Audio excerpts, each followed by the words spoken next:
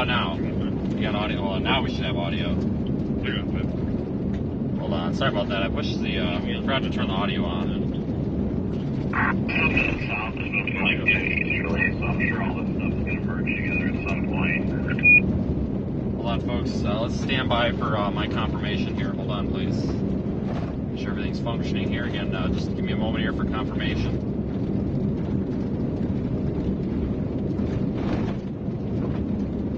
Yeah, it's all going to merge together and turn into a... Sure, everything's functioning here again. We're good.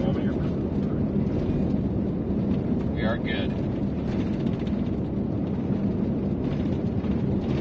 Hello, everybody.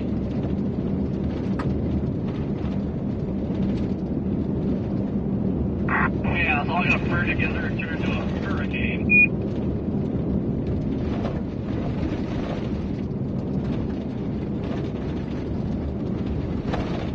Hi, folks. I am up here in northeastern Colorado, probably about 15-20 miles south of the Nebraska border. We've got these storms that are developing, this line of severe storms near Cheyenne, Wyoming. They're tracking east. Not expecting tornadoes today, but holy smokes, guys, by the looks of this, we might have some intense wind events with this line. Maybe photogenic. You can see off in the distance there that storm approaching us. Not close enough here to have a good view of it, but you can make out the fact that we've got maybe a photogenic storm off there in the distance. In about 10-15 minutes, we should be close enough to get more detail. But we're in rural. What is? Hold on.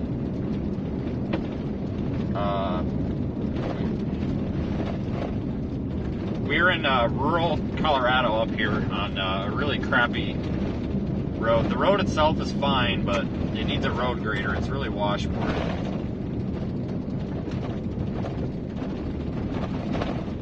Really washboarded. So we're gonna head up here and take a look at these. They don't look too bad. Looks like linear systems forming. A severe thunderstorm watch has been issued for this area. That's in effect until 7 p.m. Mountain Time. They're saying significant wind of up to 85 miles per hour. So that's a big deal. That's like a weak hurricane.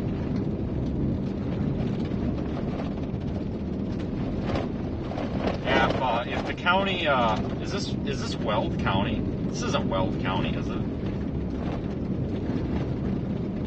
You know what, I think this is Weld County. If the Weld County officials are monitoring the stream here, County Road 127 desperately needs a road grader. If you have a road grader, I would be happy to do it for you, but I'm going to live stream it. I'm not even kidding. This is washboarded to hell.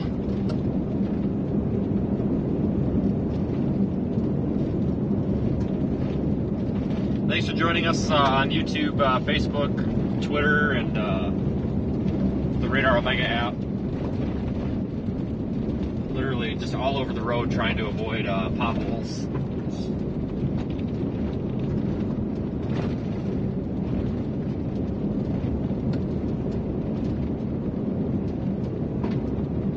Looking for some photogenic storms today.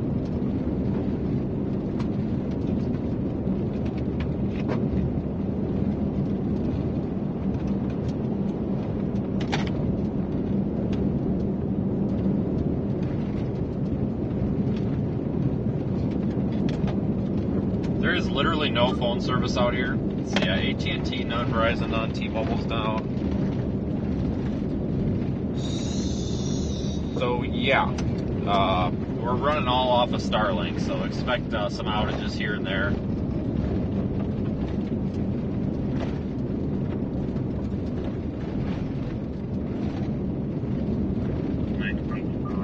You were getting state heading that way, and we're getting something on interstate.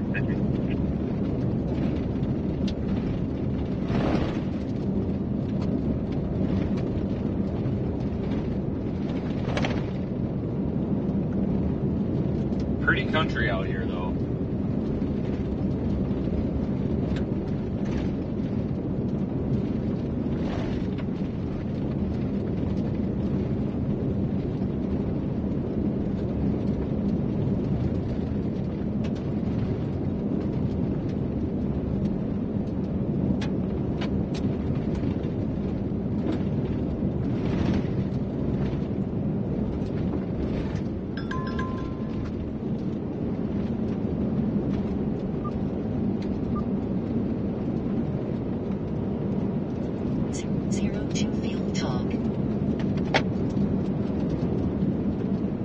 I'm really hoping for a photogenic shelf cloud or something kind of easy and laid back today.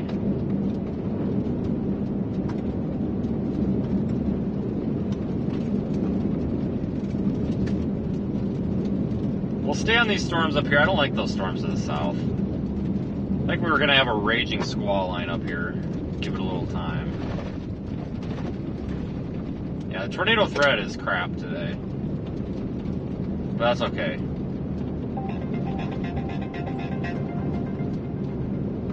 I actually might go south since these friggin' severe warning storms are only 20 minutes from me. Okay. Yeah, we got a hell of a shelf cloud up here. Just can't get close enough to see it under the mountain or the buttes or whatever. But holy cow, if this is how today's gonna go, it's might even Station 25. Might show yesterday up in terms of structure here. Copy.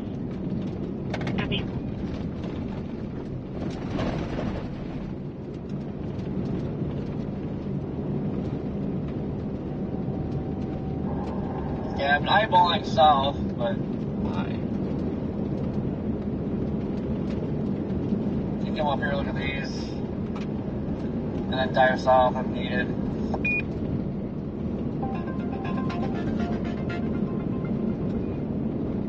These are warned for 2-inch hail right now, folks. These storms up here. Those ones south of us are only warned for 1 inch, so I'm gonna stay up here. Seems to make more sense to me.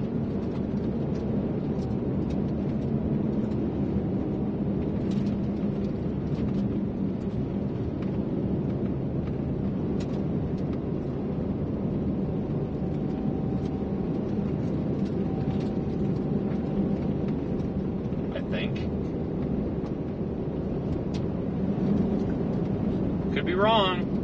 Wouldn't be the first time I made a wrong choice. Won't be the last. But, oh my god, folks, this is just the terrain out here is just awesome. I'll try to go full screen. Give me a second. But we're kind of in that area where, like, you don't realize you're driving uphill until, like, you realize that you have to floor it to keep going. We're going up a 6% incline right now, people. 6%. Because I've got this little inclinometer in the truck. Well, now we're leveling off. I've got this little inclinometer in the truck that tells me, you know, what the pitch and roll, which is pretty cool. And, you know, we were going up a 6% incline, and it's like, it's kind of weird out here when you're not, you know, when you know these roads, like, you're used to it, but it doesn't look like you're really going uphill, and you're just like, wait a minute, like, what the hell's going on here? Like, I'm flooring it, and we're still barely moving. It's like, oh, we're going up a 6% incline. Like, that's why. You know, we probably gained 100 feet elevation right there just since I mentioned it. You know, the terrain out here is really cool. I like being out here, and it's just, it's different. You know, it's not mountainous. It's still like being on the plains, but I don't know, these really high elevation plains are just a really cool area.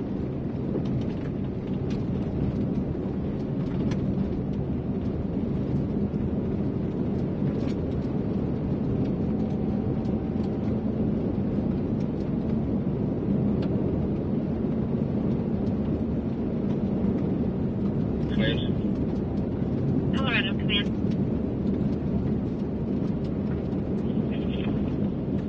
We were unable to make access into the structure. We're going to clear. Replace 3417, 3422 back in service. That's the thing with this truck too. Like, the one thing I don't like about this truck is the transmission. Like, we've had it, you know, we had Bob's shop rebuild and everything. Don't get me wrong, like, there's nothing wrong with it that I know of. Knock on wood. Jesus Christ. Anytime I say that, something breaks.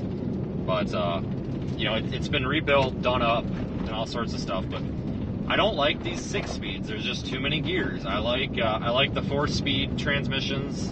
I like knowing what gear I'm in with these 6-speeds. You never know what... What? Shut up, Google. You never know what gear you're... Like, it's a weird driving experience on these hills. Like, you feel like you're really disconnected from the truck. It's like... You know what I mean? Like, it's weird. I'm not a fan of these new transmissions where they've got so many gears in them. I like the old school 4-speeds, like what's in my other Tahoe. This is better now though that it's been rebuilt, because they messed around with the shift points in it a little bit, so it definitely drives better, but it's not the same. I really do prefer the honestly the older Tahoes and Chevys, really anything older that's actually got the 4-speeds in them. You know, I'm just not a fan of having all these gears. I had an F-150 that had the 10-speed in it, and oh my god, I hated that thing. Like, it was shifting like every 2 seconds. You know, it never knew what gear to be in, and then if you slammed on the brakes, the thing would like hunt for a gear, and it would jam itself into a lower gear, and then it would flare the RPMs all to hell, and the thing sounded like it was gonna blow up. Like, I'm not a big fan of these newer vehicles, folks. I'm really not. Yeah, these vehicles are autos, but an automatic transmission still has gears in it. It just shifts for you. And I don't like these 6-speeds at all. Scotty isn't are you talking about Scotty Kilmer? Scotty Kilmer's not a fan of anything unless it's a 1994 Toyota Celica. And he thinks you're an idiot if you drive anything that's not a 1994 Toyota Celica, so. Which is fair. Not hating on Scotty. I'm a fan of Scotty myself, but dude, he hates everything. Every video he has, I'm gonna tell you why this car's a piece of shit. I'm like, okay. Like, I thought about getting on one of his live streams sometime and just being like, hey man, like, is there anything that's not a piece of crap? And just seeing what he says.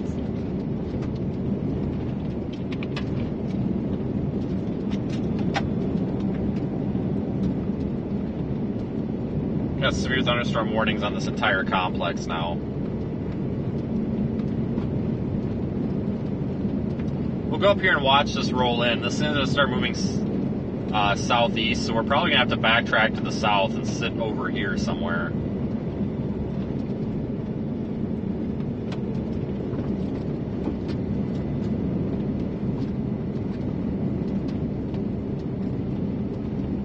I was going to look for a good vantage point, a good spot we can sit and watch.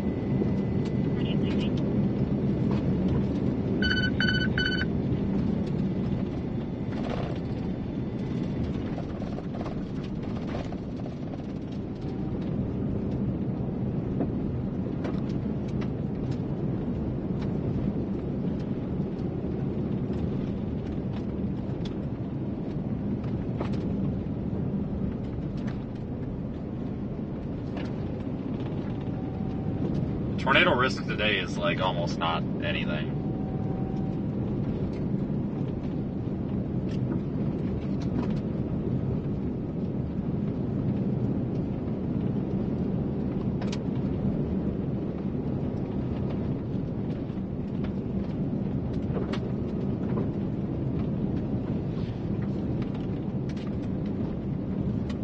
Our elevation is 5,246 feet.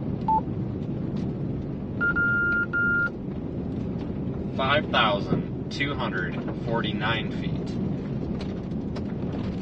5,243 feet. Yeah, we're basically at 1 mile here in elevation.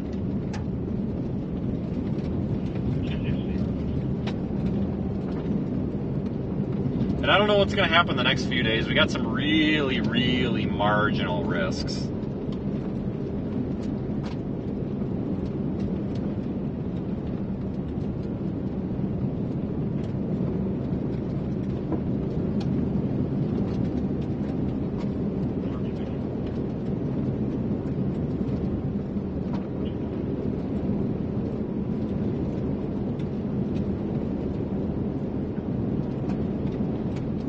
Right now, I'm just trying to get us in a position where we can look off to the west. We've got this hilly terrain over here. Unfortunately, we're going to have to backtrack south because this line is now starting to move kind of southeast.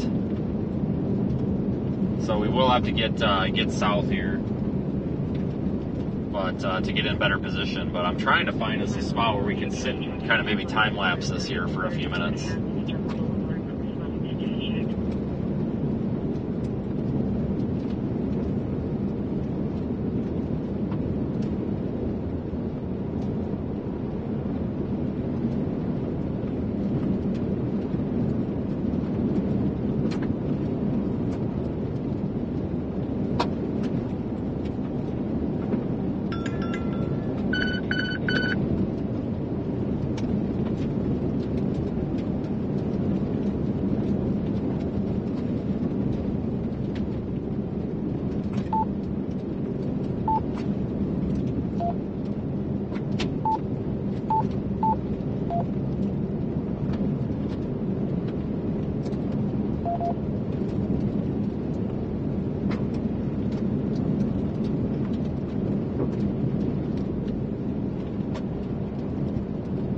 Yeah, beautiful terrain out here. There's a county road. I wonder if that would work. Yeah, that'll work.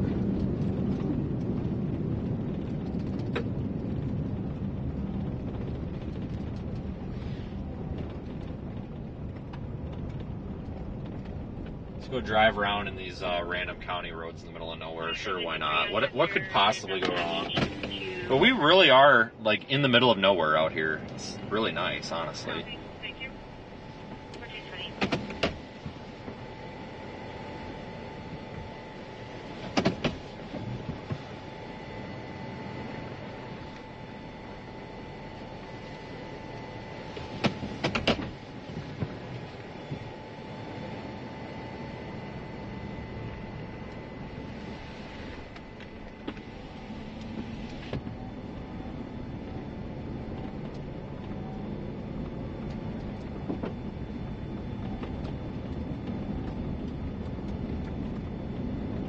We'll go west just a little bit on this random road, see if we can get a view. If not, we'll start dropping south. When I started heading up this road initially, it looked like these storms were going to go more east, and now they're definitely going to start dropping southeast.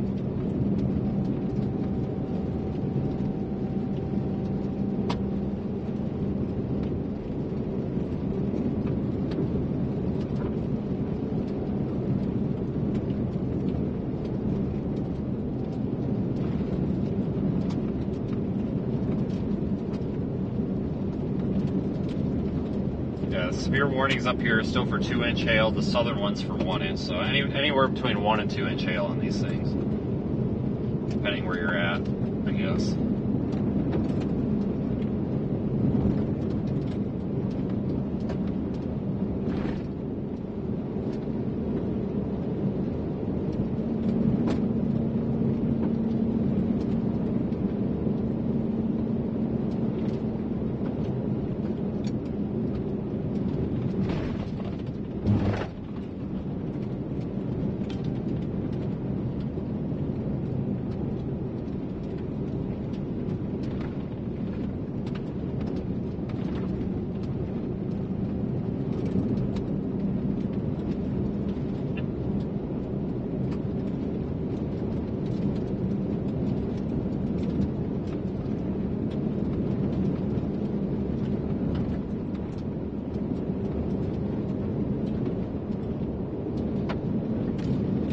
Super pretty out here. I'm gonna, hold on, let me actually stop and get this, I need to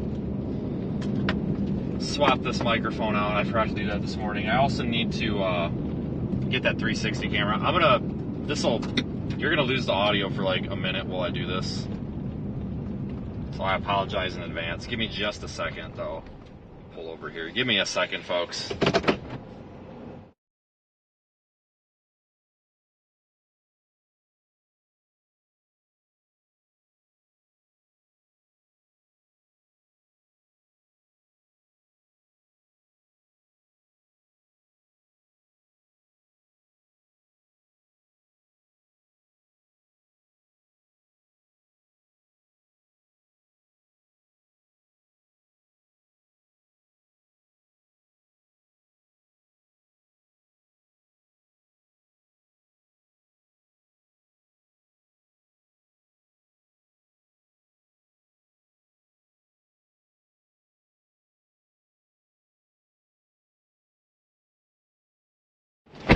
Okay, I think we're good now.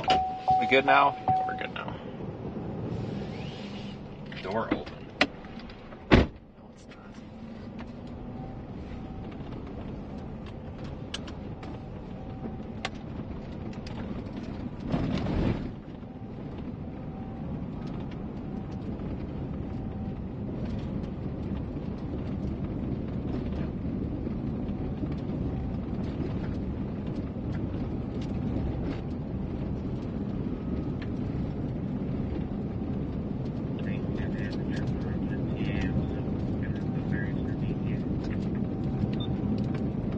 Yeah, I'll give him a phone.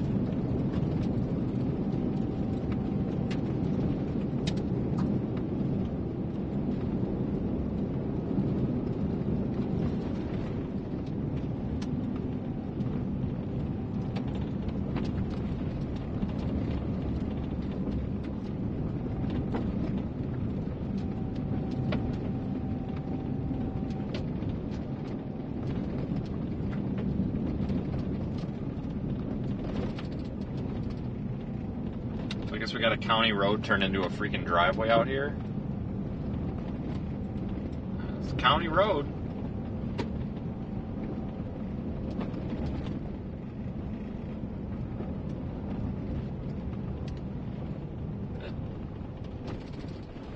The county road goes that way. No, it's just somebody that basically lives on this road and there's nobody else here, so they've just kind of turned the road into their driveway, I guess, which is fair.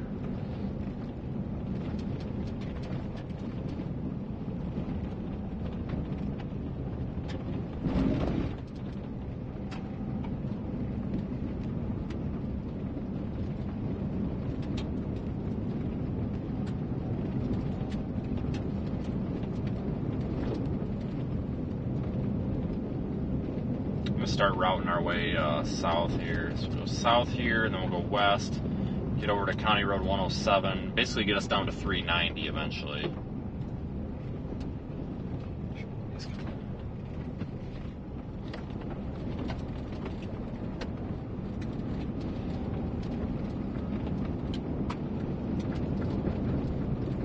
Yeah, kind of a slow start here. Yeah, we got to reposition a little bit based compared to what I was thinking earlier. Probably gonna have a hell of a squall line.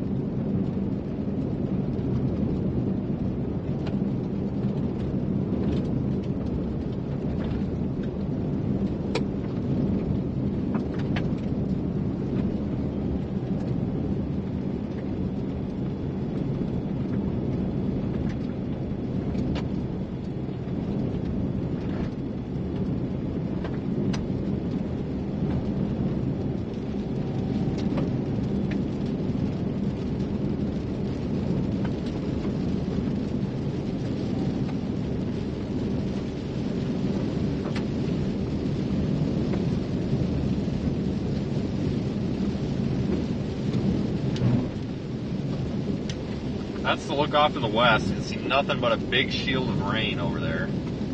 Got a couple of showers out ahead of this storm that's trying to come through here. That's these here. Here's our main squall line forming.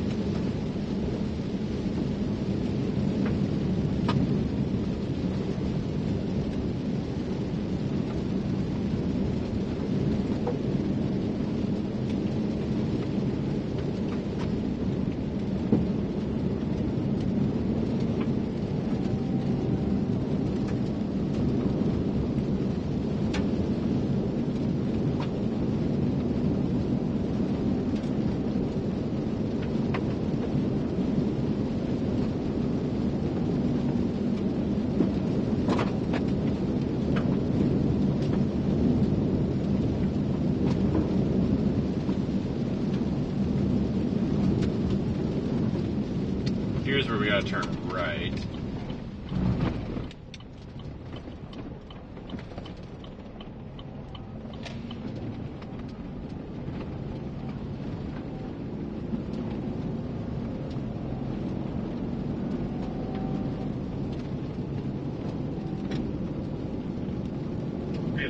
They do not have a trooper en route. They don't have one available at this time. I copy. So be right there.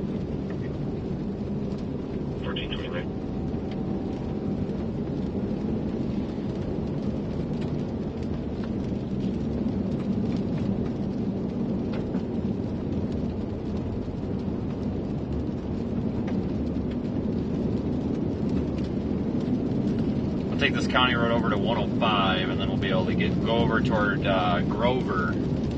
We're still in Colorado, folks. Go over toward Grover, and then I think if this thing's got a shelf cloud, we'll see it. We have that enhanced risk for severe storms today, so we'll see what we get.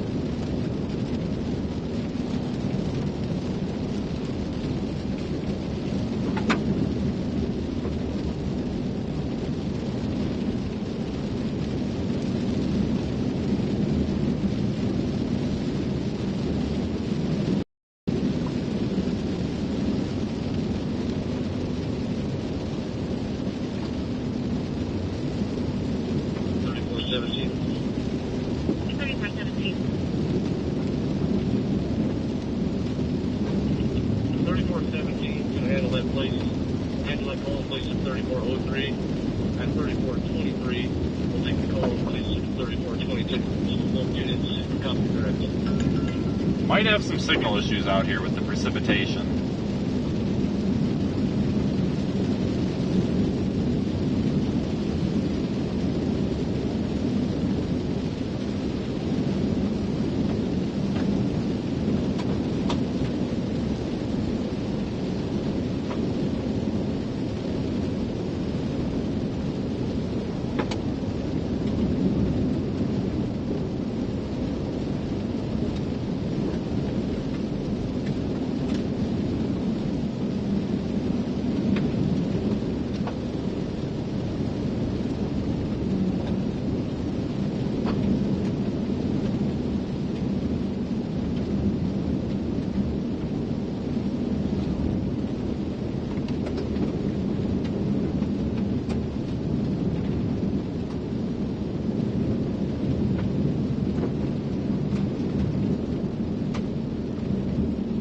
Not that far out from where we need to be here, another 2 miles or so. That'll get us to a little bit more maintained road.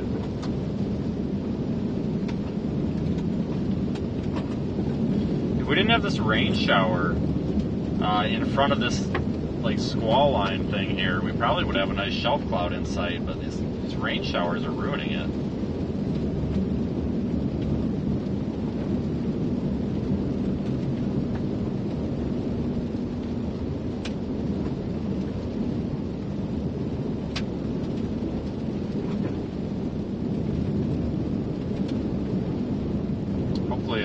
We'll get past him here up a ways.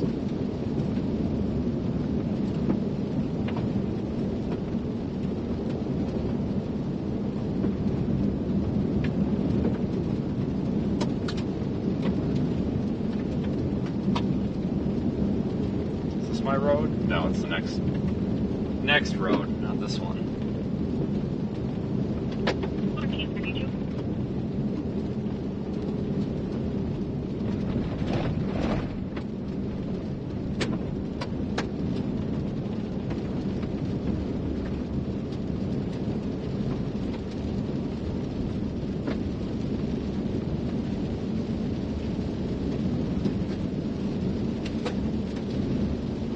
Thanks for jumping in and joining the stream, everybody.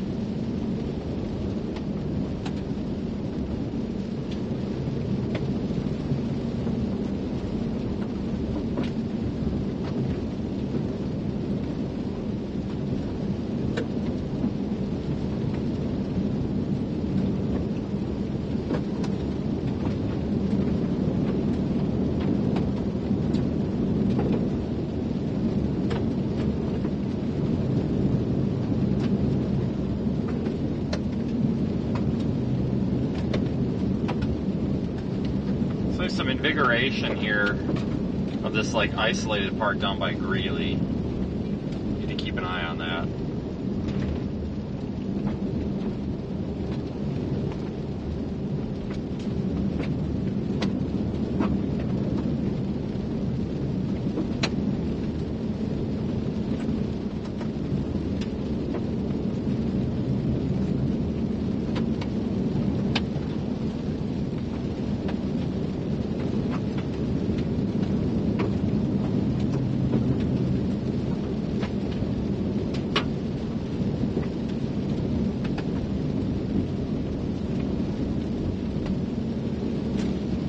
I swear to God, guys, I'm pretty sure that was an owl. What the frick is an owl doing out at 3 in the afternoon? What the hell? I have to reroute to southern stuff. All this crap popping up ahead of this little line. I don't think it's going to do any good. It's that little thing down by Greeley that's popping up and going into this. I almost wonder if that's going to reinvigorate. I'm trying to get over to that 390, that southeast option. If I could get out of these showers, I'd tell you what it looks like up here, but it looked really nice before these showers got in the way, so I have no idea what it looks like now.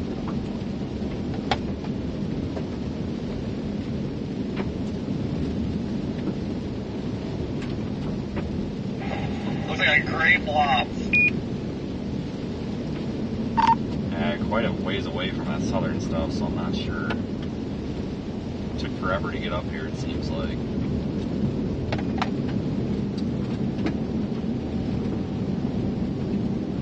Yeah, I don't know how far up you guys are, but the southern stuff's literally a half hour from Rush, so probably. I don't know how far north you got, but probably a good hour and a half from where you're at. I can't understand a word he's saying. He's like, got something wrong with his mic. I understood like none of that. No idea. This is our... Jesus Christ, get a road grader. South Road is this one here. It's looking good down here, though. That northern storm of the southern cluster looks to be interesting to sell up top to the south, so it's got a lot of lighting on it.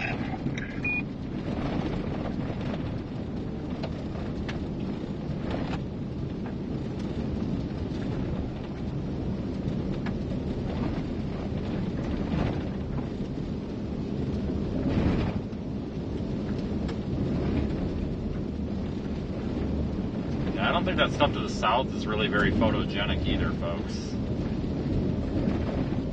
It doesn't really have any like classic supercell structure to it. It looks kind of like a blob. So I don't really know if there's a right or wrong answer with any of this right now. I think we're probably okay. We just want to get to the southern part of this blob that we're on. That's going to be the key, is just getting to the southern part of it.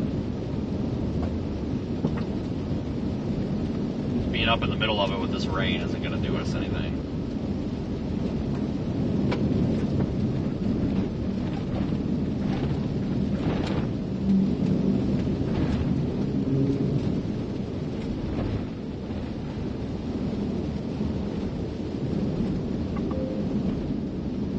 Oh!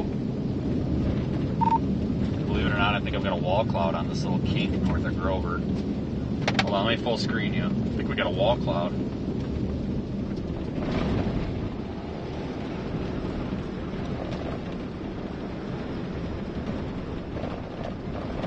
Oh yeah, we got a wall cloud on this.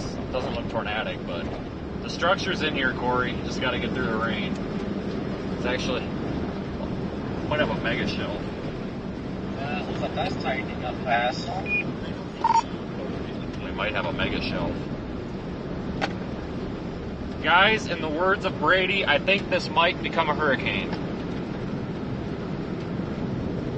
Just kidding. We might have some nice structure in there after all.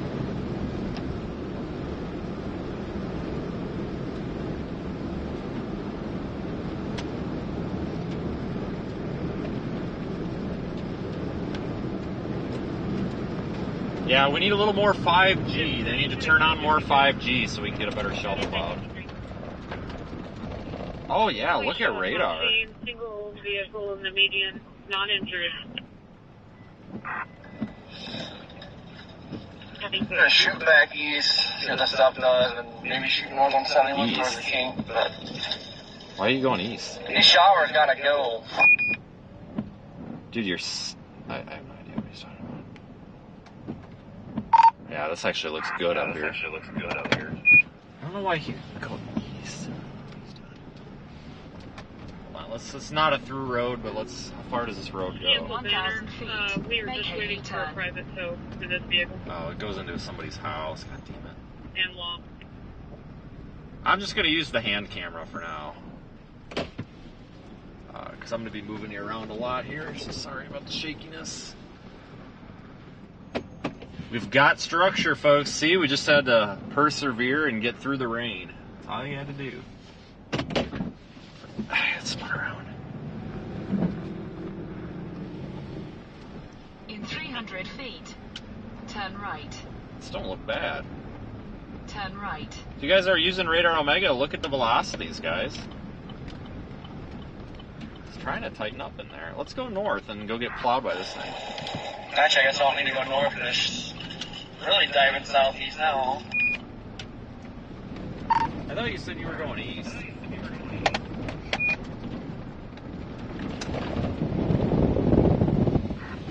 Hey, I am going east. I was gonna shoot up north, and then realized this is diving southeast, so.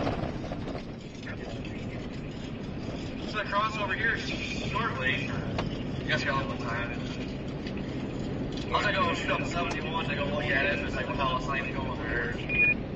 Oh, dude, it looks good. Dude, he is way too far south. I was trying to get him to just come up 390. I don't know why he's going that way.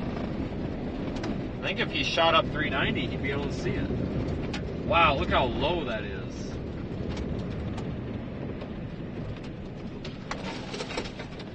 That is a soft shoulder. I'm not pulling over there.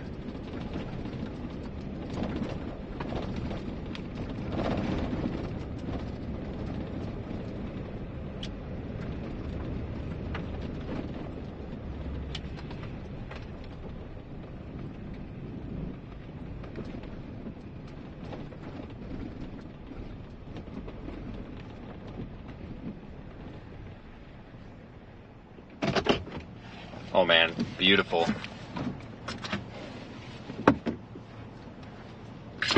Hold on, I'm gonna do y'all a favor.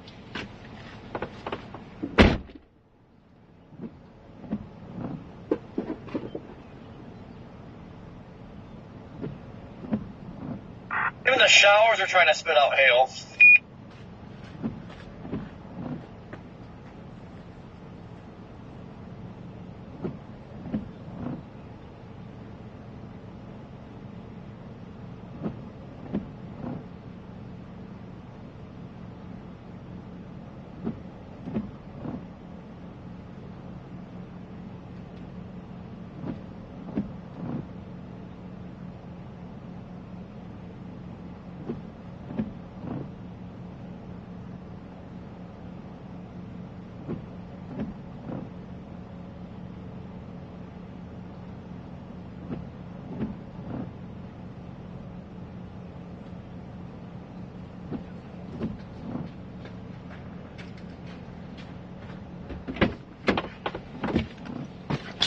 Got any utility workers in the chat? These power lines are buzzing louder than I've ever heard power lines buzz before. Not even kidding. I mean, usually you'll hear them buzz when it's dry out, dusty, stuff like that, but my God, these are buzzing so loud, I'm surprised you can't hear it. I tried listening on the stream and you can't, but holy smokes.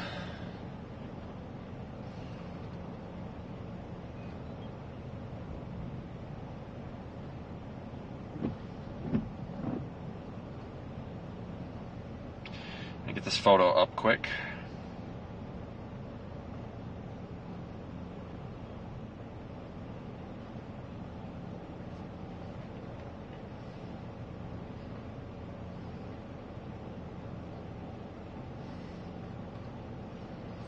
It's really going to be a challenge to keep up with this.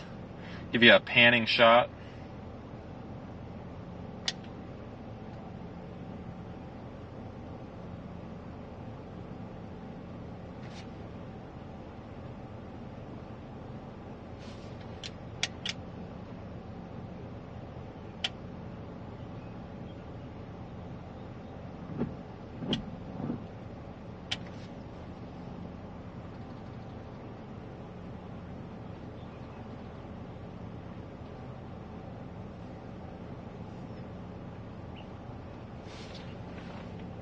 Beautiful. Nothing tornadic though.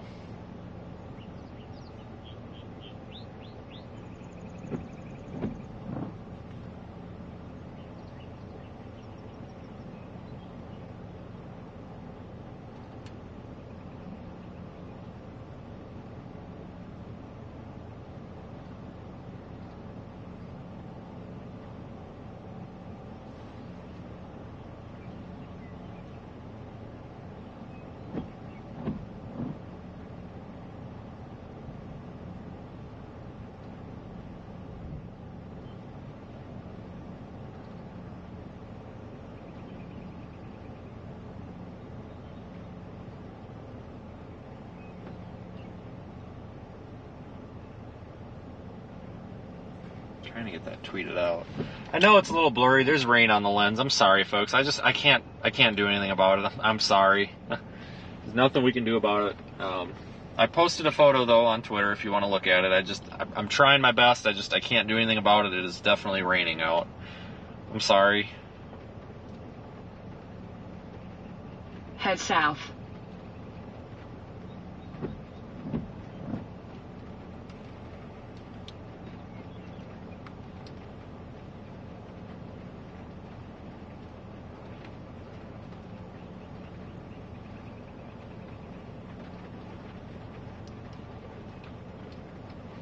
I'm sorry, guys.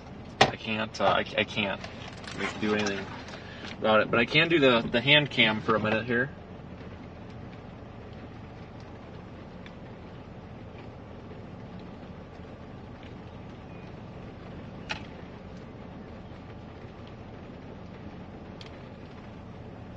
Bet there's hail in there. Once we get moving some of that water, we'll evacuate off of the lens. Yeah, Rain-X isn't going to do it, guys. It's a hydrophobic lens. I am at the point. I unfortunately cannot do anything about it. I'm really sorry, guys. If I could, I would. But when we're just sitting here and it's actively raining, the constant water on it, it's just, you know what I mean? I can't do anything about it.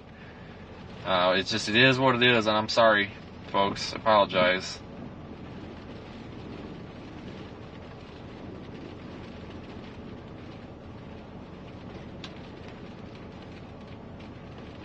This doesn't look that impressive on radar, honestly. Probably some strong RFD in there. Probably is 60, 65 miles an hour or so. Let's start dropping south the original plan here. We'll keep this in view as long as we can. It's possible that farther south we have similar structure.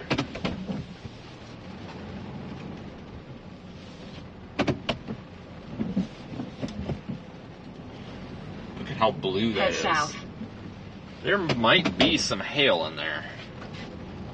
Maybe a little more than expected.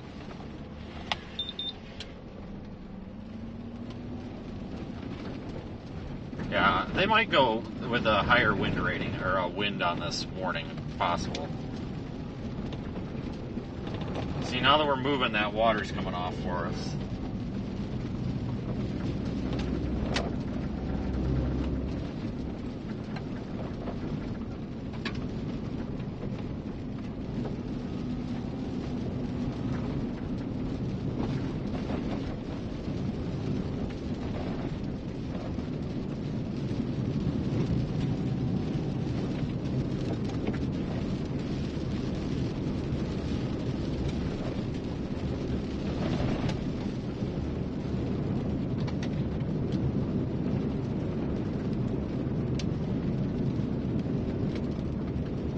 Beautiful storm, guys. Well, hey, we found a storm today.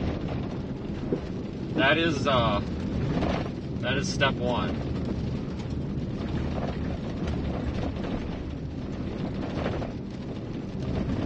Step one complete. We found a storm.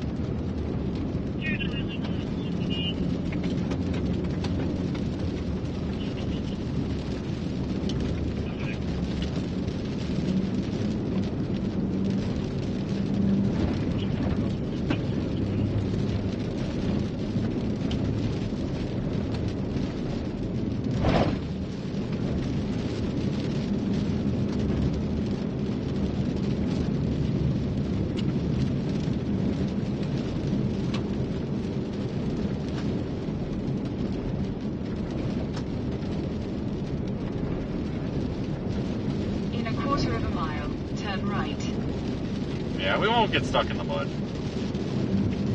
These roads are actually pretty well, they got a nice base underneath of them. Even the ones that aren't very maintained are pretty well maintained.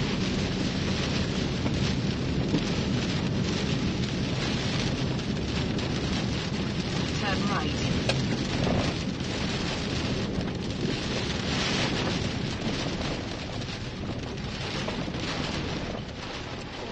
Not a through road. What are my options?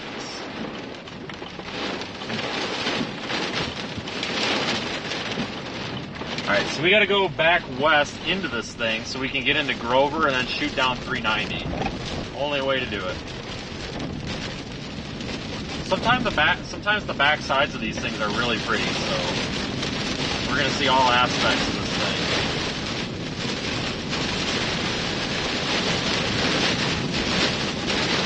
Wow, it is freaking windy in here. Look at those sheets of rain.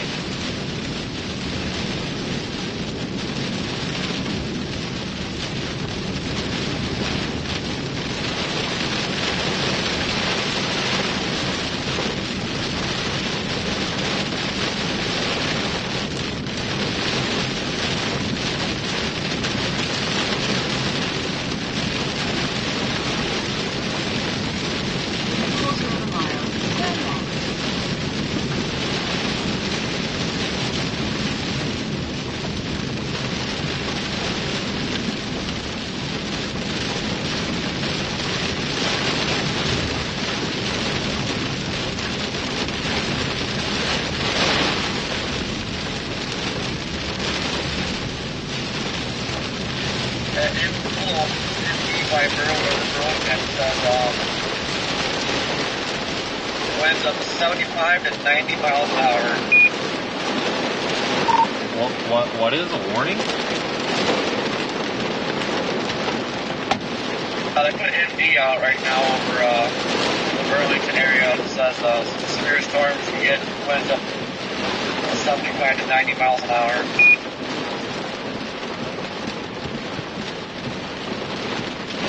Okay. We're getting plowed up here.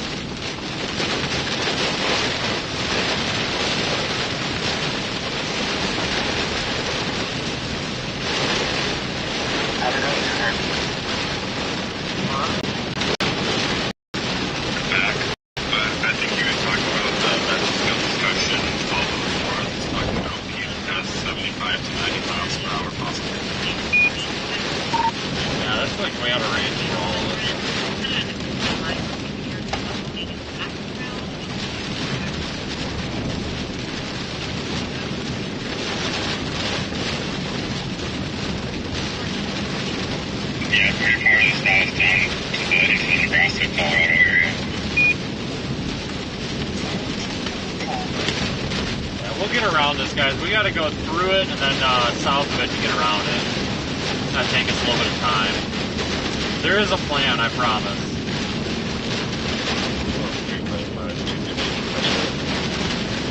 It is extremely windy out here. Definitely probably are getting those 60-mile-an-hour winds for sure. Surprised we even have signal right here. We're only 2 miles from where we need to be.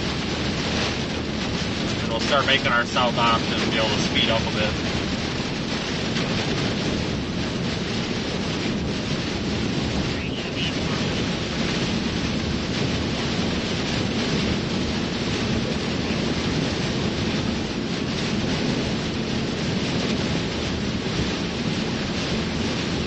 Tell you what, it feels like driving in a tropical storm.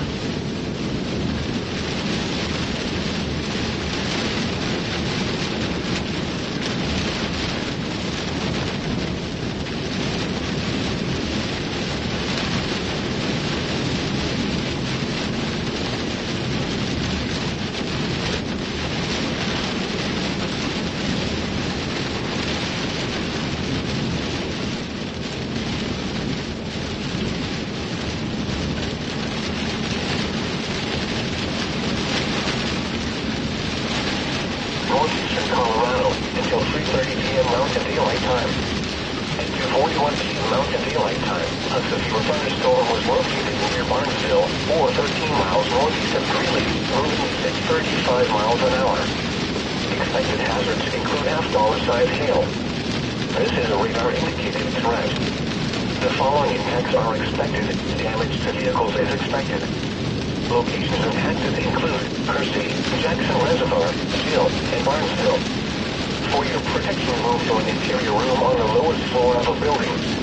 Repeating, a severe thunderstorm warning has been issued until 3:30 p.m. Mountain Daylight Time for the following counties: Wells, Colorado. The National Weather Service in Denver, Colorado has issued a severe thunderstorm warning for northeastern Weld County in northeastern Colorado until 3:30 p.m. Mountain Daylight Time.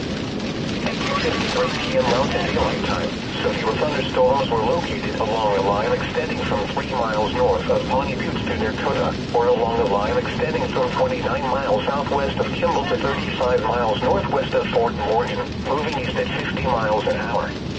Expected hazards include 70 miles an hour wind gusts. This is a radar-indicated threat. The following impacts are expected. Expect considerable tree damage. Damage is likely to mobile homes, roofs, buildings. Locations impacted include New Raymer, Pawnee Butte, and Dakota. For your protection, move to an interior room on the lowest floor of a building. Repeating, a severe thunderstorm warning has been issued until 3:30 p.m. Mountain Daylight Time for the following county: Weld, Colorado. I've gone 70 miles an hour on the warning now. 3 p.m. Mountain Daylight Time. Severe thunderstorms were located along a line extending from 6 miles west of Panorama Point to 10 miles west of Grover, or along a line extending from 30 miles southwest of Kimball to 28 miles southeast of Cheyenne, moving east at 55 miles an hour. Expected hazards include 60 miles an hour wind gusts and penny-sized hail. This is a radar-indicated threat. The following impacts are expected. Expect damage to roofs, siding, and trees. Locations impacted include Grover, Pawnee Butte, and Hereford. For your protection, move to an interior room on the lowest floor of a building. Repeating, a severe thunderstorm warning remains in effect until 3 p.m. Mountain Daylight Time for the following county: Weld, Colorado. This is a severe thunderstorm message for the following counties: Laramie, Wyoming, and the following counties in Colorado: Larimer and Weld. The National Weather Service has issued severe thunderstorm watch number 398, effective until 7 p.m. Mountain Daylight Time. This watch includes the following county: Laramie, Wyoming, and the following counties in Colorado: Larimer and Weld. Remember, a severe thunderstorm watch means the conditions are favorable for the development of severe weather, including large hail and damaging winds in close to the watched area. While severe weather may not be imminent, persons should remain alert for rapidly changing weather conditions and listen for later statements and possible warnings. Stay tuned to NOAA Weather Radio, commercial radio and television outlets, or internet sources for the latest severe weather information. The current time is 2:58 p.m. Mountain Daylight Time. Only got a couple of miles on this road and then we're good. For the following areas in Wyoming: North Snowy Range, Foothills, and Snowy Range. What? Flooding caused by snowmelt continues to be possible. Where? A portion of the North Snowy Range, Foothills near the town of Elk Mountain. When? Through Sunday morning. The following impacts are expected. Excessive runoff may result in flooding of rivers, creeks, streams, and other low-lying and flood-prone locations. Creeks and streams may rise out of their banks. Additional details: http://www.weather.gov/safety flood. You should monitor later forecasts and be alert for possible flood warnings. Those living in areas prone to flooding should be prepared to take action should flooding develop. This is a flood bulletin for the following counties: Albany, Wyoming. What flooding caused by snowmelt is occurring? Where? Along the Little Laramie near the Bar Ranch and upstream and downstream of Highway 130 in Albany County. When? Until 3 p.m. Mountain Daylight Time Sunday. The following impacts are expected: flooding of rivers, creeks, streams, and other low-lying and flood-prone locations is imminently occurring. Streams continue to rise due to excess runoff from earlier rainfall. Additional details at 24 a.m. Mountain Daylight Time. Emergency management reported ongoing flooding across the Warren area. Rapid snowmelt is occurring and will continue to cause flooding. Some locations that will experience flooding include Wild Horse Ranch in Centennial. http://www.weather.gov/safety flood turnaround. Don't drown when encountering flooded roads. Most of flood deaths occur in vehicles. Stay away or be swept away. River banks and culverts can become unstable and unsafe. The National Weather Service in Denver, Colorado has issued a severe thunderstorm warning for central Weld County in northeastern Colorado, northwestern Morgan County in northeastern Colorado until 3:30 p.m. Mountain Daylight Time. At 2:41 p.m. Mountain Daylight Time, a severe thunderstorm was located near Barnesville, or 13 miles northeast of Greeley, moving east at 35 miles an hour. Expected hazards include half-dollar-sized hail. This is a radar-indicated threat. The following impacts are expected. Damage to vehicles is expected. Locations impacted include Kersey, Jackson Reservoir, Jill, and Barnesville.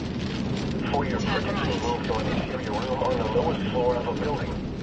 Repeating, a severe thunderstorm warning has been issued until 3:30 p.m. Mountain Daylight Time for the following county: Weld, Colorado. The National Weather Service in Denver, Colorado has issued a severe thunderstorm warning for northeastern Weld County in northeastern Colorado until 3:30 p.m. Mountain Daylight Time. At 2:53 p.m. Mountain Daylight Time, severe thunderstorms were located along a line extending from 3 miles north of Pawnee Butte to Dakota, or along a line extending from 29 miles southwest of Kimball to 35 miles northwest of Fort Morgan, moving east at 50 miles an hour. Expected hazards include 70 miles an hour. Oh, look, a paved road. First one I've seen in 2 hours. I'm not even kidding. The following impacts are expected. Expect considerable tree damage. Damage is likely to mobile homes, roofs, and outbuildings. Locations impacted include New Raymer, Pawnee Butte, and Dakota. For your protection, move to an interior room on the lowest floor of a building. Repeating, a severe thunderstorm warning has been issued until 3:30 p.m. Mountain Daylight Time for the following county: Weld, Colorado. Thunderstorm message for the following county: Laramie, Wyoming, and the following county: Which one? Colorado, I have it. Laramie, and Weld. The National Weather Service has issued severe thunderstorm watch number 398. Warning sounds less than 3/4 of an inch. I think storm one's probably small. That one that came off Greeley was. That hills were really ramped up. Yeah, there was nothing in there. I didn't, I'm actually on the first paved road I've seen in 2 hours. I'm not even kidding either. But those gravel roads are in such good shape. I was doing 60, 65 down them. No big deal, but the wind was easily 60 to 70 coming across them. Easily, so I'm kind of eyeballing that one south of 14. Is that the Greeley one? I think so. North of Wiggins. Yeah, east of Greeley. That one's starting to look kind of mean. Easily catches.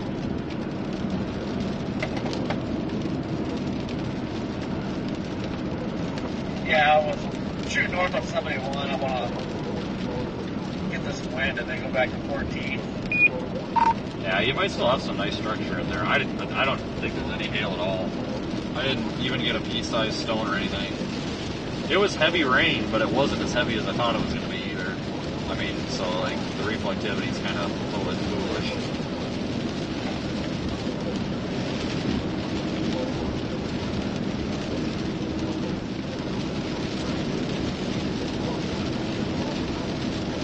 Hi guys, my next target area here you can see on Radar Omega. New scan coming in. We're located up here. Here's the old storm, the X. This is the target storm, so we're going to go south, and then west, or east, and then probably south a little bit. Catch this one here.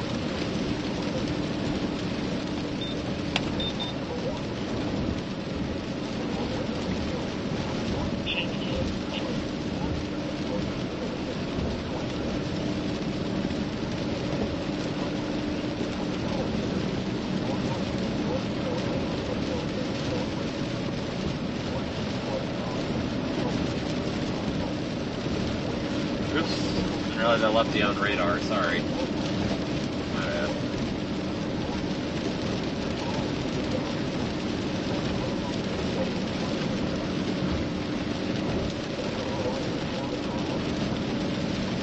That storm still has that little kink in it. Sounds like it's keeping me curious here. You can faintly see a show, but stupid showers are killing it. Well, if the pattern keeps up, once those showers passed, like immediately when it stopped raining on the backside of them, not necessarily on the backside, but like toward the back edge of them, that really pretty base came out. It kind of walked out under it, but it dissolved. It had warm inflow, and then the inflow got cold, and then the wall cloud disappeared.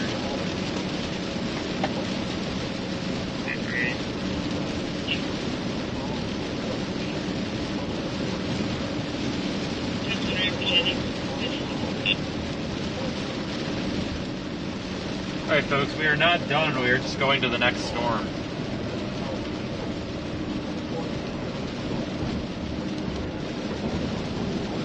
Successful chase already though.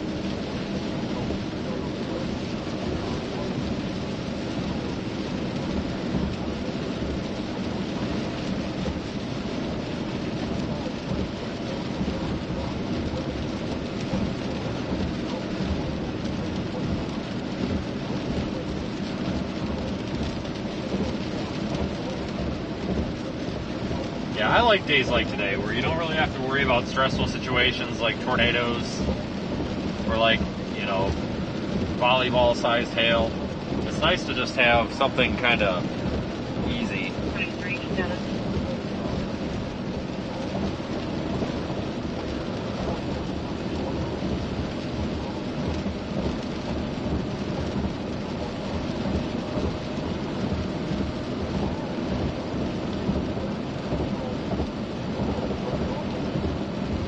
All that stuff that's fired on 76, my goodness.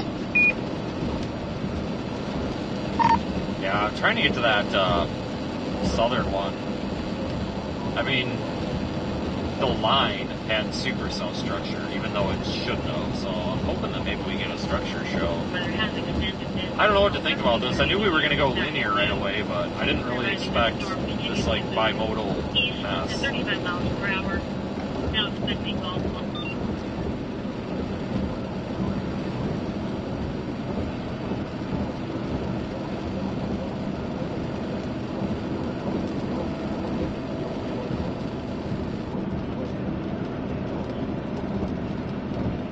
Yeah, I'm thinking of it.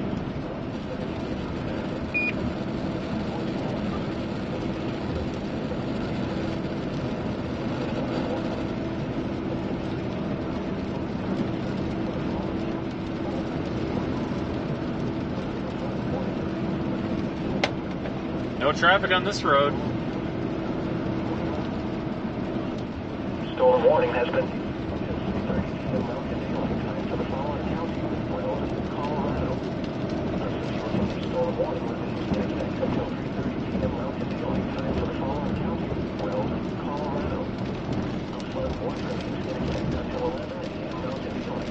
Yeah, this is fun though, guys. I like days like this.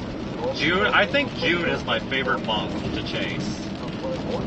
I really like, because you're always out on the high elevation out here. I really like it out here. I think my second favorite month is March. Just because it seems like in March you're always down somewhere along the Gulf Coast. I kind of like that area too. Almost prefer it. Turn left. What? Okay, Google, whatever you say. I wasn't talking to you, Google. I'm believing what I heard. It should be gone in a few seconds. Turn left. Jesus. God, she's bossy. It's a wide turn here. This is a radar indicated threat. The following impacts are expected. Super pretty out here. Tell you what, don't think I'd want to be out here in a blizzard though.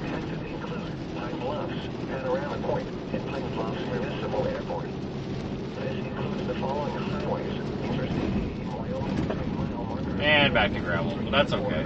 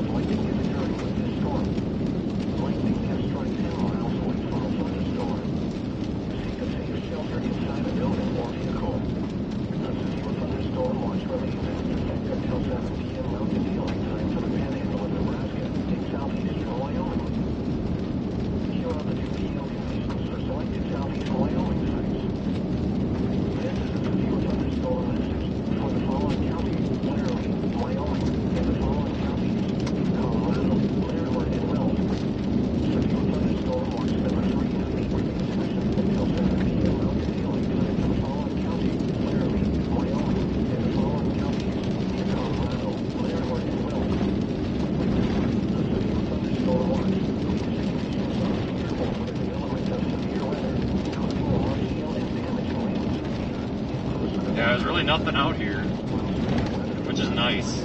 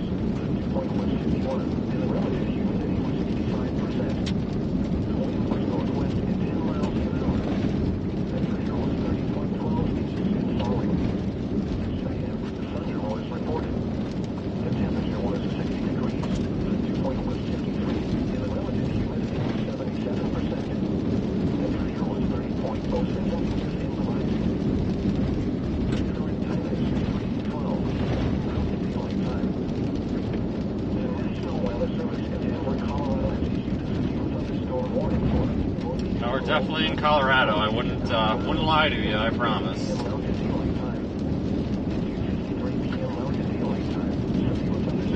In the Pawnee National Grassland. If we're not in it, we're definitely on the fringes of it. I don't know where the borderline of it is, but that's basically where we're at. It's all grassland up here.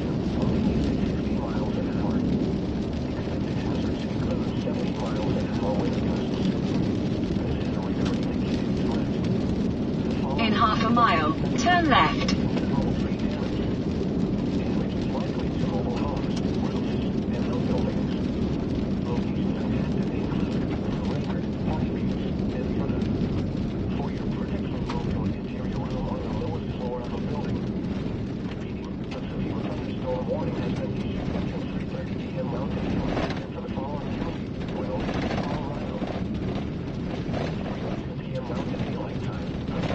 Turn left.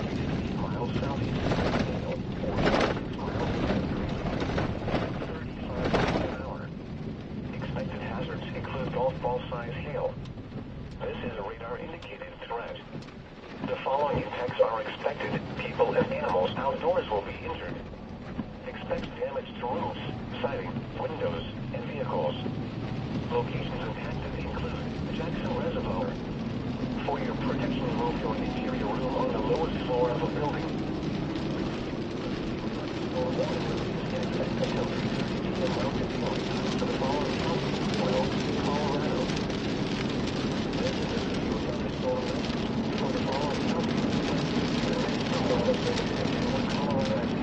large severe thunderstorm warning just issued for this whole area to our south.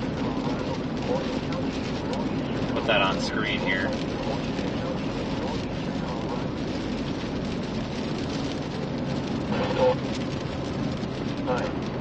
It's 3:14 p.m. Mountain Daylight Time.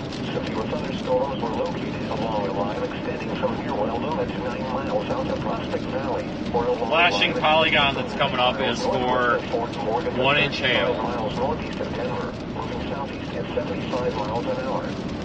Expected hazards include 60 miles an hour wind gusts and quarter-size hail. This is a radar-indicated threat. The following impacts are expected. Expect damage to roofs, siding, and trees. Hail damage to vehicles is expected. Severe thunderstorms will be near Fort Morgan, Log Lane Village, and Hoyt around 3:20 p.m. Mountain Daylight Time. Brush, Adena School, Adena, Bleeter, and 12-mile corner around 3:25 p.m. Mountain Daylight Time. Shamrock and Gary around 3:30 p.m. Mountain Daylight Time. For your protection, move to an interior room on the lowest floor of a building. Repeating. Yeah, we're going to want to go get a little bit ahead of this. Until 4 p.m. Mountain Daylight Time for the following county: Weld, Colorado.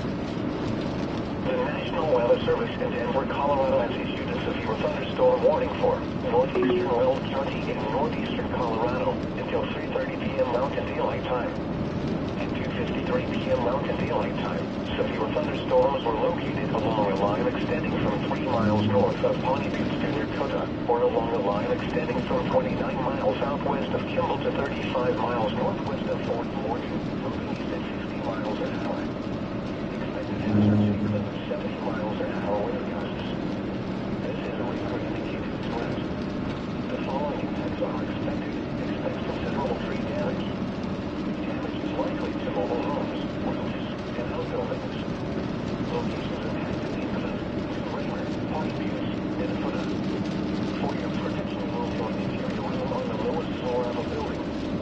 Repeating, a severe thunderstorm warning has been issued until 3:30 p.m. Mountain Daylight Time for the following county: Weld, Colorado. The National Weather Service in Denver, Colorado has issued a severe Yeah, we'll keep going. This is all turning into a bit of a mess. in northeastern Colorado, Morgan County in northeastern Colorado, Long County, this is part of public weather information. Colorado, eastern Adams County in northeastern Colorado. That's the problem. This being kind of a mess, we're not going to have much structure, but I think if we position ourselves somewhere over here, we'll have a shot. They're advising that there is a line extending from Oklahoma to 9 miles south of Prospect Valley, advising that these are severe storms, 60 mile per hour wind gusts, and quarter-size hail.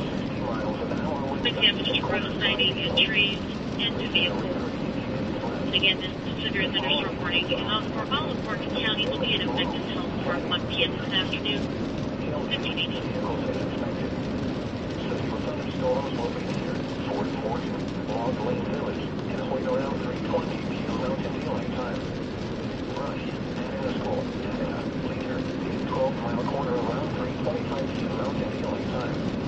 Shamrock and Gary around 3:30 p.m. Mountain Daylight Time. For your protection, move to an interior room on the lowest floor of a building. Repeating, a severe thunderstorm warning has been issued until 4 p.m. Mountain Daylight Time for the following county: Weld, Colorado. The current time is 3:18 p.m. Mountain Daylight Time. At 3:02 p.m. Mountain Daylight Time, a severe thunderstorm was located 8 miles southeast of Mesoscale, or 26 miles east of Greeley, moving east at 35 miles an hour. The hazards include multiple size hail. The following impacts are expected. Dude, I might have a tornado. Are you still on 71?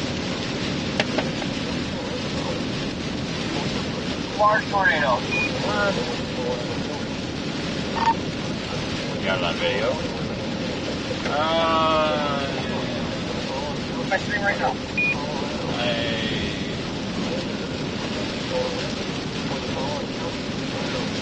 Kind of looks like there's clear air under it, but I'm not. It definitely looks like one I reported, Corey.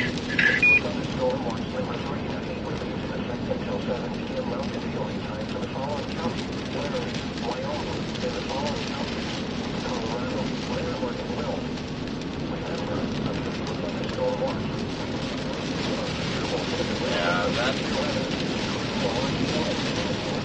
It's hard to tell what anything is out here with the hills.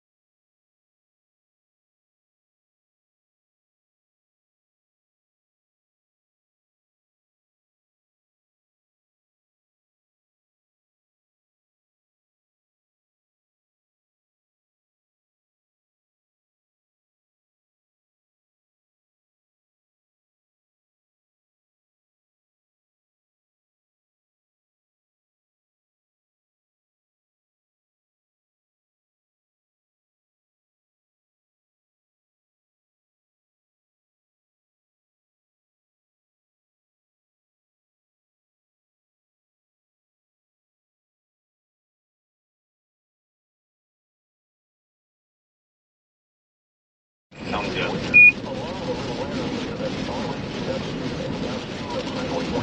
Alright, we're back in Raymer. This is actually kind of almost where I started the chase.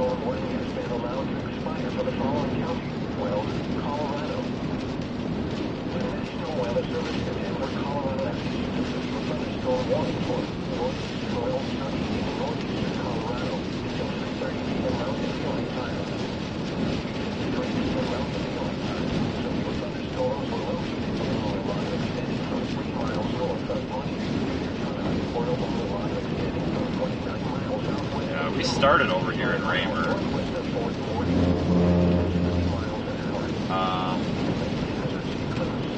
This is the longest I've been on a paved road in the past 2 hours.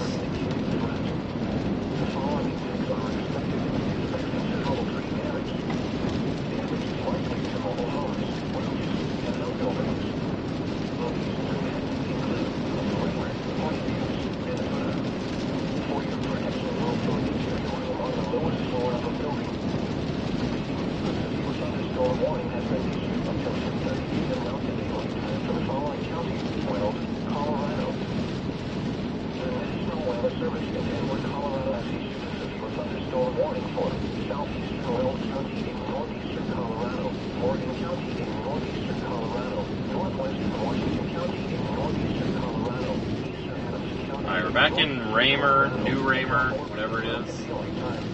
Not much here. It has been a long time before today since I've been through here.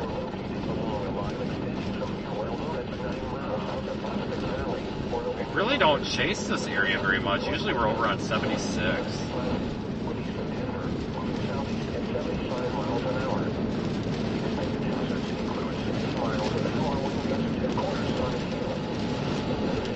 I'm trying to look at my map here, folks, and figure this out.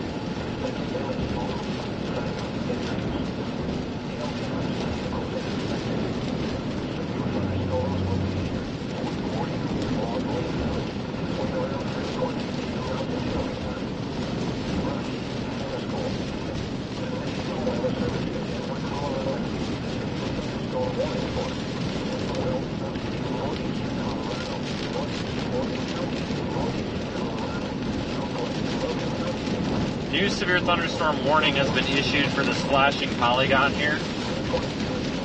That is for 70-mile-per-hour winds, which is basically just a reissuance of what's already there, just farther downstream. at 3:23 p.m. Mountain Daylight Time.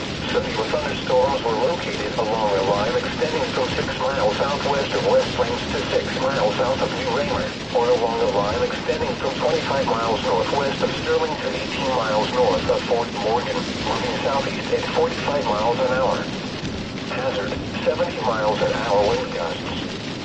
Source, radar indicated. Impact, expects considerable tree damage. Damage is likely to mobile homes. In half a mile, and outbuildings. turn right.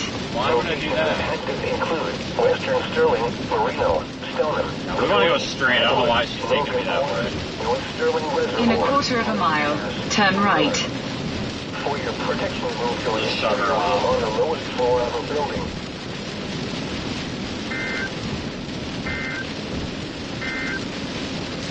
A severe thunderstorm warning remains in effect until 3:30 p.m. for central Weld and northwestern Morgan counties. At 3:02 p.m. Mountain Daylight Time, a severe thunderstorm was located 8 miles southeast of Bricksdale, or 26 miles east of Greeley, moving east at 35 miles an hour. Hazard, golf ball size hail. Source, radar. Which one of these is the golf ball hail? That's not the one I'm on. No. Yeah, I just want to make sure that wasn't the one we're on. Guys, this is just a giant blob right now. This entire thing is a freaking blob, which sucks. Our shot at structure is going to be getting over here towards Sterling, which we can do. I mean, it's not going to take us long to get over there.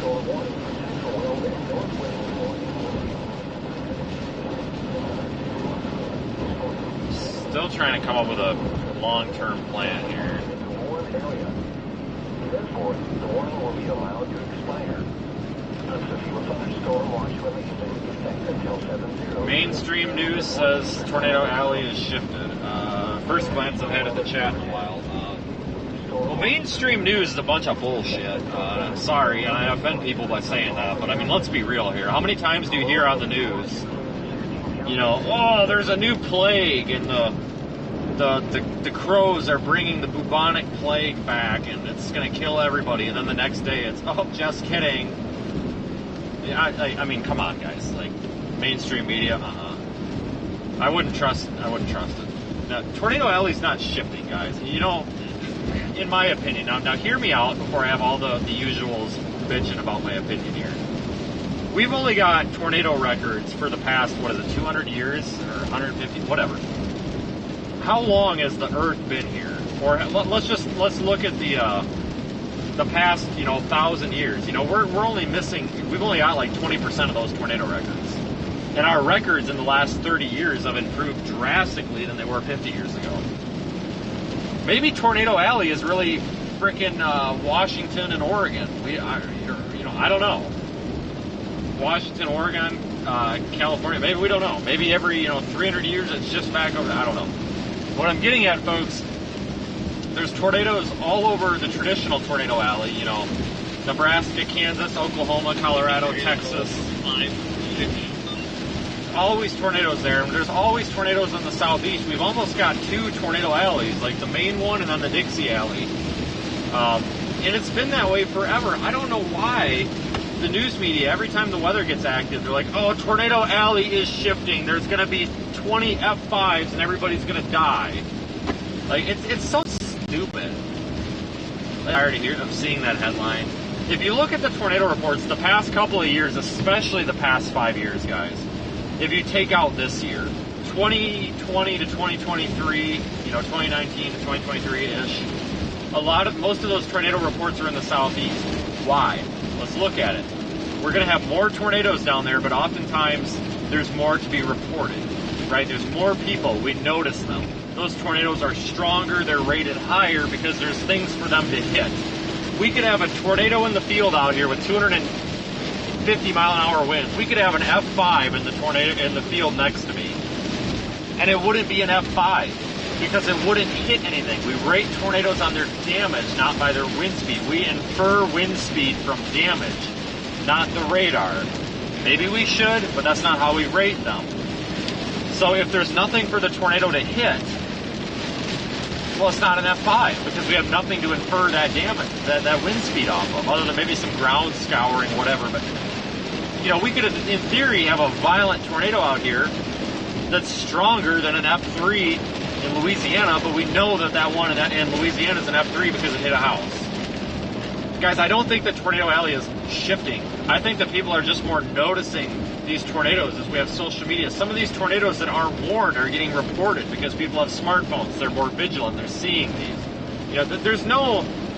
A lot of people are getting this idea that Tornado Alley is now just the southeast. That couldn't be farther bullshit from the truth. You know, the Tornado Alley is alive and well. We've seen that this year. We've had multiple outbreaks of violent tornadoes this year. Talk about eastern Nebraska and western Iowa earlier this year. We had the Oklahoma outbreak that happened at night. We had that other outbreak over in that area. We've had several outbreaks this year, more so in traditional Tornado Alley in the plains than we have in the southeast. Mainstream, I'm not a mainstream media fan, so yeah, I call BS on that. And if you go and look at a lot of the research being done, a lot of people are like, well, you know, researchers are like, yes, we acknowledge the extra tornado, the peak of tornado reports are occurring in the southeast. But we also have to understand that this is normal. This isn't a shift. Like this has always happened. We've always had tornadoes everywhere. Like it's a misconception that only Oklahoma and Kansas get tornadoes. It's a huge misconception. And I think the reason you see that headline is because it gets clicks and views. And what's the media about? Clicks and views. That's all they're about. They don't give two shits about telling you the truth. All they want is clicks and views. It's the only reason they're out there. I might get canceled for that, but I don't care. So if they've got a headline that gets clicks and views, they're going to put it out there. And that one gets clicks and views. That's why you keep seeing that headline over and over and over. The truth is these tornadoes happen all over the country. And some years, you could argue that certain years, quote-unquote, Tornado Alley is in a different spot. Some years, Tornado Alley, or the peak of the tornado reports, might be in the Midwest. The next year, it might be in the deep south. The next year, it might be on the high plains. There's so many things that go into this. It's not, tornadoes are never going to be confined to one area. You know, there's really not a very well-defined Tornado Alley. You know, we have our couple of hot spots in the plains and the deep south, but the truth is, guys, we get tornadoes everywhere. You know, we could get a tornado in Maine or, you know, California. These tornadoes happen everywhere.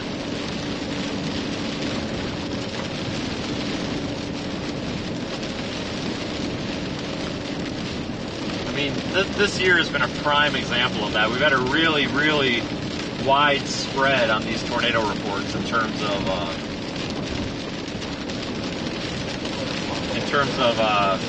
space and where they've happened.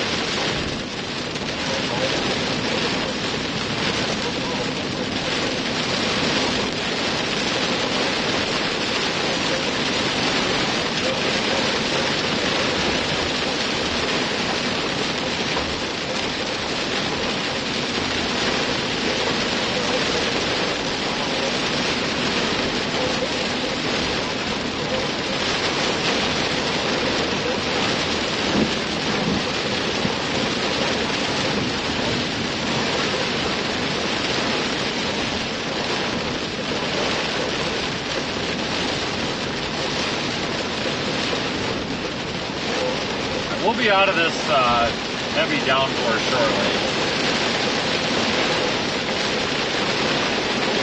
Gotta get ahead of this guy though. Holy smokes.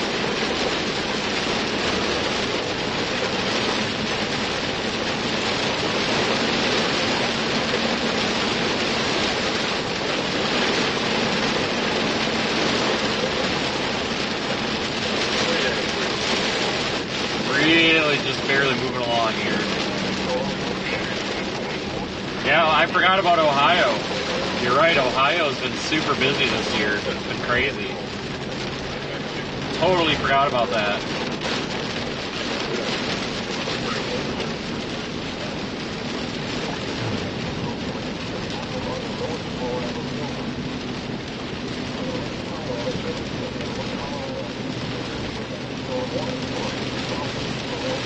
So, yeah, the reason that we don't rate tornadoes just on wind speed alone is because different wind speeds are going to do things to different structures and different types of structures.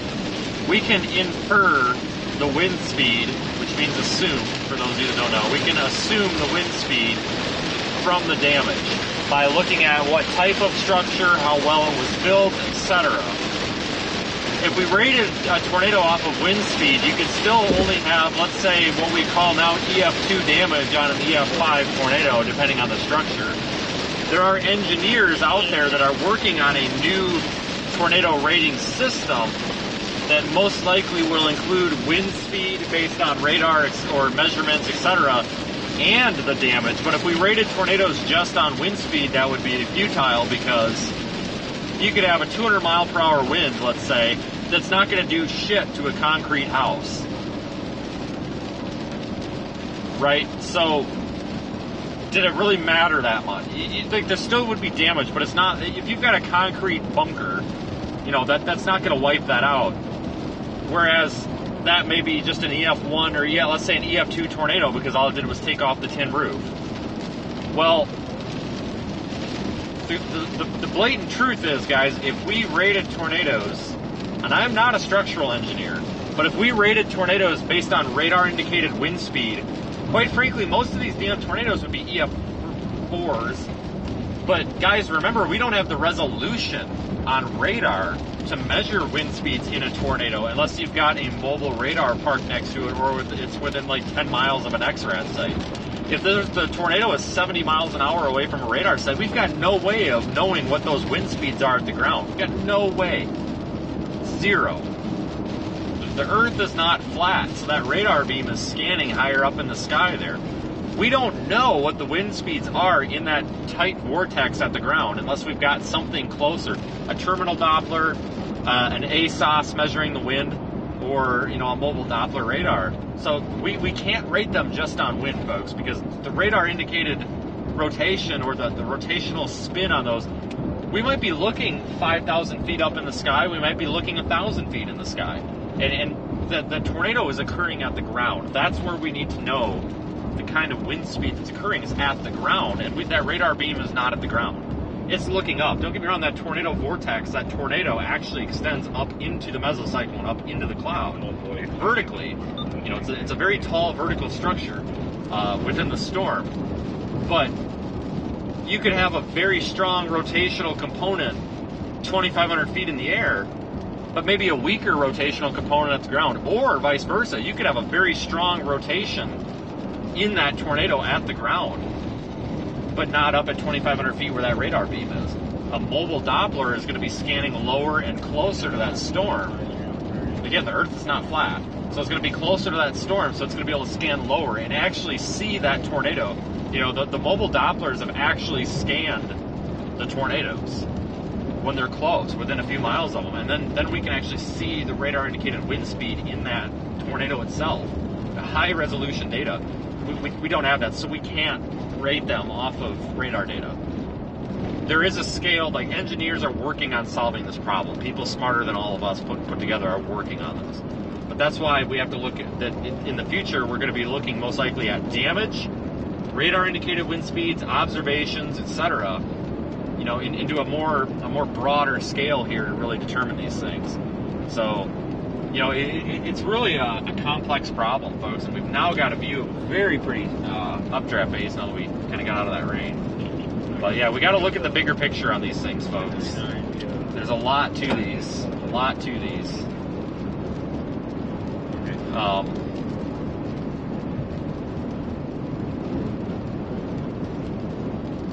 But yeah, and oftentimes we have tornadoes and we don't even see them on radar, so remember that too.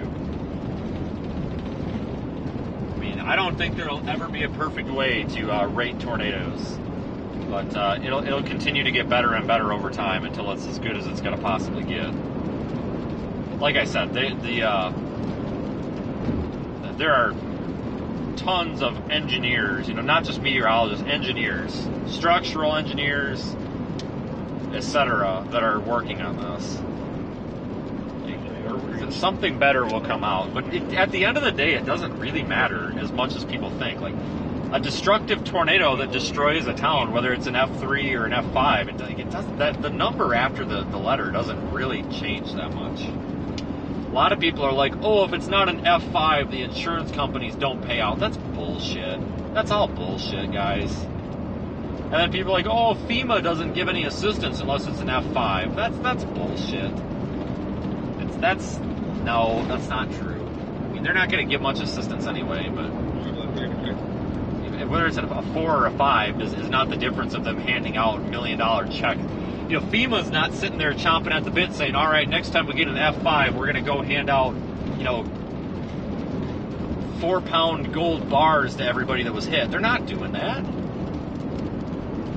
I mean, come on.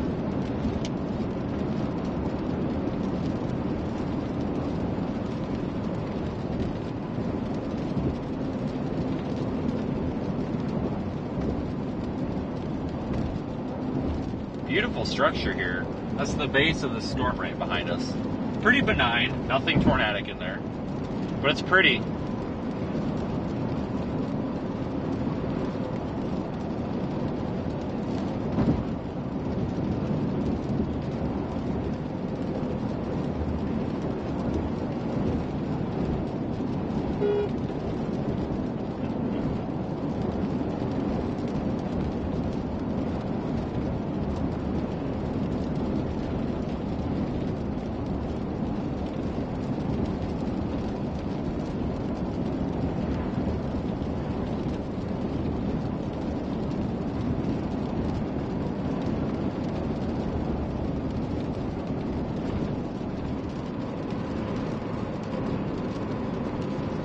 Yeah, folks, we are live in the Radar Omega app, as always. I think Radar Omega just clipped. Hold on a second.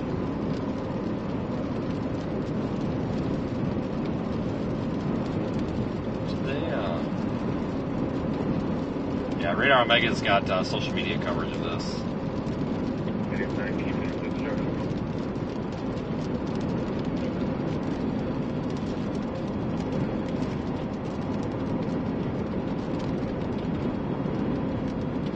We are live in the Radar Omega app, folks. You can see the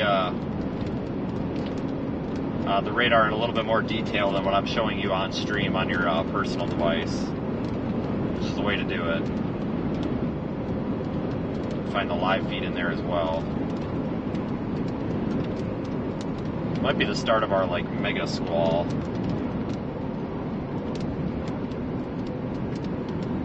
I think we kind of want to route for Otis and try to get south. Wonder how long that's going to take.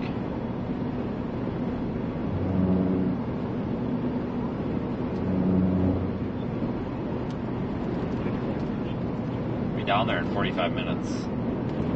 Well, that's not bad.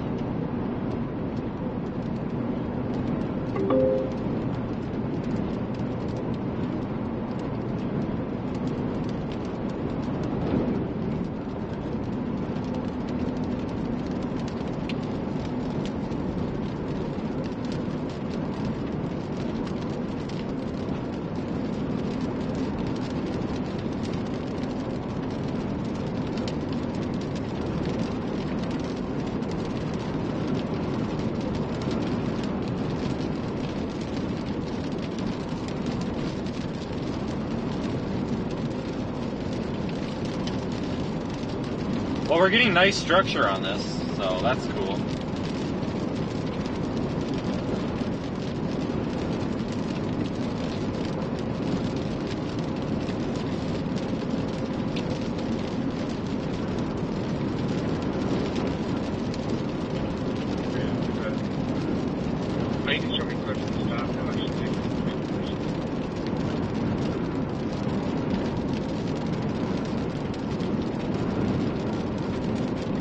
You know, we've gotten super lucky these past couple of days to get these photogenic storms.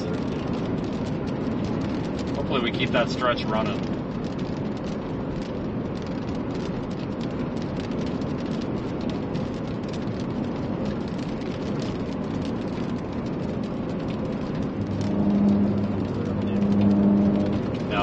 that stuff you're seeing in the app, those are cloud to ground strikes. So there is a lightning network out there that uses ground sensors to triangulate lightning, and there's also satellite-based lightning detection. And typically here it's marking the cloud to ground strikes. And yeah, you can view those in the Radar Omega app as well. I actually recommend having those on because you can sometimes infer a strengthening storm based off of a peak in lightning activity.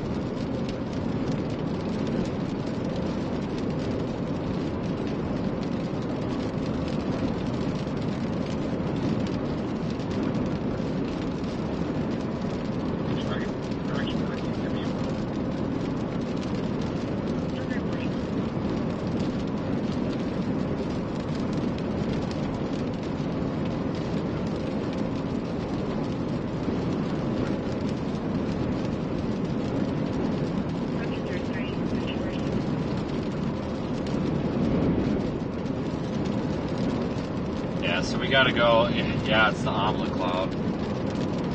Yeah. We gotta go east and then drop south. I'm going to Otis. I want to get ahead of this thunderstorm complex. I'll put the radar up on screen there, at least for the YouTubers. I don't want to screw it up on radar, because if you're on Radar Omega, you don't need me to put radar on screen because you're literally looking at radar. But you can see that complex there is trying to bow out and move southeast. We want to get ahead of that and see if we can find a nice shelf cloud. So it's going to take us about 45 minutes to get down to Otis. About 40 minutes now, so it's not too bad.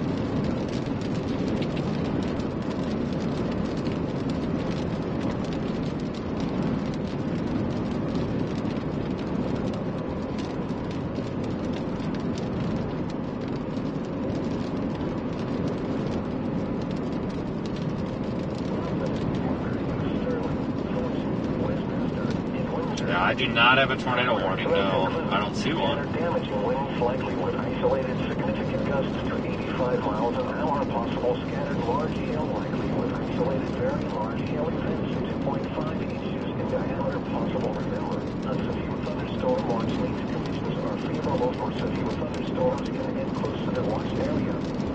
Persons in these areas should be on the lookout for threatening weather conditions and listen for later statements. What town is this? Oh, we're in Sterling already. Again. Just here like a week ago. Yeah, I did not have that on my Vigo card today. Where are you headed now?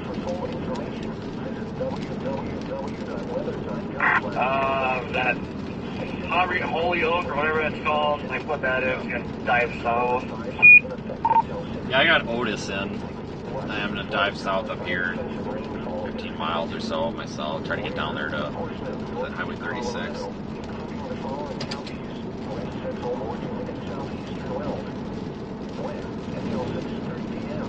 Yeah, I'm tempted to shoot down 71, but I feel like I'll get in that hail core. I don't know if it's big or not, but we're going to shoot east a little bit and then south. Yeah, I doubt there's much hail in it, but I'm probably going to run into really, really slow drivers in the rain.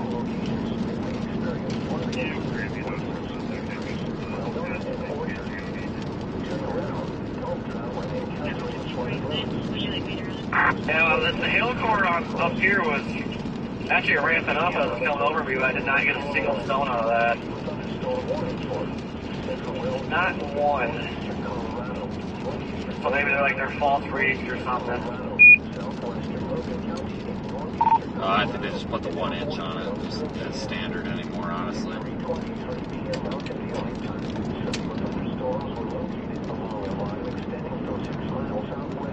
winds to 6 miles south of New England, or along the line extending from 25 miles northwest of Sterling to 18 miles north of Fort Morgan, moving southeast at 45 miles an hour. Hazard, 70 miles an hour wind gusts. Source, radar indicated.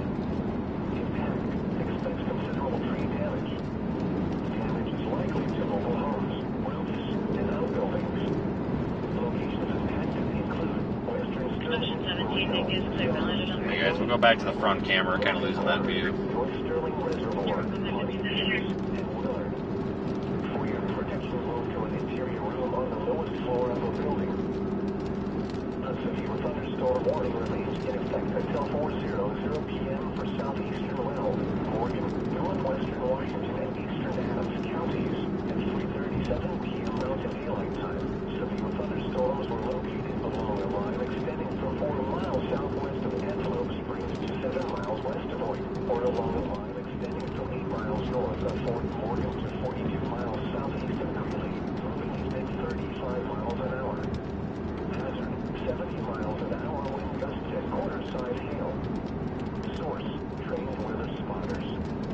Impact, expects considerable tree damage. Damage is likely to mobile homes, roofs, and outbuildings. Hail damage to vehicles is expected. Locations impacted include Fort Morgan, Log Lane Village, Hoyt, Rush, Havana School, Ada, Snyder, Hill Rose, 12-Mile Corner, Terry, and Midway. For your protection, move to an interior room. Alright, we'll get through town, and we'll be moving then. The National Weather Service has issued severe thunderstorm watch 398 in effect until 7 p.m. Mountain Daylight Time for the following areas. In Colorado, this watch includes 16 counties in east central Colorado, Elbert. Here's where we're trying to get. North central Colorado, Larimer. We're located right here in Sterling. Arapahoe, Boulder, We're going to go east a bit, and then south, and get somewhere down here and view this squall line back there as it comes across. Probably have a nice shelf cloud on Aurora, Boulder, it. So we just got to reposition a little bit. Centennial, Denver, Denver International Airport, Elizabeth. It's literally severe warnings all over Colorado right now. Julesburg, Kiowa, Lakewood, Some to the south, some to the north. They're literally all over the place. Thornton, Westminster, and Windsor. Primary threats include scattered damaging winds likely with isolated significant gusts to 85 miles an hour, possible scattered large hail likely with isolated very large hail events to 2.5 inches in diameter possible. Remember, a severe thunderstorm watch means conditions are favorable for severe thunderstorms in and close to the watch area. Persons in these areas should be on the lookout for threatening weather conditions and listen for later statements and possible warnings. Severe thunderstorms can occasionally do produce tornadoes. This is NOAA All Hazards Radio. Yeah, we've, The program has been suspended due to severe weather in the it's only been like, what, 7 days since we were here last? But we'll get ahead of these things, guys. Don't worry. We're not done yet. We are far from done.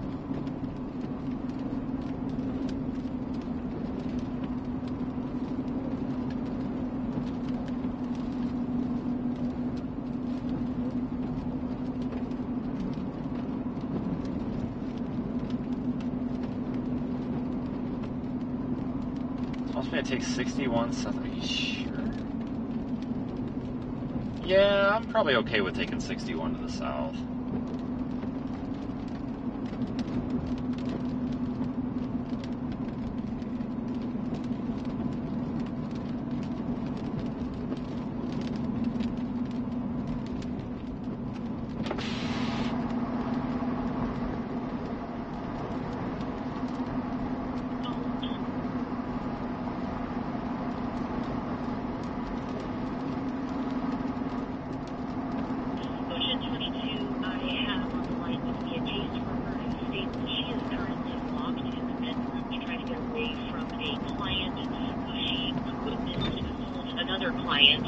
with an open hand on top of the head, and then apparently that client also jumped on the other male.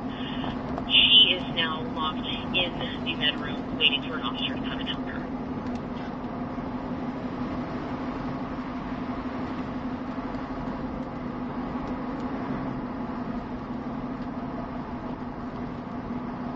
Take the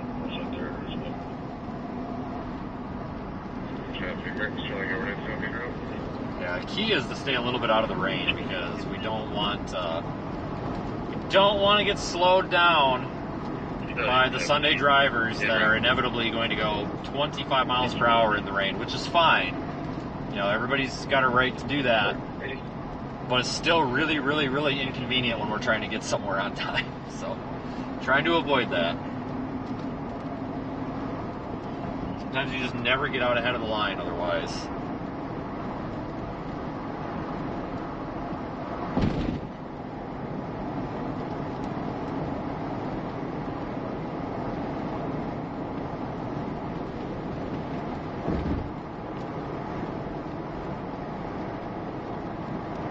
Alright, we're out of this ridiculous 30-mile-an-hour zone now, I think. So now we can get moving.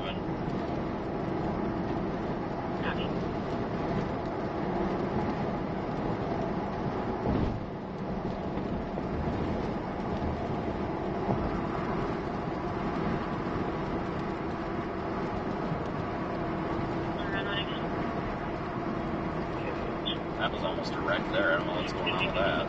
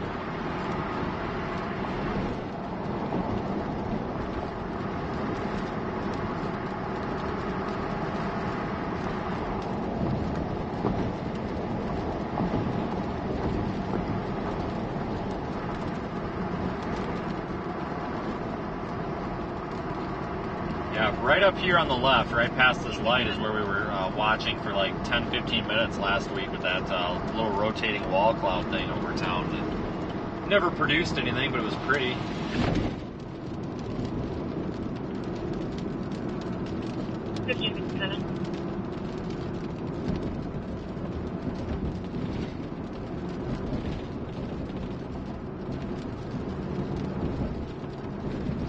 Yeah, we're going to take the route we took that day we were live streaming August 8th last year, the Yuma tornado. By far one In a quarter of a mile, turn right. By far one of the most enjoyable storm chases I've ever had. But I don't remember if I started the live stream up here or not, but I took a right turn right here thinking this was Highway 61 right there. See, it clearly says one way because it's a ramp. Turn right. And I still took it. This here is the road, and I looked like an absolute idiot. I don't remember if I had the live stream on yet or not.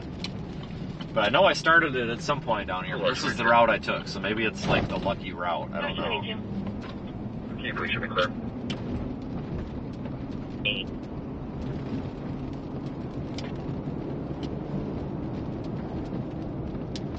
New severe warning issued, still 70-mile-per-hour winds.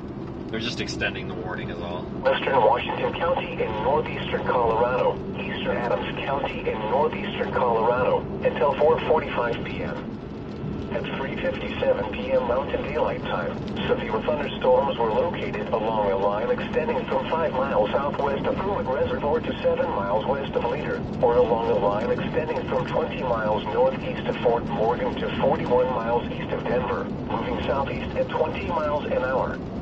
Hazard, 70 miles an hour wind gusts and penny-size hail. Source, trained weather spotters. Impact, expects considerable tree damage. Damage is likely to mobile homes, roofs, and outbuildings. Severe thunderstorms will be near Brush, Hill Rose, Adina School, Adina, Bleeter, and 12-mile corner around 4:05 p.m. Other locations in the path of these severe thunderstorms include Midway and Barry. For your protection, move to an interior room on the lowest floor of a building. Otherwise, I'm not saying there's nowhere. Flood advisory in effect until 6:30 p.m. this evening, what flooding caused by excessive rainfall is expected? Where a portion of northeast Colorado, including the following counties, west central Morgan and southeastern Weld. When? Until 6:30 p.m. Impacts: minor flooding in low-lying and poor drainage areas. Additional details at 3:34 p.m. Mountain Daylight Time. Local law enforcement reported heavy rain in the advisory area due to thunderstorms. Minor flooding is ongoing or expected to begin shortly. Some locations that may experience flooding include Wiggins, Goodrich, Weldona, and Orchard. Turn around, don't drown when encountering flooded roads. Most of flood deaths occur in vehicles. This is NOAA All Hazards Radio. Your normal program has been suspended due to severe weather in the listening area. For full information, visit www.weather.gov/Denver. Stay tuned for important emergency information. So, folks, back there, I'd replied to a tweet that was kind of funny, and I'll tell you about it because I just got reminded of it. So, yesterday, I took a couple of photos, and there's some guy on Twitter. Yeah, some of you guys are like, oh Christ, here we go. Shit, I don't have that. Hold on. We're gonna have to wait a minute for the app on the tablet here to load it, but Google a photo. But there's this guy on Twitter, and I've just had it with him. Like everybody's like, wow, this is such a pretty photo, but this guy's like, this is fake. It looks like sci-fi because he's manipulating it. He's manipulating the saturation and the shadows to make it look like this. There's no reason to be impressed. And I'm like, all right, jerk off. So I had replied to him earlier. I was just like, I said, I literally just lowered the highlights to reduce the blowout, dude. It's not that deep. It was at sunset and was very intense looking with color. No need to hyper-analyze a simple photo we worked hard to get. So, this is going to go down the toilet where, I'm going to be called every name under the sun. But I'll put the photo on screen in a minute. And then I'll even show you guys what the photo looked like before I edited it. But people need to remember that the stuff on stream looks very flat because it's kind of made to look like that, right? The way that the settings are. But God, it really pissed me off. Like, all these people are like, oh wow, nice photo, and then you get Danny Dipshit over here that's just like, oh, this is ridiculous, blah blah blah, this is edited, I'm like, oh my God, dude, chill out. Literally lowered the highlights and the shadows just a touch, so it wasn't overexposed. Chill out, man. Oh yeah, he's just having a fun time. People wonder why I'm so harsh to some of the people on social media, and this is why. Because I can't stand the stupidity sometimes. Of course, they're trying to make a scene about it too. Like, oh, these people make a scene where you give them an answer like that, where you're stern, and they're like, oh, look, he's mean. I'm like, oh, cry me a river.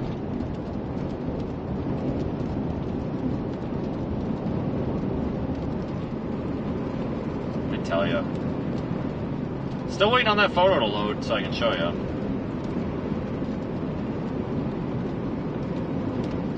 This guy's gonna come back and be like, well, I never said it was bad. It's like, yeah, I get it, dude, but what you're doing is called attention seeking, because God forbid any of us have a little of it, You work hard for something and you're like, hey, look at this. And then somebody's always gotta be like, oh, that's crap. Arr, you don't deserve anything. I'm like, alright, cool, thanks. Thanks for making me feel like shit. Really appreciate that. Awesome. Freaking noob.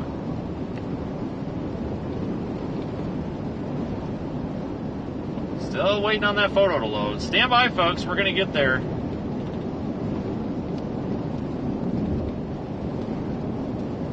It's going to happen.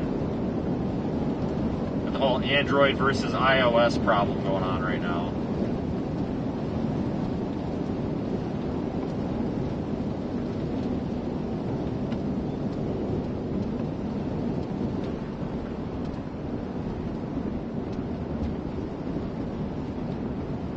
Traverse 5415.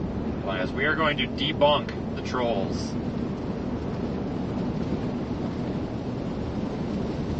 Someday. You piece of junk. Who invented Android? Because I got a bone to pick with them.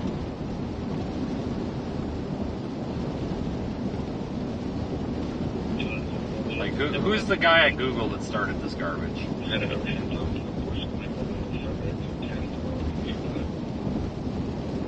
Copy.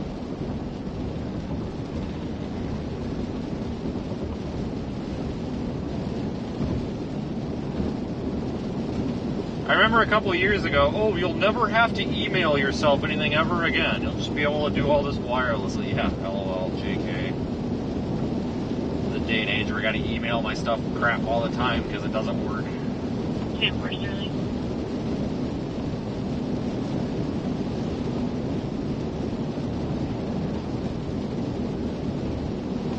Can't see the driver's license.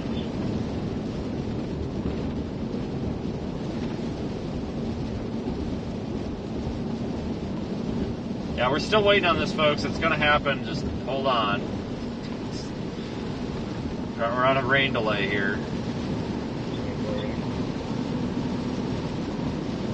Go ahead.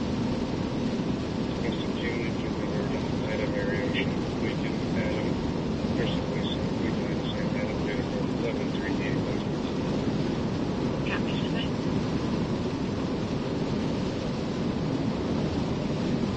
I'm gonna get sick of waiting for this and I'll just lose interest. That's probably what'll happen. Eventually I'll just be like, screw this.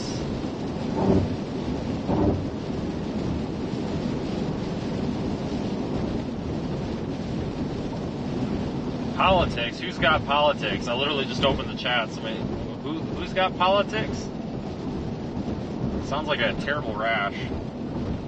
I appreciate it. No problem, 1607.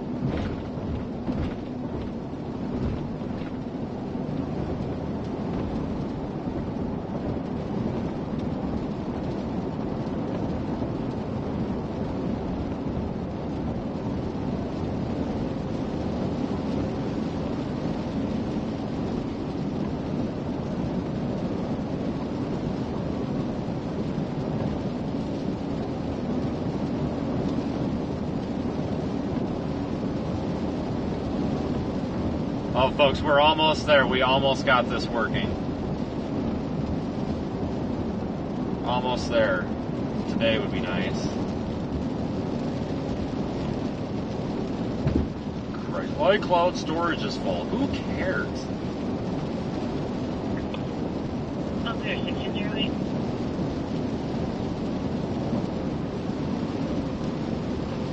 Yeah, we're still working on this, folks. It's happening. Just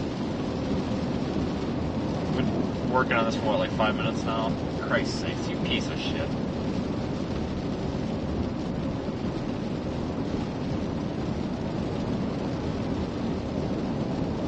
This is so stupid. Literally just to transfer an image from my phone to the tablet. Because it's cross-platform. You know, we're talking minutes of fiddle shitting around. This is so stupid.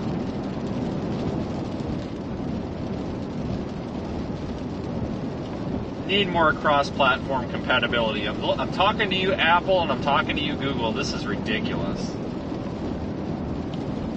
Holy cripes.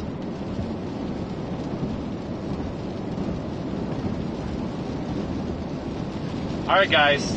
I've got it. Oh, shit. Hold on. Prepare for trolling. Full screen this bad boy.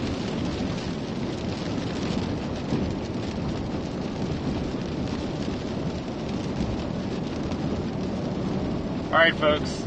Here is the image that I am accused of faking. Here is the source image. Actually, no, that's a different one. Okay, folks, I'm not doing this 20-minute long process all over again. Trust me, this is the same storm. Just literally, I walked 10 feet. I'm on the left side of the power lines. On this one, I'm on the right side of it. They're claiming, oh, you've manipulated the colors and it's so fake and it looks like sci-fi and people shouldn't be amazed by the... Where's the freaking difference? Here's the edited photo. Here's the source photo. Slightly different because there was like a 5-minute time lapse. I just airdropped the wrong one. You'll notice on here, the highlights are less blown out, and there are some darker spots here, right? But that's it. There's nothing fake. All I did was I lowered the highlights because I didn't want this area in the middle to be blown out. And I had to lower the shadows a little bit because when I lowered the highlights, it just looked a little bit goofy. And the only way to not make it look goofy and blown out was to lower the shadows a bit. So that made these bottom parts of the striations a little bit darker. But it really isn't much different than the source image. And quite frankly, this is really what it did look like in person, in my opinion. Now, I edit these photos to make them look more like they did in person. This right here is not really what it looked like in person.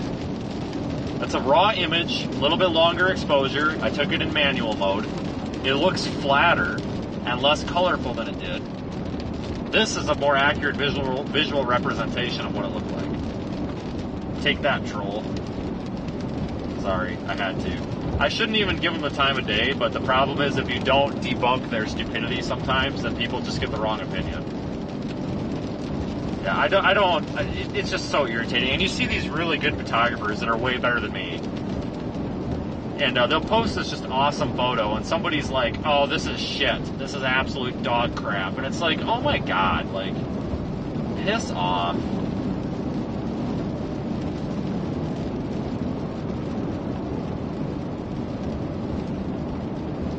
Yeah, I actually painted that with watercolors in my backyard.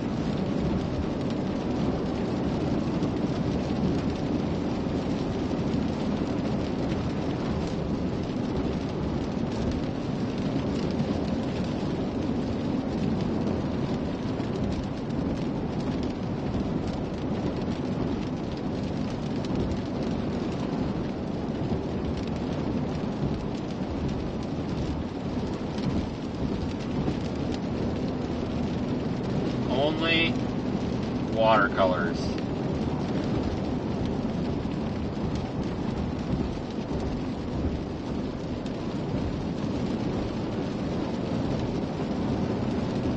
Yeah, I'm probably never posting anything to social media again. Like, I'm starting to find out that these people on social media are so, like, mean.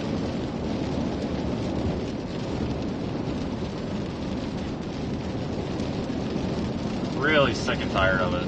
But no, that's true. Yeah, when you take a picture with a camera, you know, with basically, you know, you actually want it to look flat. So when I shoot video, I actually shoot video in a log profile. Anybody that knows anything about cameras knows what a log is. It's a flat image. Everything looks kind of washed out. Like, it's kind of monochrome. Basically what you're getting is more detail in the shadows and more detail in the highlights, and then you can manipulate it later. So if you have, let's say, an overexposed or an underexposed part of the photo, you can fix that. Whereas if you just take it in a regular, you know, like a shot on your phone, you're going to have blown out, overexposed, underexposed areas. So like, I shoot video in log so that I can, but when you do that, in order to make it look like it actually looked like in person, you have to go back and recolor it, whether that's with a LUT or manually just tweaking things. Usually, I actually have I shoot in a log profile, but I have a couple of tweaks on it where it's a little bit oversaturated, so it looks kind of like it does in person. So I don't have to tweak it much. I really only have to tweak the lighting, but. Yeah, anybody who goes out and buys a camera thinking that you're going to get good photos out of the box, like, yeah, absolute disappointment. Like, even with your phone, like, your phone processes these images just a little bit. So, like, but if you shoot a flatter image, and you can do it on, like, you can do it on iPhone if you're using Filmic Pro or if you're using a third-party camera app. But on Samsung, if you go into the Pro mode, you can actually basically just back down all of their turn off all their processing, and you pretty much get a log profile look. And especially if you shoot it in RAW, then you've got all that data. So, yeah, what you're seeing right now on the roof camera here, that's closer to a log profile, but a log profile is going to look less colorful. It's going to look more flat. Like, it's almost like you printed out the picture on a piece of, like, printer paper. Like, it looks like what you're seeing right now, but it's going to look less colorful and kind of boring, almost washed out. So, like, if you've just got your camera, shoot in log if you can, and then go back and colorize it later. There's nothing wrong with editing your photos. There's this big misconception out there that, oh, editing your photos is not what's true, blah, blah, blah. And it's a big thing in the weather community, because, like, people are always going after, like, Michael Binsky and stuff, because he does the same thing, he's pretty dramatic editing. And honestly, folks, these people that go after him saying that they're overdone probably don't even own a camera. But I've been on the same storms as some of these photos where people are like, oh, this is overprocessed, it's garbage. I've been on the same storms, and honestly, his end product looks more true to life that the storm looked like in person than a lot of people think. Like, right now, what you're looking at, this looks nothing like it does in person. This is not gray, folks. This is blue. But it's gray. It's the camera. I can't do anything about it, right? Like, I can't, if I add more saturation, it makes the sun look unnatural. If I add more contrast, we can't see the detail. Like, it is what it is. This looks blue. Look, if I flip between the dash camera is shooting in I just missed a fucking lightning strike. Are you fucking, God damn it. I am so pissed right now. Right center frame, there was literally a lightning strike. God damn it. Anyway, like, look how blue this looks. This camera looks more like it does in person. This camera looks way different. There's no filter on this camera. Either of them. It's just the settings that they're at. Dash camera, front camera. Totally different. Like, in order to get either of these images to look exactly like they do in person, I would have to put them into Lightroom or put them into Premiere Pro and tweak them a little bit. What I would do is I would add saturation to the blue. I would add the saturation to the blue, anything that's blue or green. Back down the highlights a bit. And then probably drop the shadows and increase the contrast. And you know what? Piss a lot of people off. If I'm in Lightroom, I might crank the dehaze all the way up and piss people off. I don't know. But it's not that, like, I mind, people critiquing photos and stuff like this, but god dang, like, it gets so tiring. Everybody's like, oh, this could have been different. It's like, well, then you get off your fat, lazy butt and go take the photo yourself. That's basically what I say. But one of these days, like, I am not a photographer by any means, and by no means am I a professional editor here. But one of these days, I'll sit down and show you the process that I go through. Yeah, dehaze is cool. I don't know if any of you guys have used the dehaze function on storm photos, but it sucks on storm photos because it turns all the clouds purple. If you use dehaze, which does work when we're in a dusty environment, if you want to cut down on the haze, you can use dehaze, but you've got to manually go into the color correction in Lightroom, and you have to select the blue or the purple hues, and you have to shift them to blue. You have to shift them all the way to blue too. Like, you can't just go partial. You have to shift them blue. So if you have anything that's true purple in your photo, unless you're going to mask it out, it's going to make that look goofy. So, oh, lightning. So, like, when I'm taking photos, I'm really picky. Like, I'm trying to not, like, seriously, I try to not have anything that's, like, purple or violet in the shot, because I know in Lightroom I'm probably going to have to drop the purple hues to something blue to make it look like it does. Like, I'm trying to get these photos to look like they did in person. If you take an iPhone and take a photo of this right now, what that iPhone puts out is going to look pretty close to what it looks like in person. I've found that iPhones are the most true to life looking photo when it comes to storm photos, in my opinion, without doing any processing to them. Samsungs are a little bit over-processed, in my opinion. They're a little oversaturated. They're a little bit colorful, more than they should be. I use a Samsung phone for my stuff, which is fine, but I have to back the saturation down a little bit on them too.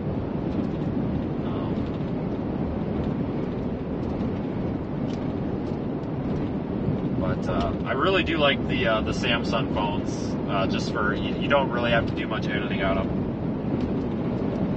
But, you know, I get accused of that, oh, don't edit your photos at all. And it's like, I have to. I have to. You guys should see what an unedited photo looks like. It looks like garbage. Absolute garbage. I'll show you one here when we get stopped. An unedited photo, depending what mode I take it in, it just looks like crap. Like, it's just not true to what it looks like.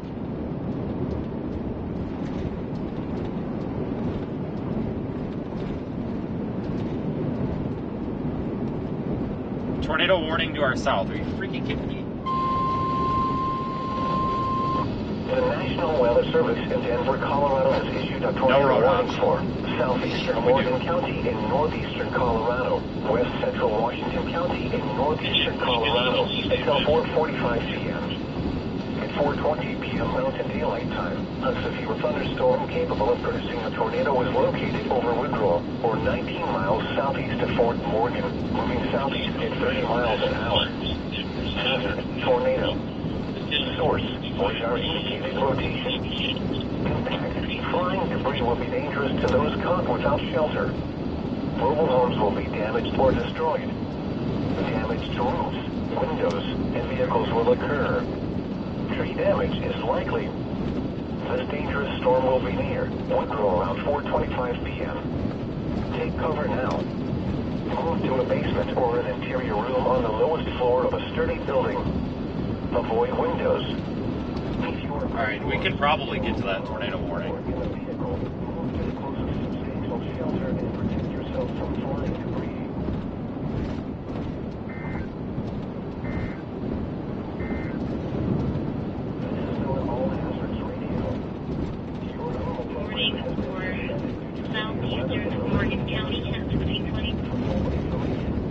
Yeah, I think we can get to that tornado warning.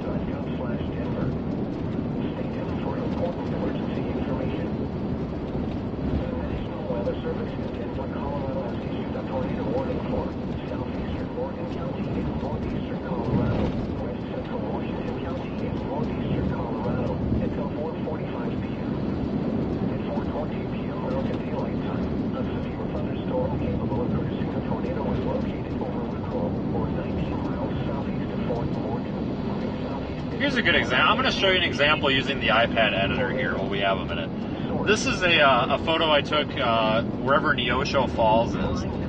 That's not what it looked like in person. I remember taking this photo. I just don't remember what it was. Look how blown out it is. Right? You can fix that. This is nowhere like what it looked like in person. Even you put it in auto mode, that's a little closer. But something like this, it's exposed okay. The highlights need to come down a bit. And honestly, the shadows could come down a little bit, quite a bit. Boosts the contrast a little bit. And the corn is more colorful. There, look, see?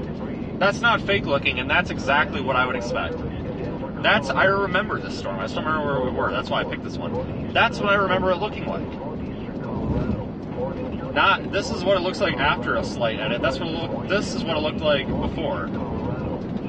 You see what I mean? Like that's how, image manipulation, you can take an image and make it look more true to what it looked like in person. The cameras don't always do it justice.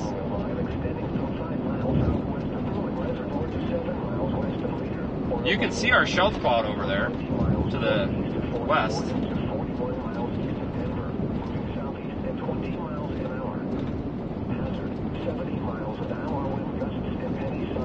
I'm going to try to use the hand camera.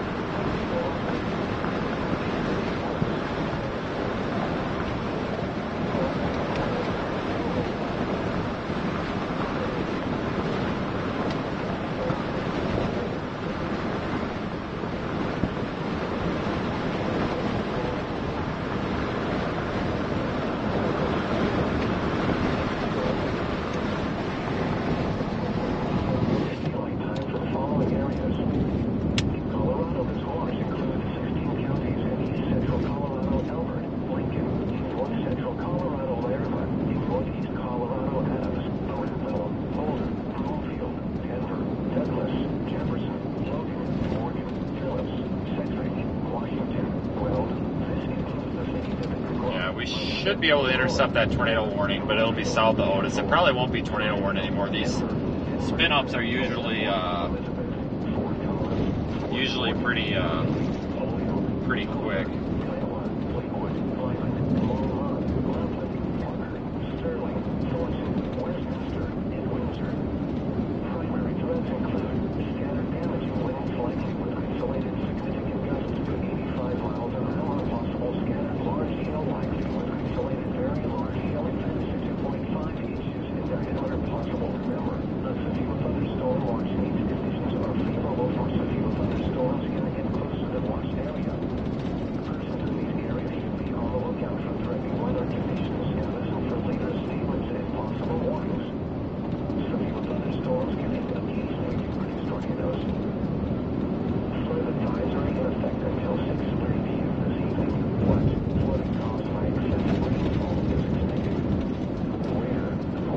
We got to get as far south as we can to get on the strongest portion of this line. Might have a heck of a shelf cloud in there.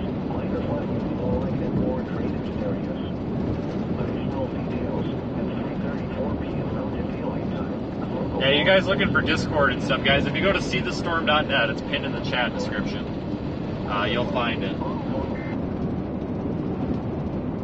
Oh, yeah, new sphere warning.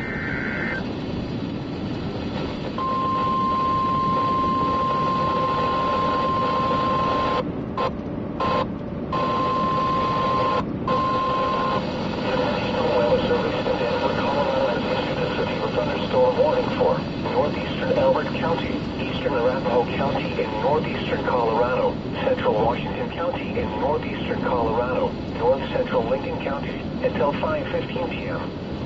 At 4:26 p.m. Mountain Daylight Time, severe thunderstorms were located along a line extending from 7 miles north of Acorn to near Deer Trail, or along a line extending from 24 miles south of Sterling to 30 miles northwest of Lebanon, moving south at 35 miles an hour. Hazard, 60 miles an hour wind gusts and penny-sized hail. Source, radar indicated. Intact, expect damage to roofs, siding, and trees. Severe thunderstorms will be near Acorn around 4:30 p.m. Flagger to Cottonwood Valley around 4:35 p.m. Woodland School, Hackett, and Last Chance around 4:40 p.m. Other locations in the path of these severe thunderstorms include Elda, London, and Manton. For your protection, move your interior room on the lowest floor of the building. Alright, big severe polygon out ahead of these storms. Rightfully so. That's radar Omega there, folks.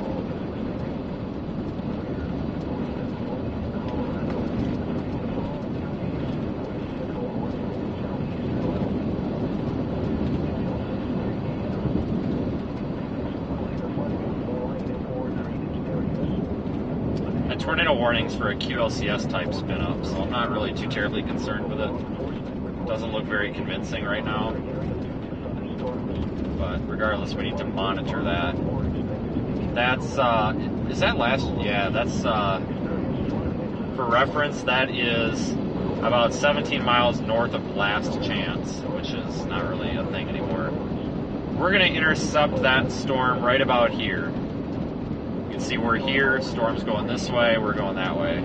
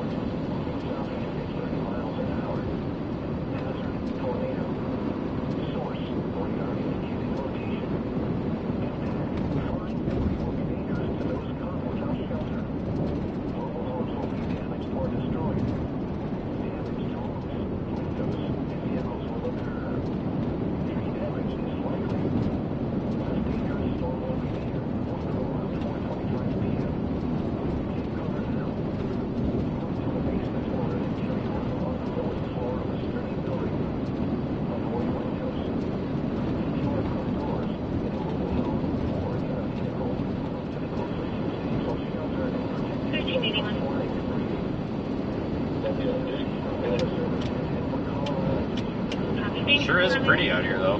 That shelf cloud is kind of lame right now.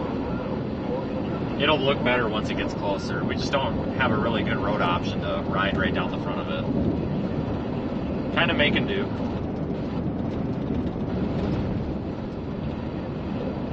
Whoa! Big CG, guys. I didn't understand that. I wasn't talking to you, Google.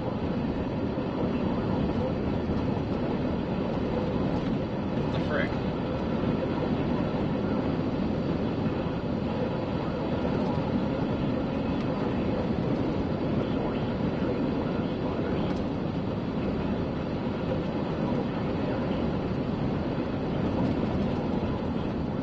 Ed, today is kind of going as planned now.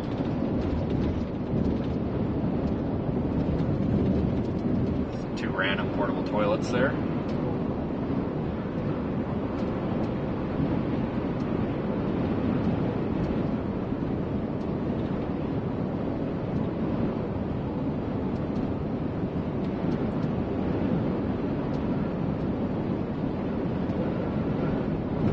Just about into Otis. This is still the same route. Last August,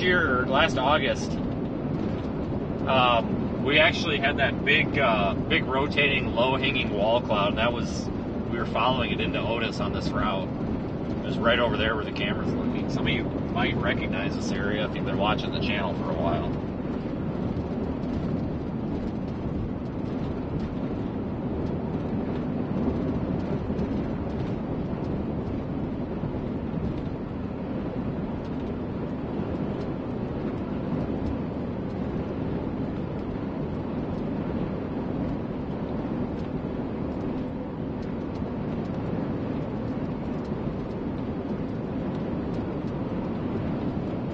Drop straight south out of Otis. Is that Pumpkin Center down there?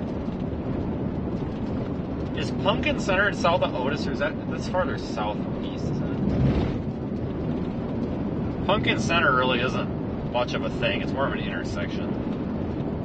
So I don't think it even shows on my map.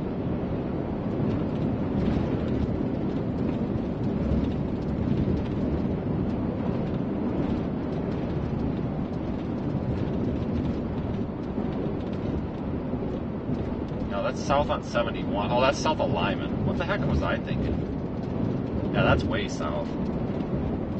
I don't know what I was thinking, guys. Yeah, Pumpkin Center is south of Lyman. Yeah, I don't know what I was thinking of.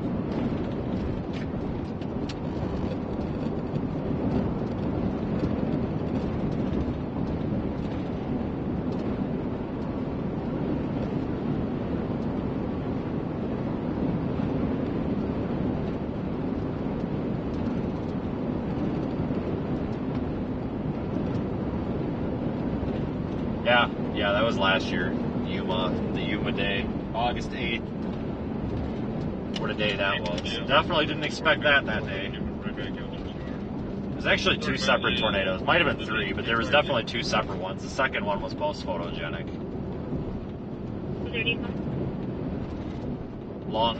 They weren't long trackers, but they were long duration. They kind of sat almost in the same area.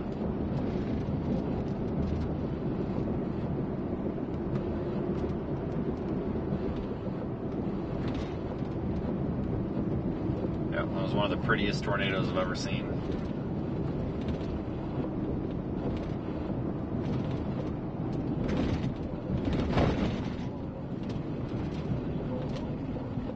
We'll go straight south out of Otis. Yeah, there's not much in Otis.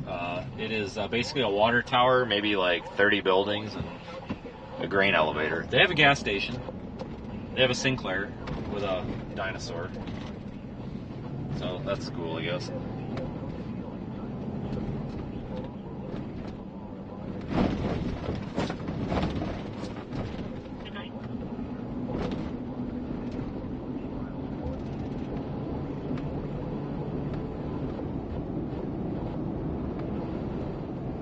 We're going to be in the East Intermediate.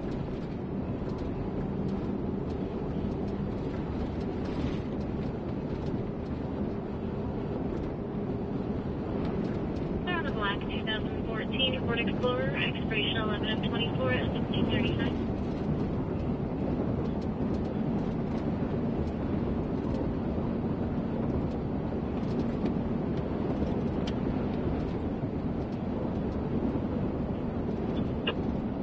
A lot of dust going on down there, but it's from tractors. Looks like Gustnados, but it's tractors.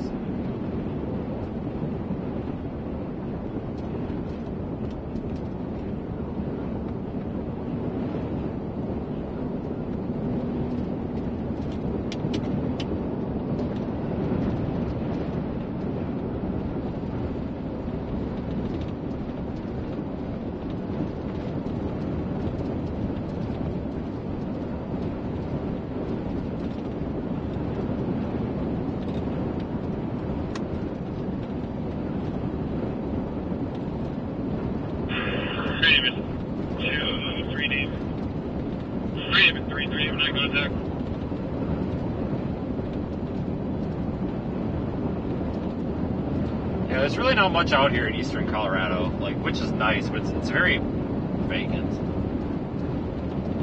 A lot of people, and I noticed this comment in the chat quite a bit, where people are like, "Oh, I didn't realize that Colorado looked like this." Like, yeah, east of the Rockies, it looks like this. It's a lot of grassland, a lot of open plains.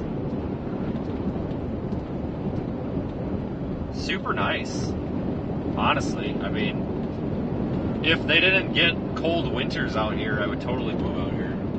I can't stand cold weather, so.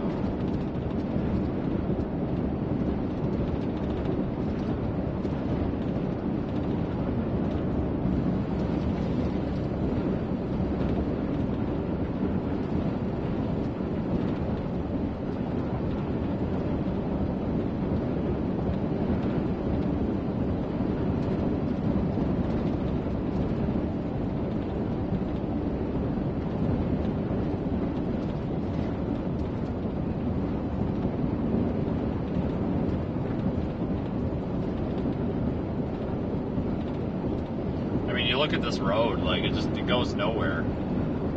Yeah, it's kind of a cool drive. What is that? It is 71 from Lyman all the way up to Brush, because you go through Last Chance, which used to be a town. It's not anymore. There's a few people that live there still, but that town, a bunch of cows, or they want to fight. That town basically burnt down. I think it was 2021 or 2012. A grass fire burnt most of the town. There was actually a ginormous tornado in Last Chance. Is that back in like the 90s or something? I think Warren Fadley was kind of famous for that image, if I remember right. It's kind of cool driving from Lyman up to Brush because there's like nothing. And you've got Last Chance, which is absolutely a ghost town. It's super cool. I mean, there's just nothing, especially like at night when there's lightning and everything. It's really a scenic drive.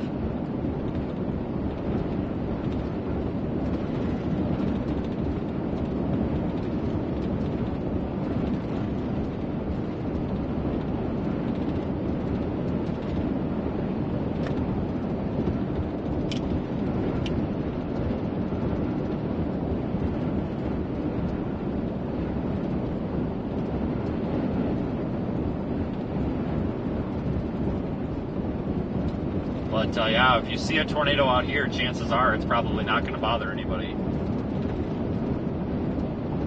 I mean, there can be damaging tornadoes out here, but most of the time, just because it's so sparsely populated, it really doesn't. They don't do anything most of the time.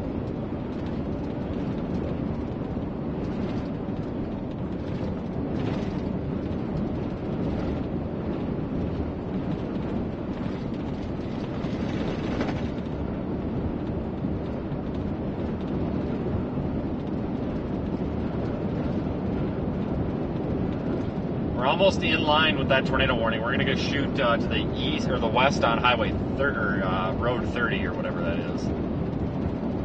Got a gridded road network out here, folks. We got it made. I don't think it's going to produce. In fact, I'll probably drop that warning when it expires. But regardless, that's the strongest part of the storm, and we are going to get on it. We have made it. been damn near into Wyoming, and then we're going to probably end the day in Kansas by the looks of it.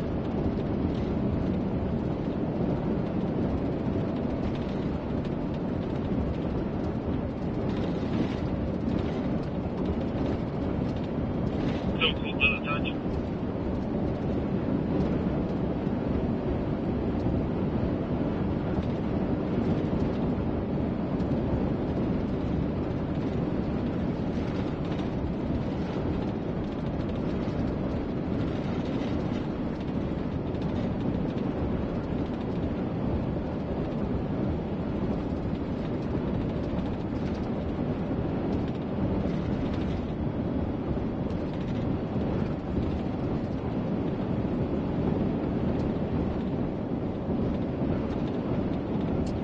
Mesoscale discussion from the Storm Prediction Center.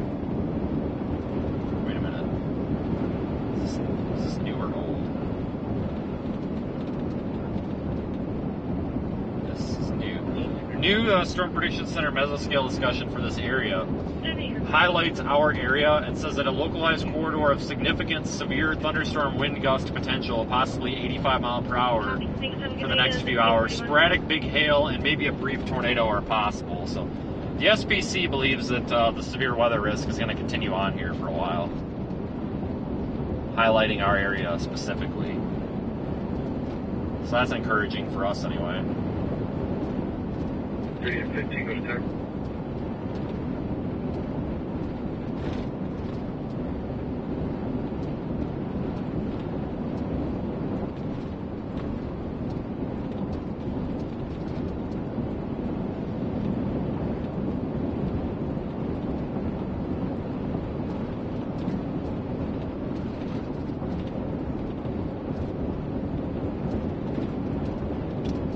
Pan around a little bit. We're going south, so you're looking back north there.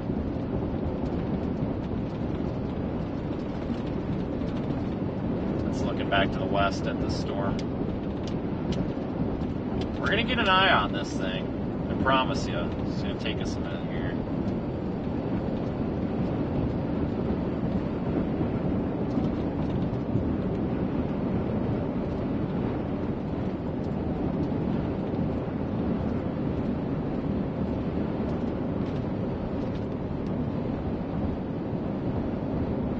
Yeah, we got a good road network out here.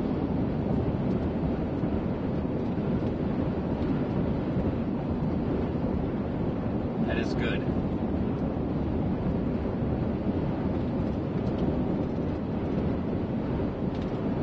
It's like we're coming up to that kink in the road that takes us to the west, which is also good.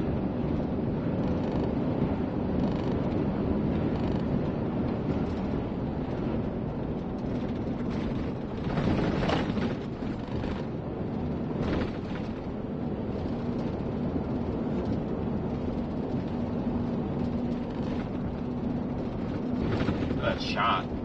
Turn the corner. I told you it was pretty.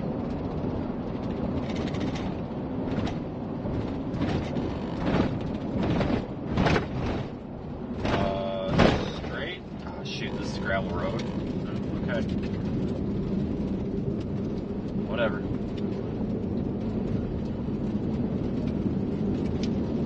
The roof camera view.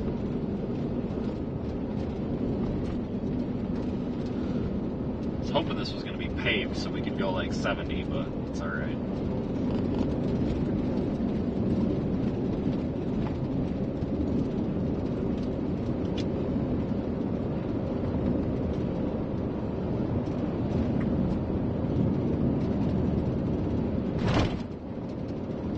Four separate tornado reports on the storm that I'm on. I'm trying to get through the core right now. Four separate reports from four different incredible people, and still no tornado warning.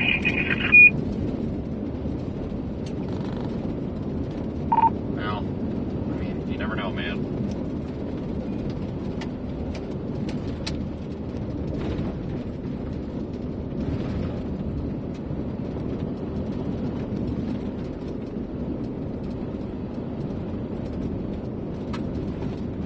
Oh, guys, I've seen credible people be wrong before, so just never know. Well, like the one had earlier, I mean, the velocity didn't look good at all.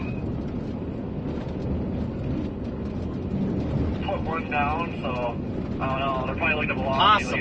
Possibly put one down. Possibly put one down.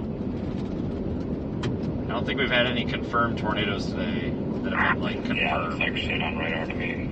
I just warned another storm even further south. Finally, just put the tornado warning on it. Yeah, we gotta stop bashing the weather service on everything. Like, seems like every chaser's always like, oh, weather service needs to do this, weather service needs to do that. I'm like, there's reasons they do and they don't things. Like, that's not directed at anybody. It's just something I noticed. Like, everybody's always, like, so hard on them for everything.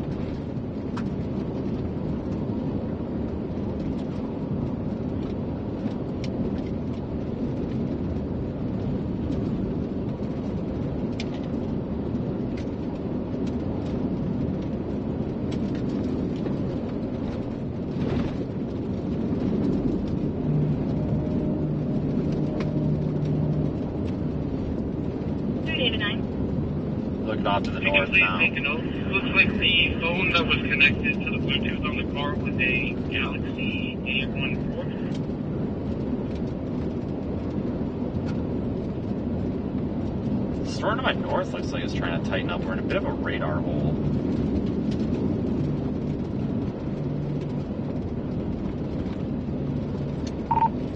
Corey, if you look to your south, can you see anything? Because it looks like the storm that's between you and I is trying to hook.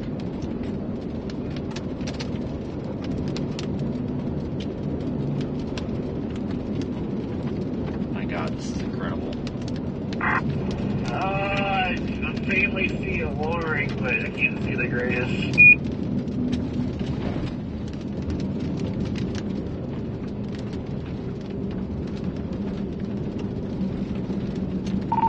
I wonder if I need to go back east.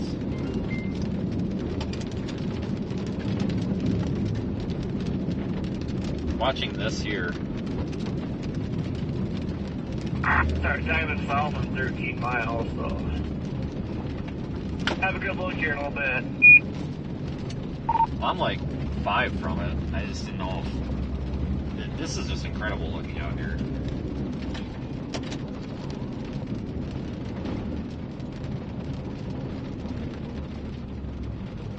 Let's go up on this ridge. See if we can see anything from the height up here. Another shelf, or? The entire sky is one shelf. There's like almost probably 220 degrees of shelf. It's absolutely incredible. I tell you, if you got a south option, and I wouldn't, you'd probably. I tell you what, I hope if this is worth seeing.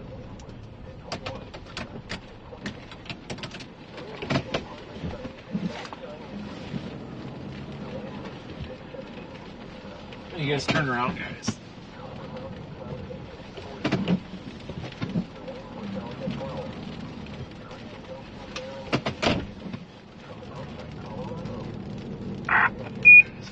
Hell, I'm impressed I'm still in the rain. Like, I thought I would have been out of this a long time ago.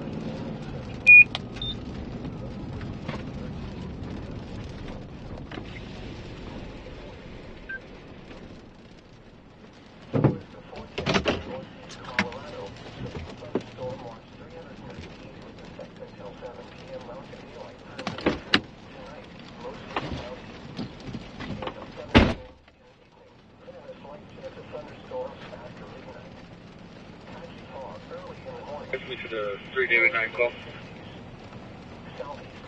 Okay, 1649.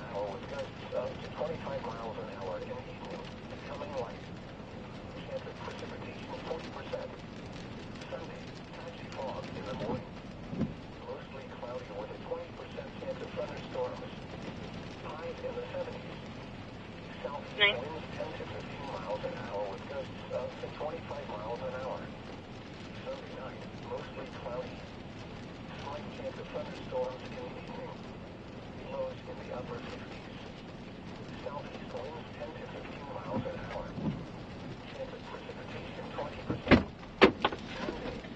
Hold on, guys.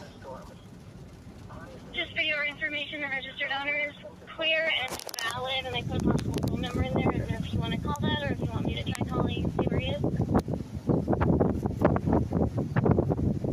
We can stand by for right now.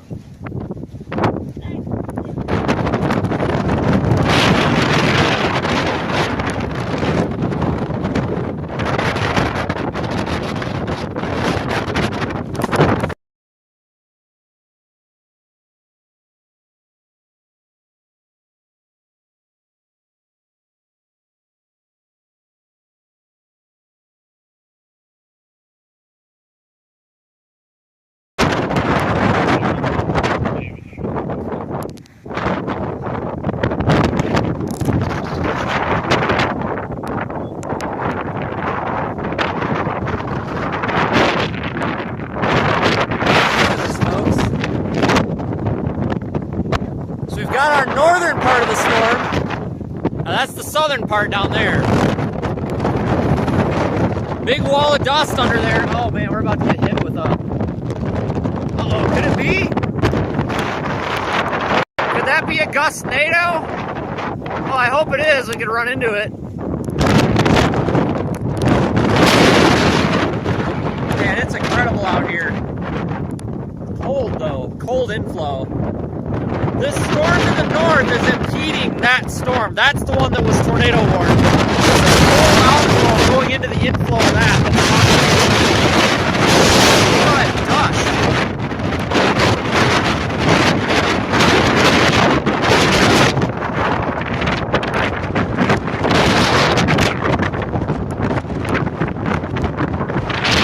We're about to get hit with a lot of dust. Really don't want to piss it.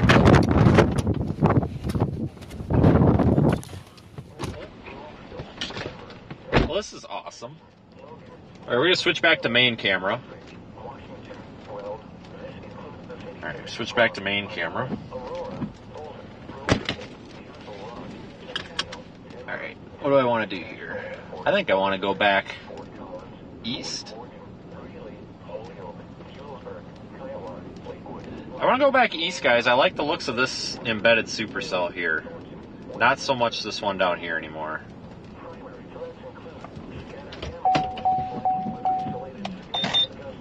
This is pretty sweet. What a day. Man, we are getting super lucky with these storms. Can you attach me to 3 Baker 15's crash? Right. Go ahead. I'll be on scene, taking over traffic control, so you take care of the hospital and finish up paperwork with the family. I copy 1653. We get plowed with dust here, so we gotta move.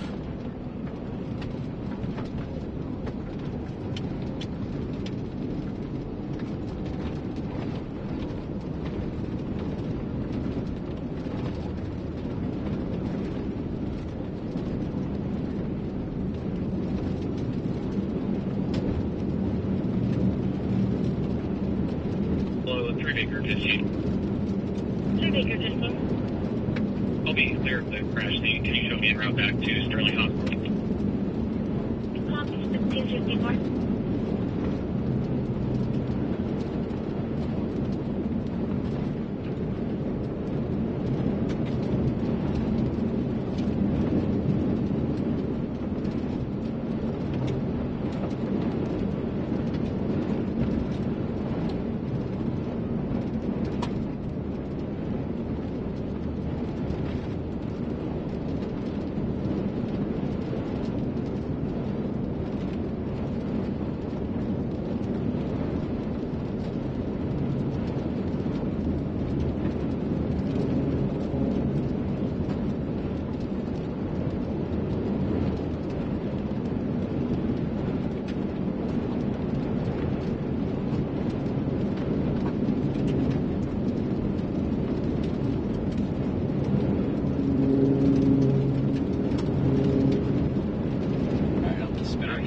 Here looks like in the south.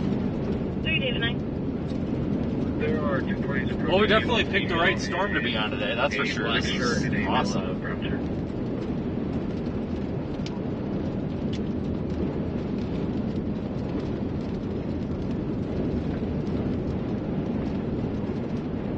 definitely picked the right one.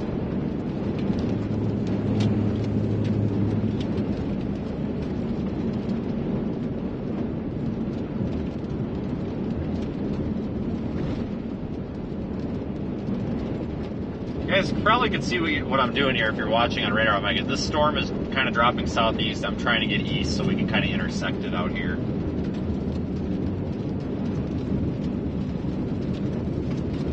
Lots of dust flying up there. Holy smokes.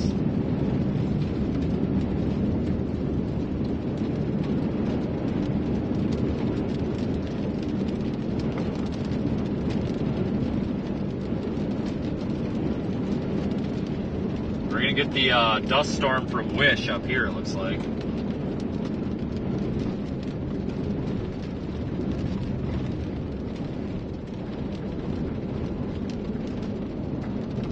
That little mini dust storm really isn't much, more like a dust cloud, but probably ordered it from Wish or Temu. Hard to see on camera, it's very low to the ground, contrast is kind of killing it. And a dusty field here that's pulling all this soil off of.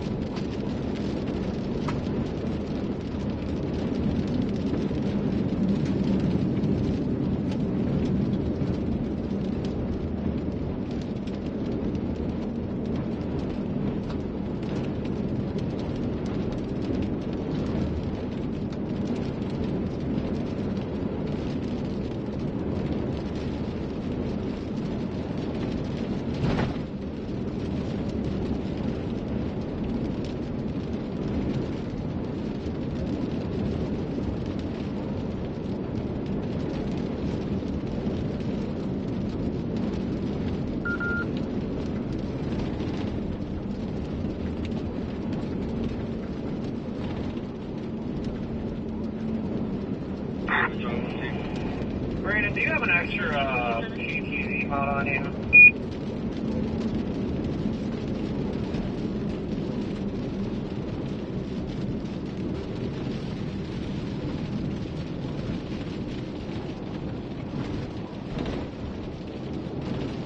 Here goes. Say something, Corey. Yeah, do you have an extra... Everybody will be clear from the scene. You can show me clear from the crash.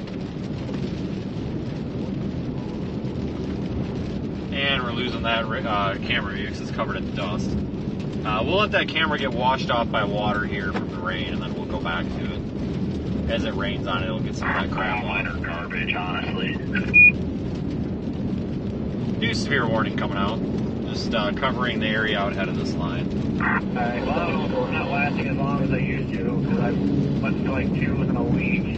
This one just put it down. I just started using it.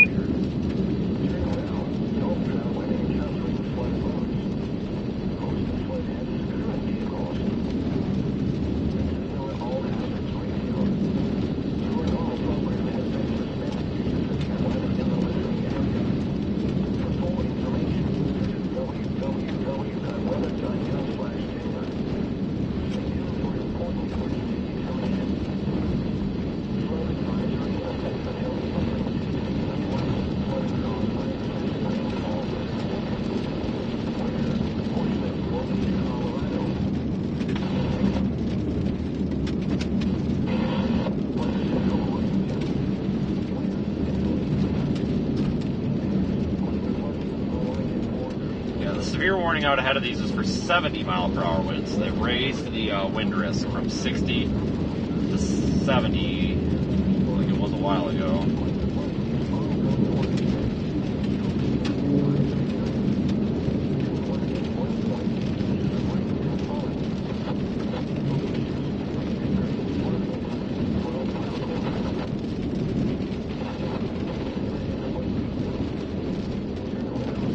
Our roof camera's almost washed off. That dust is or that rain's helping get the dust off, so we'll be able to use it again here shortly.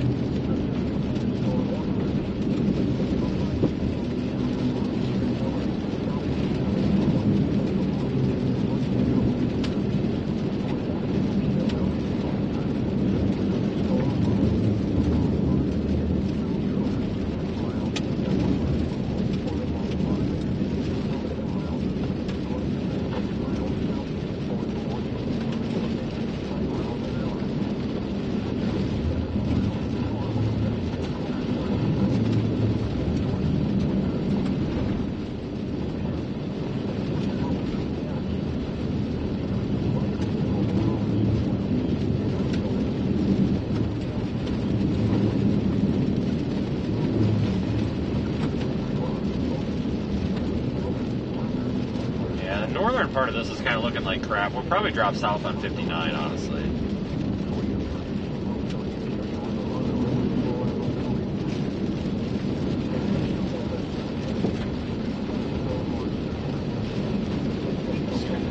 Turning around. We passed a road that would go south 2 miles ago. I want to go south. I don't like this northern one. It's too much anymore.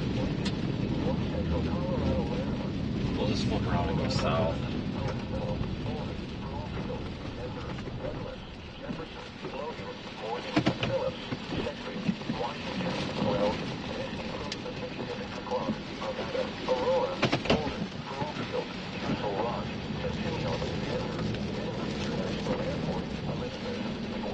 We only got to backtrack like 2 minutes worth.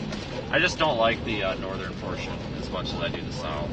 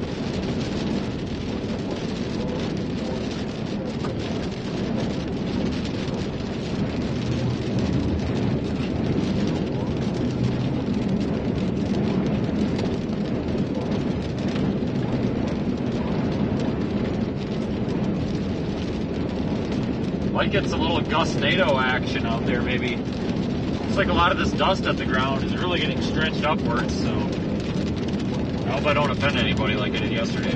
We might get some gustnado action out here if we're lucky. Yeah, we'll get a chance to finally run into one of those things.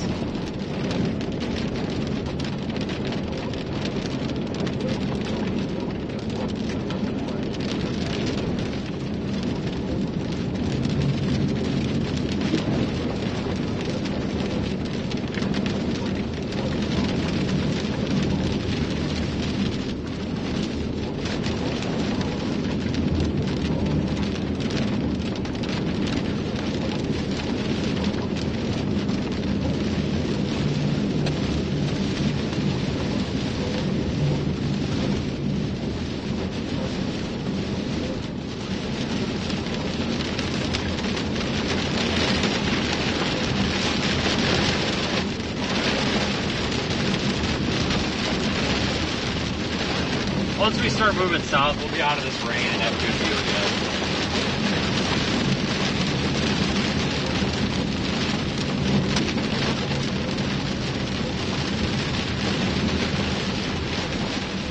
We're going to be moving south here in like 20 seconds.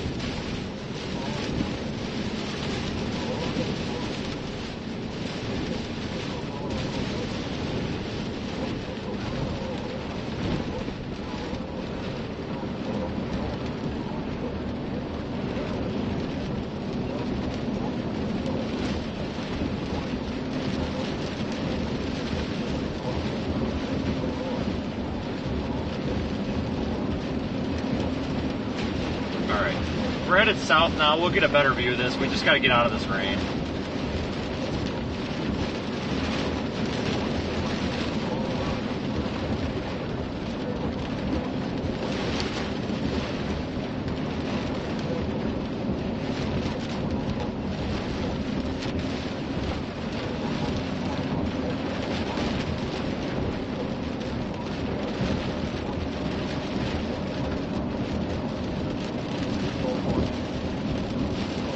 We're almost out of the rain, because you can't see crap when you're in the rain. It'll only take us like a minute or two here. Looks like the storm might be trying to wrap up to our south, too. See that? It's trying to get that little hook echo. Well, it's not a hook echo, but it's trying to get that, it's like supercell shape to it.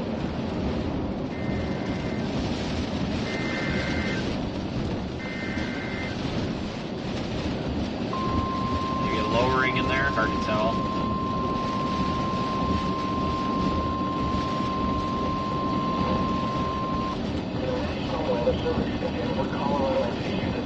New severe warning on our storm.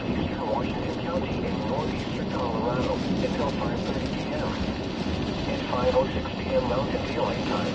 Severe thunderstorms are located along a line extending from 3 miles southwest of the Western Connection, or along a line extending from 23 miles east according to 32 miles north of Flagler, moving southeast at 40 miles an hour.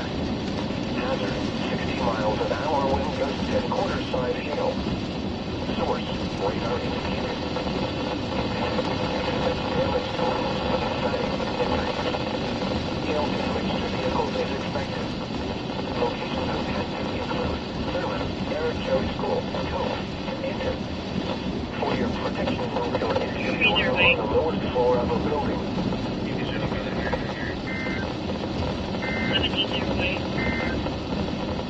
Flood advisory. We may have a very pretty looking storm coming up here soon. Definitely looks that way. Gotta get out of the rain.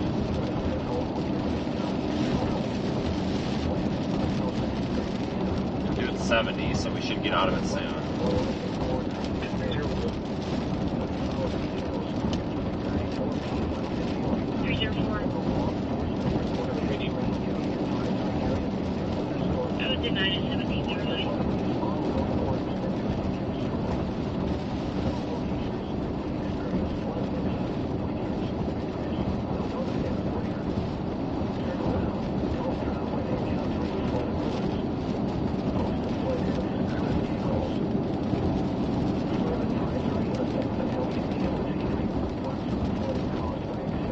This is going to be a pretty storm once we get south of this rain.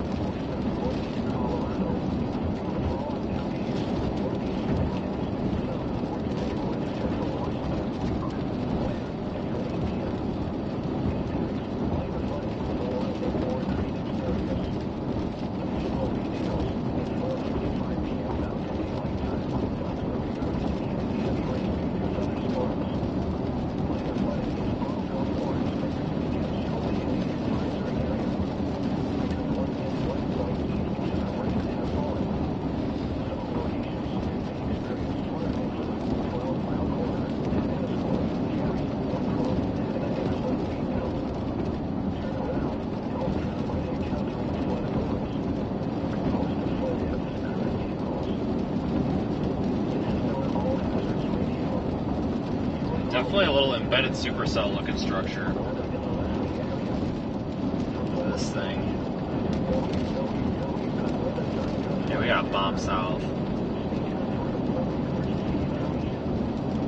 County 8. Rare copy weather bottle line 10.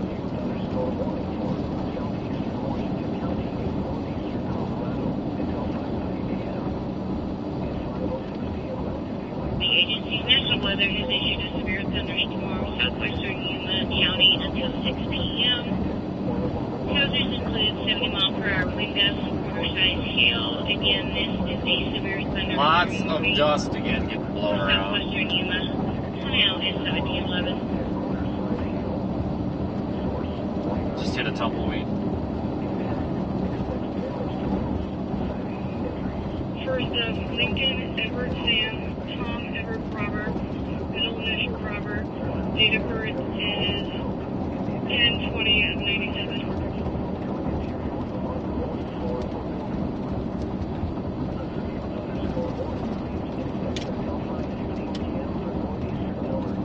So this should be out of the Republic of Nicaragua. Oh jeez, what's happening now?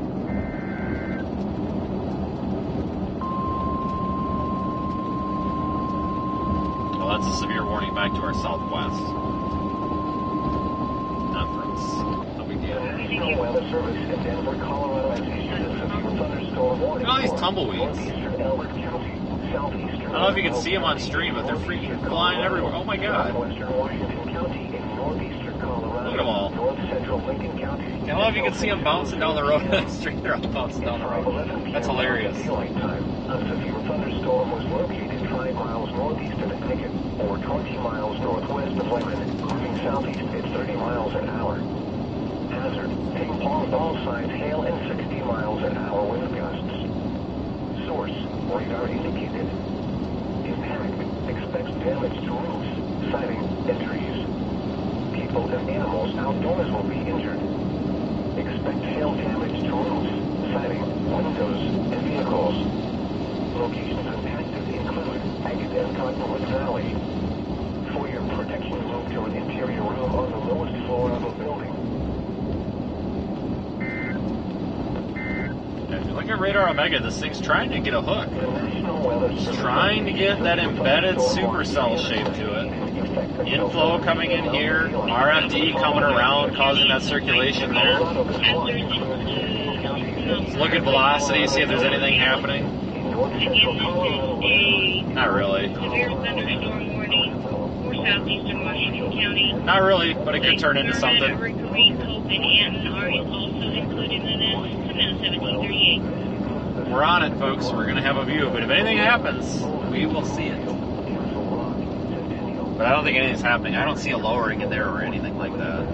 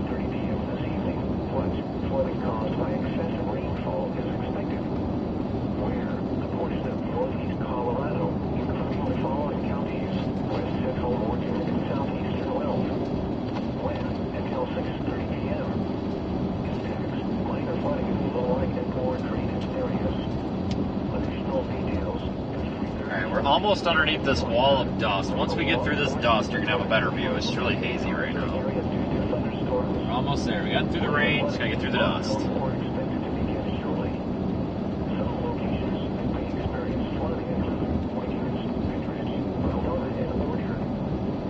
That's what we look like on the Radar Omega screen there. Moving south.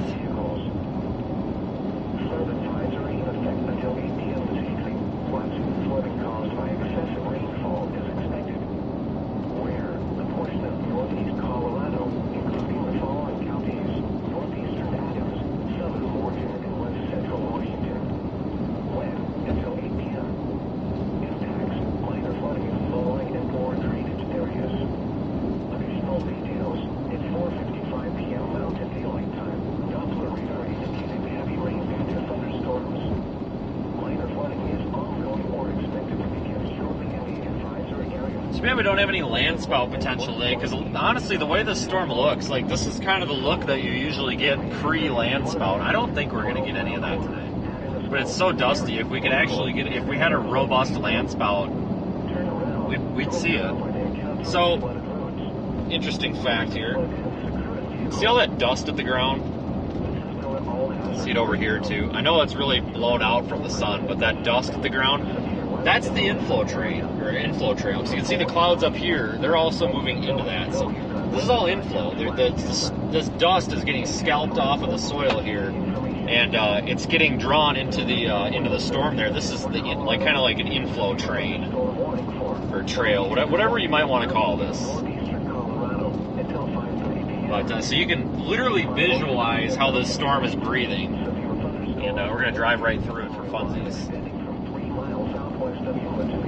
Kind of helps you visualize that stuff. Honestly, visualizing storm structure is so much easier when it's dusty like this.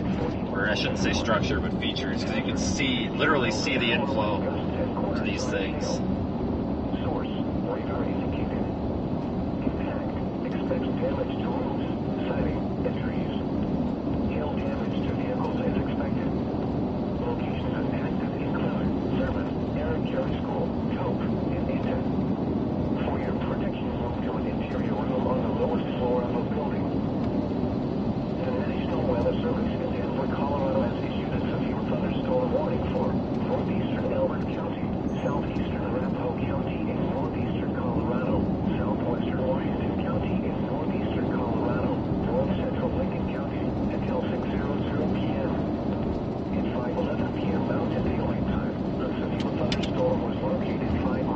Incredibly pretty storm. I've seen better. I've also seen way worse. So we've got all that dust in the air. It makes the whole camera view look brown. Like you're not seeing much detail in it.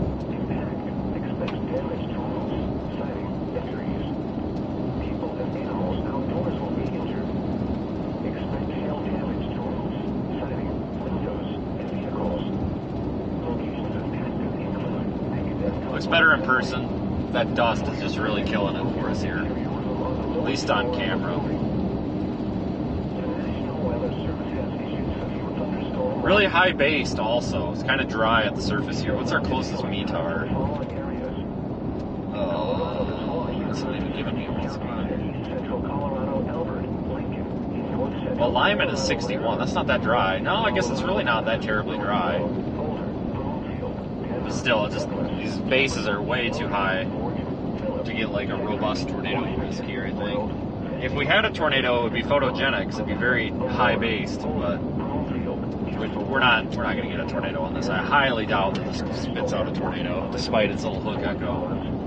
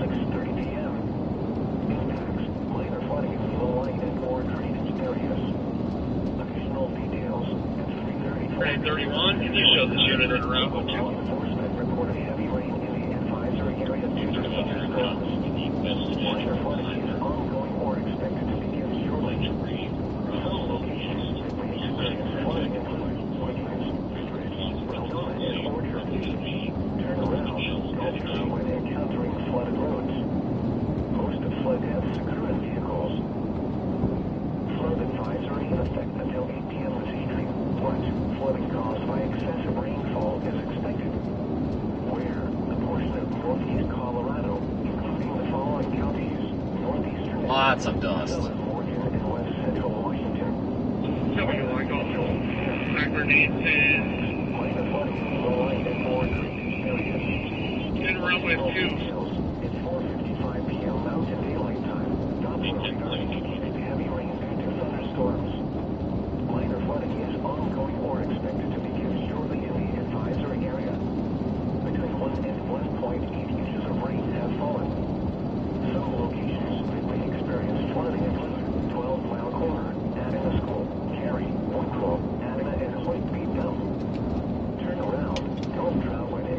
to see out because the sun is so bright. When it's so dark under here, your eyes just can't adjust. Wind Rebel 4.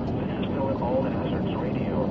832. Your normal program has been suspended due to severe weather in the listening area. For full information, visit www.weather.gov/Denver. Stay tuned for important emergency information. The National Weather Service in Denver, Colorado has issued a severe thunderstorm warning for southeastern Washington County and northeastern Colorado until 5:30 p.m. At 5:06 p.m. Mountain Daylight Time, severe thunderstorms were located along a line extending from 3 miles southwest of Yuma to near Benton, or along a line extending from 23 miles east of Akron to 32 miles north. Yeah, it's really interesting out here in the when it's the dust. The dust of the high plains, much different than being down in like Dixie Alley, because you can, you're standing here and you just see all the soil get sucked off the ground. It's really cool. Really can visualize what's going on with these things. Some of the best places to chase out here.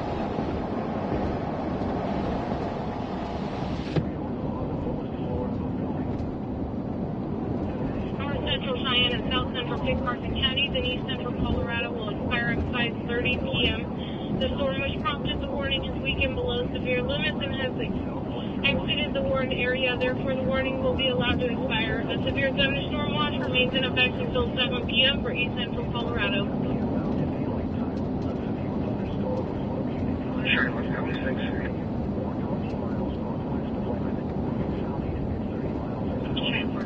Down here to Highway 36 and turn around and face the other way, we might have a better view facing away from the sun.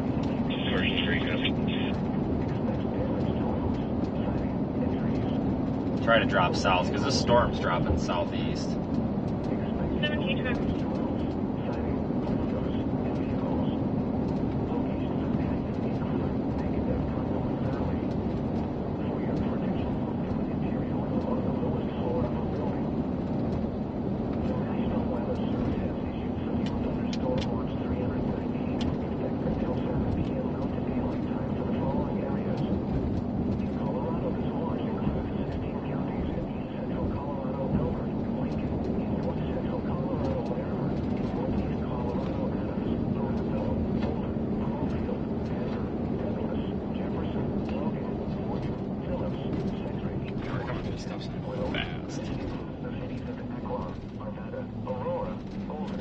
We want to go a little bit west, east, a little bit east, because we got to get a little bit of distance on this. I don't have a good view at all.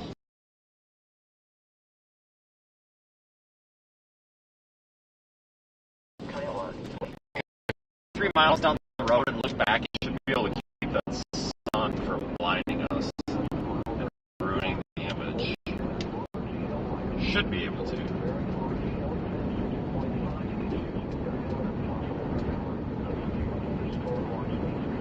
Bit of a low signal area there for some reason.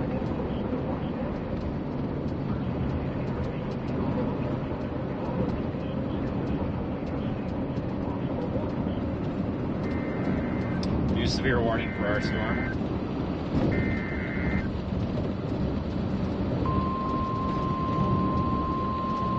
Golf ball size hail possible. Flashing polygon. The National Weather Service in Denver, Colorado has issued a severe thunderstorm warning for southeastern Washington County and northeastern Colorado until 6:00 p.m. At 5:24 p.m. Mountain Daylight Time, a severe thunderstorm was located near Aaron Carey School, or 29 miles south of Akron, moving southeast at 20 miles an hour. Hazard: golf ball size hail and 70 miles an hour wind gusts. Source: radar indicated. Impact: expects considerable tree damage. Damage is likely to mobile homes, roofs, and outbuildings. People and animals outdoors will be injured. Expect hail damage to roofs, siding, windows, and vehicles. Locations impacted include Thurman, Aaron Carey School, Hope, and Benton. For your protection, move to an interior room on the lowest floor of a building. This is a dangerous storm. storm, capable of producing large hail driven by severe winds. Seek shelter now inside a sturdy structure and stay away from windows. If you are caught outdoors, cover your head and neck.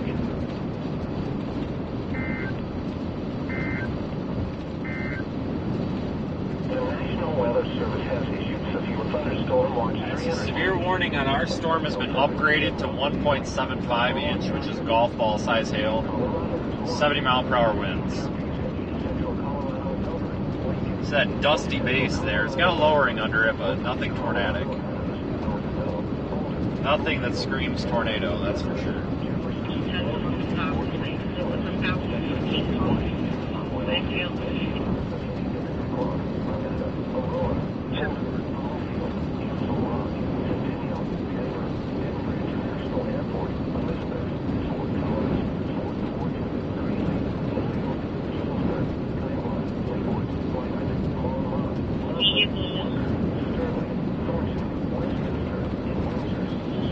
Red, I can't remember what else she said.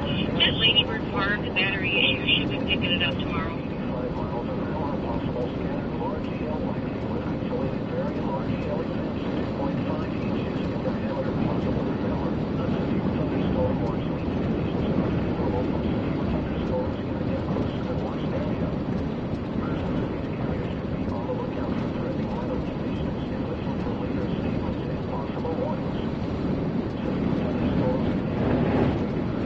Picture's clear to me, guys.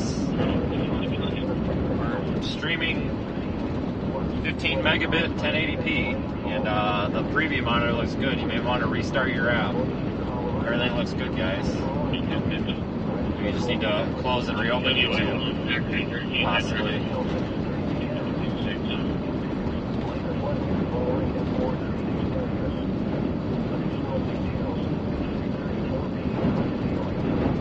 Today, the fire's pretty much out, and it's starting to dust down for stability plenty of moisture.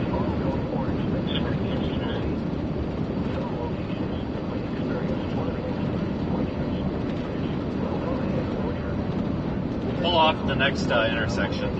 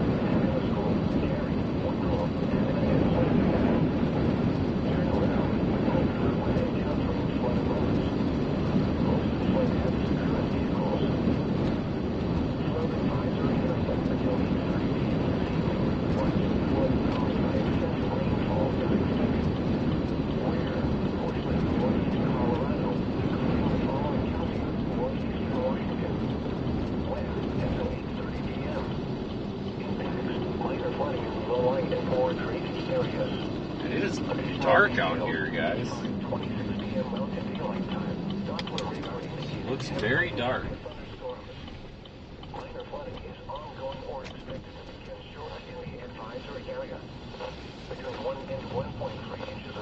I'm going to turn around and park us on the road facing into the storm here. Give me a second. Repositioning a bit. We're right next to Cope, a little community of Cope.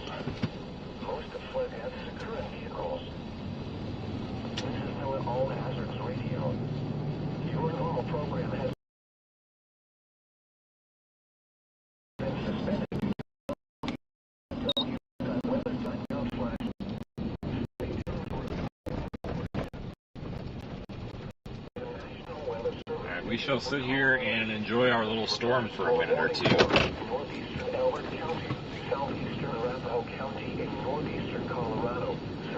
Extremely windy out.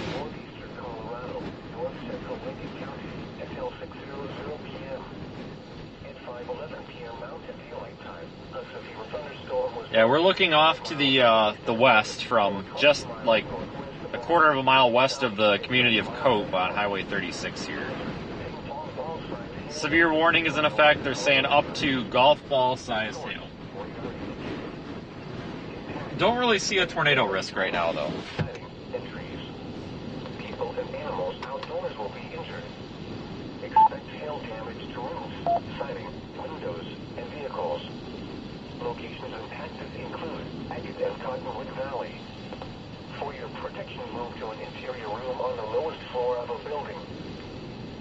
The National Weather Service in Denver, Colorado has issued a severe thunderstorm warning for southeastern Washington County in northeastern Colorado until 6:00 p.m.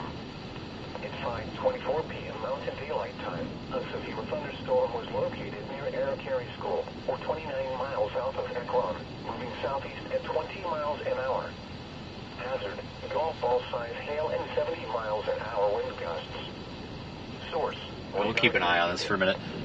I don't see any sort of like focused low. I mean, don't get me wrong, the base of the storm is low, but there's nothing here that's tornadic. I tell you what, though, if this did produce a tornado, it would be extremely photogenic right here with this terrain. Windows and vehicles. Locations impacted include Thurman, Arrowcary School, Cope, and Anton. For your protection, move to an interior room on the lowest floor of a building. This is a dangerous storm, capable of producing large hail driven by severe winds. Seek shelter now inside. Yeah, if you're in Cope, you might be about to get some very nasty weather here, guys. That's just shy of 2-inch hail, and the wind is going to be pushing that hail at 70 miles per hour. So you can have wind-driven hail. If you're in Cope, make sure your car's in the garage. You've got like 5 minutes if you're in Cope. You got like 5 minutes. You better do it quick. Broomfield, Denver, Douglas, Jefferson, Logan, Morgan, Phillips, Sedgwick, Washington, Weld. This includes the cities of Akron, Arvada, Aurora, Boulder, Broomfield, Castle Rock.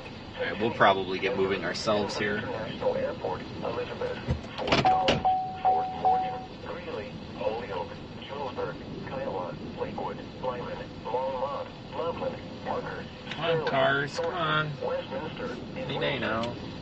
primary threats include scattered damaging winds like Really waiting on this car behind me. Come on, man. Come on. It's like 70 through here.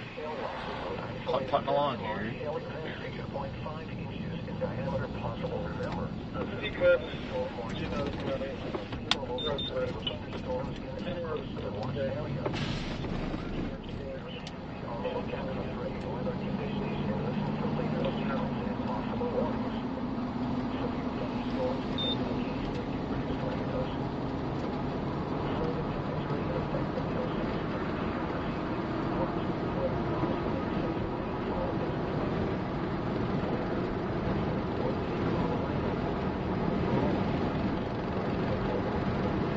It's about to get nasty here in Cope, guys.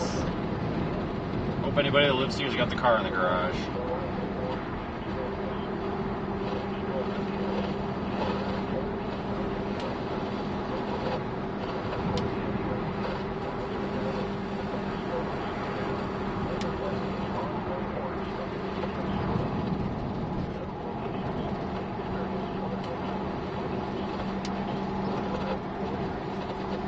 I don't see any cars parked in driveways or anything.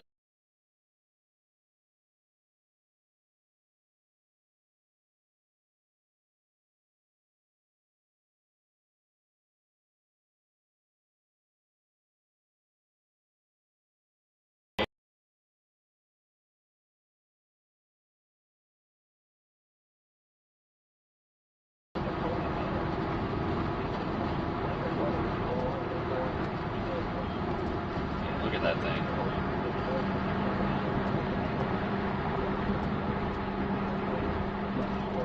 Apparently we hit a dead zone back there. Man, look at this thing.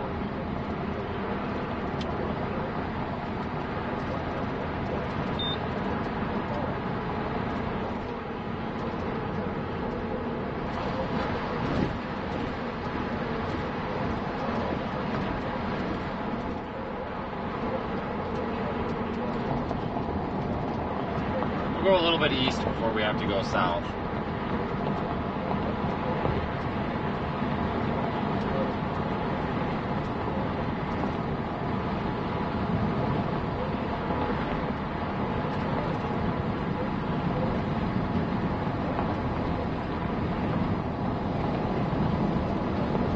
Oh yeah, this thing's been warned for some time now for big hail and strong winds.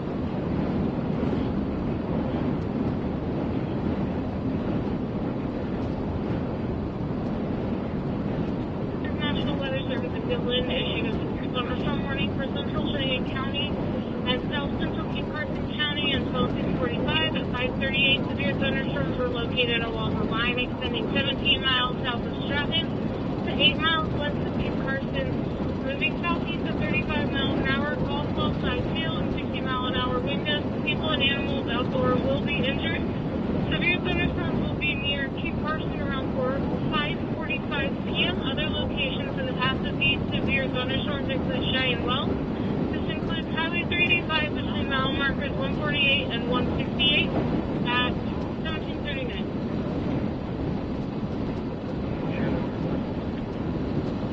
Cheyenne 3 copies. Cheyenne 4, Cheyenne 4.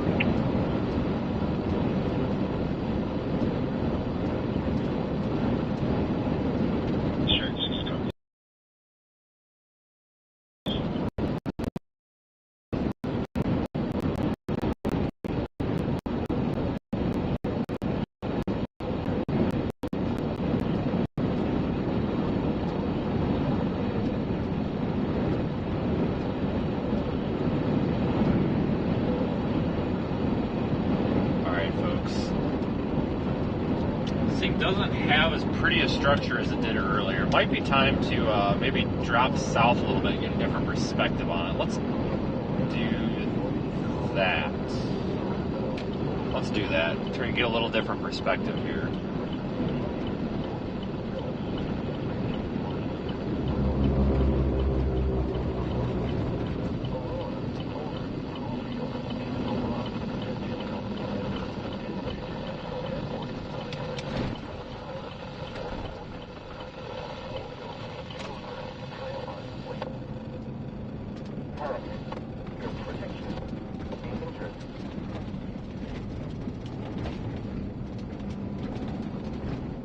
All that dust really makes it like impossible to see back in there, I tell you what.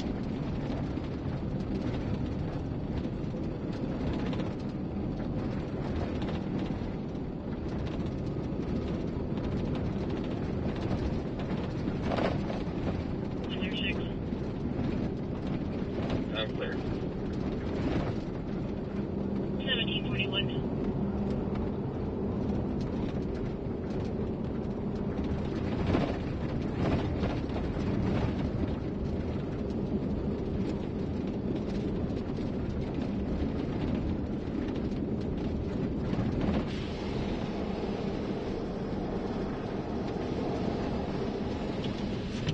50. Can you please check with the East Metro Detox if they have a bed available? Break. Good. Beginning mileage 56415. We'll be around in about 15 minutes. 1722.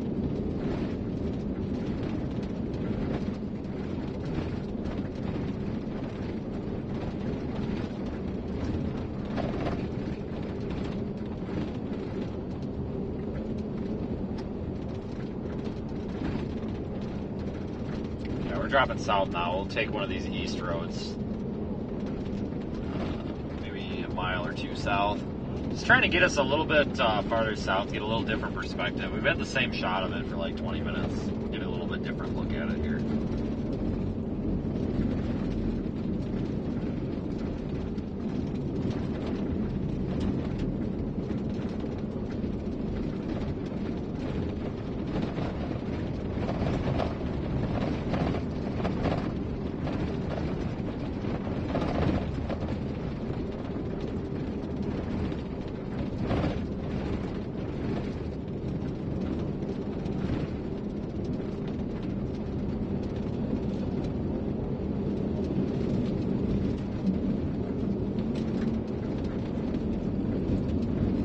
Yeah, there's probably like structure of the month going on in there, but you can't see it with the dust, which sucks. That's a problem this time of the year out here.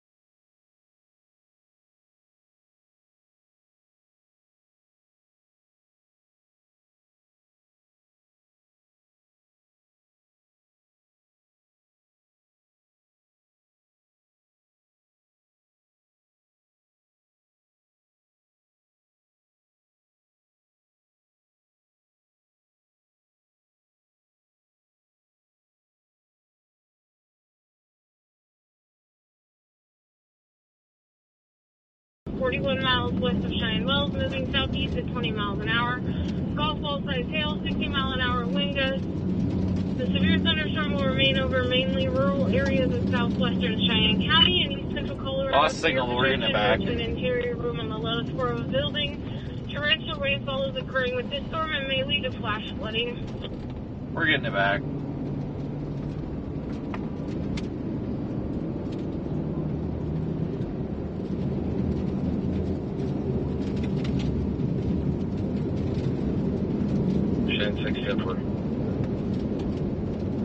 Take the next road east. 40. In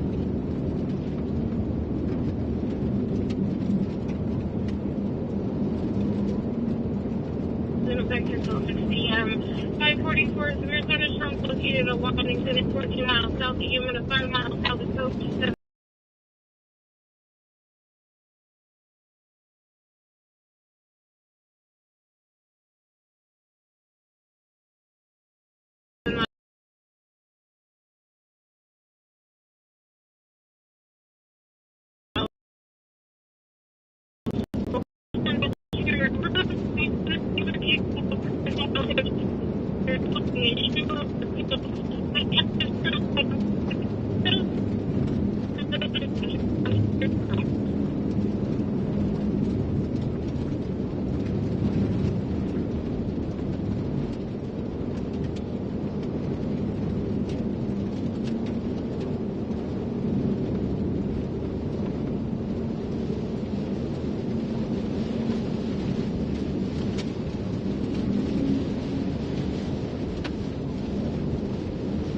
Hey, can you get a hold of the water department? We're not sure what chemical could possibly in the water, but the entire street on the railroad and North Burgess is turning red. Alright, we're gonna start moving east so we can keep up with this thing here at this next intersection. This might actually be a county line up here.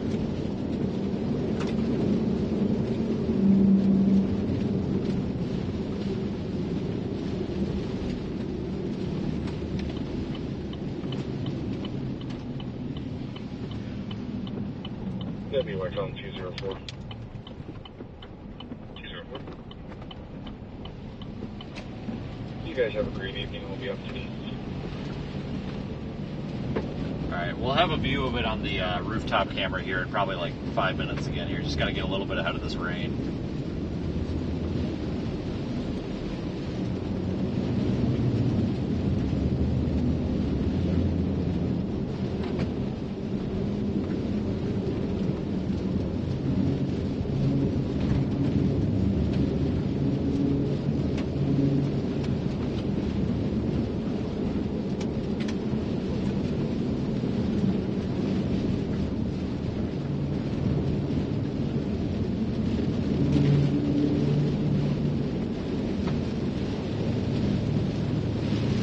Right on the leading edge of this rain.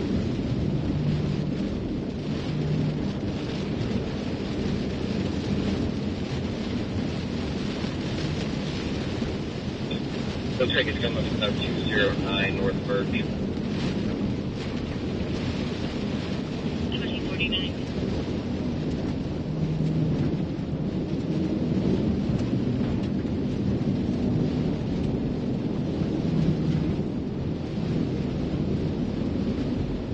Right behind us, though. See that on radar there.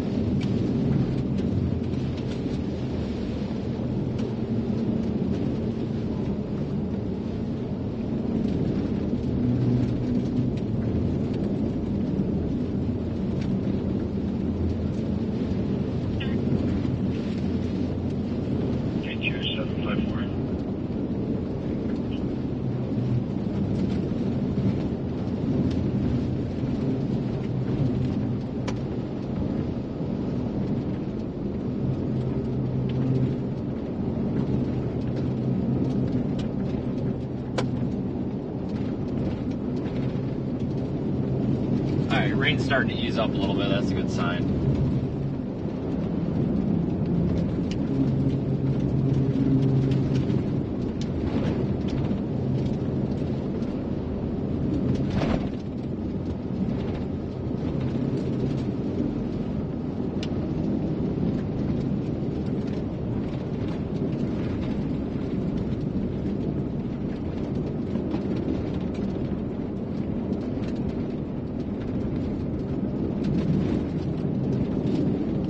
Yeah, these dirt roads can get a little bit slippery in the rain too, so you always got to be mindful of that.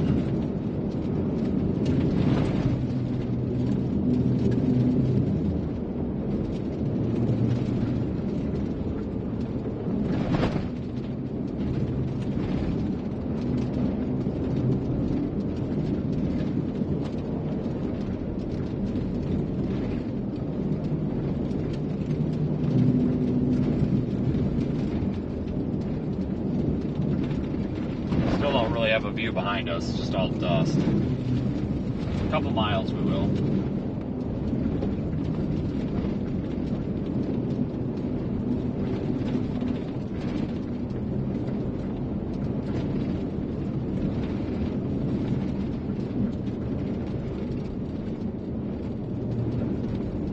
You could show me the detox center and any mileage is 56424.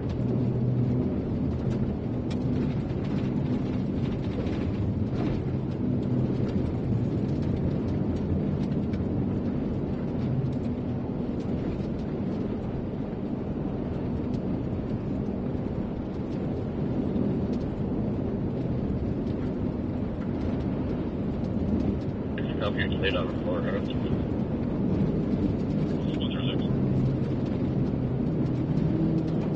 David Henry Victor 866. correction on that. Ocean Henry Victor 866 should be on the black Jeep Cherokee.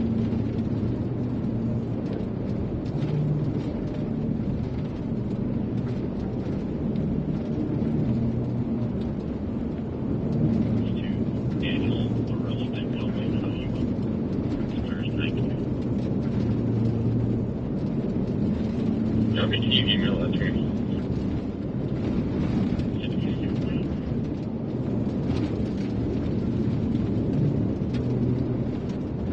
Alright, let's take a look at the back roof camera here. 3 David 9. We got you out there. Our vehicle beginning to save, isn't it? I think the tornado threat's tanking out.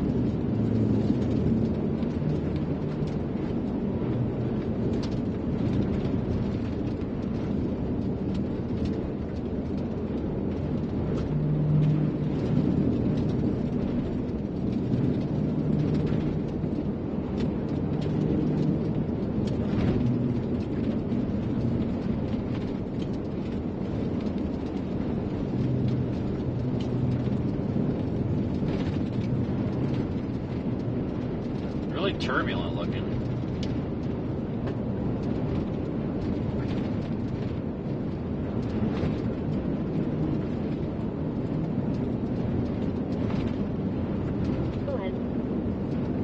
I have a driving complaint, sort of. RP states at 25727 County Road Boyd. Brad Stoltz is out there driving drunk. Took off with RP's dog, and she is afraid.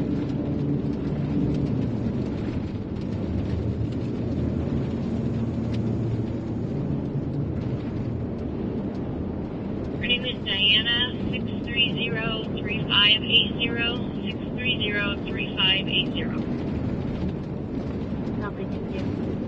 New severe warning, our location.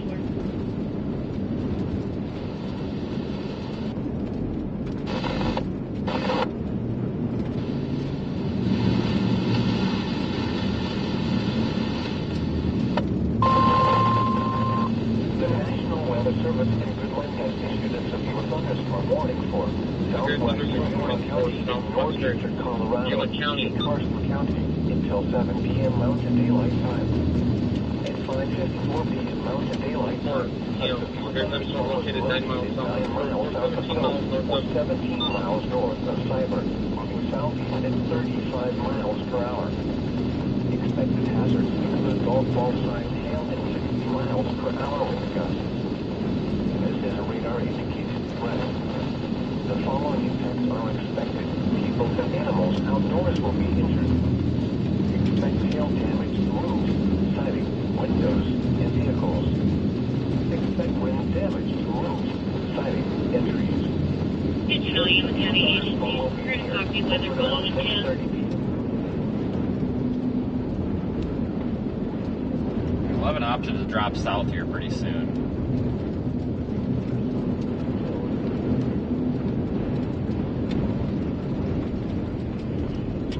Yuma County agencies, National Weather has issued a severe thunderstorm warning for southwestern Yuma until 7 p.m. Hazards are of golf ball-sized hail at 60 miles per hour. Locations include Joe's and Kirk area. Again, this is a severe thunderstorm warning for southwestern Yuma until 7, time now 1756.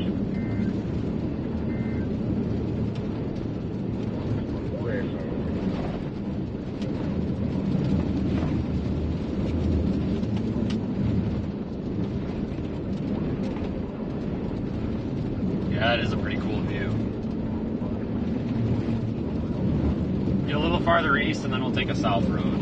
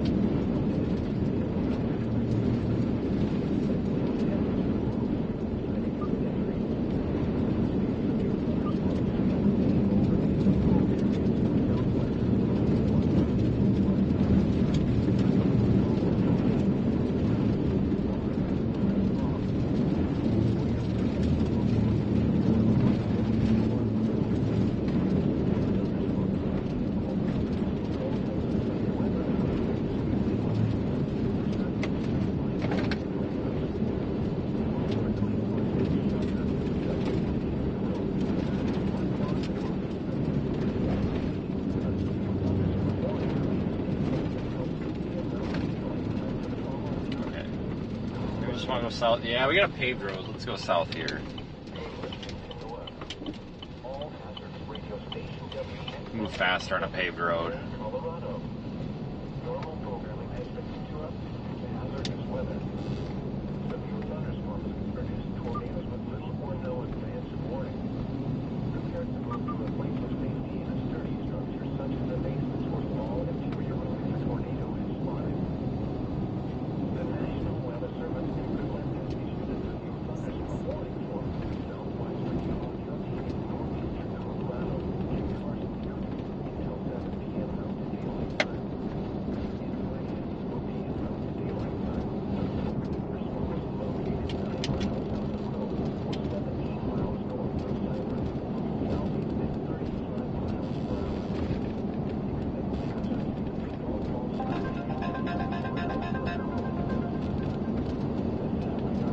Expect hazards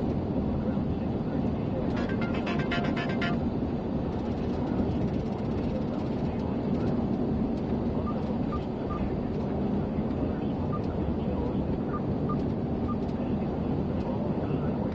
false Still update. Anything else?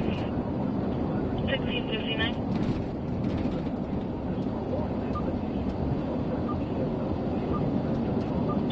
Show all after trucks back into all ready for service. And then we're all active fire units back on 15 to 9.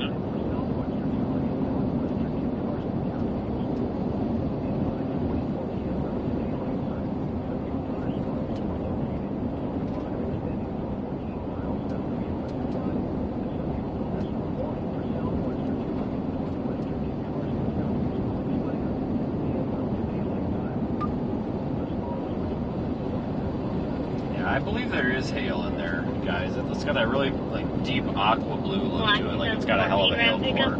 Expiration 11 of 24 at 1800.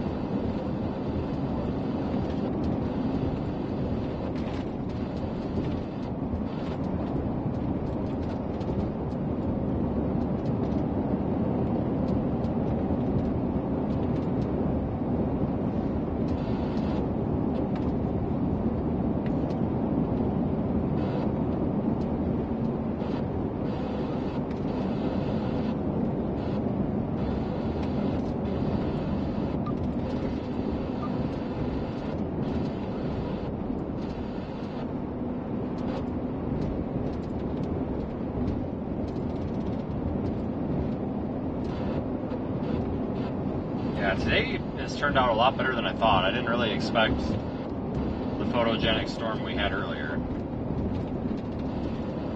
Kind of thought today was going to be crap, honestly.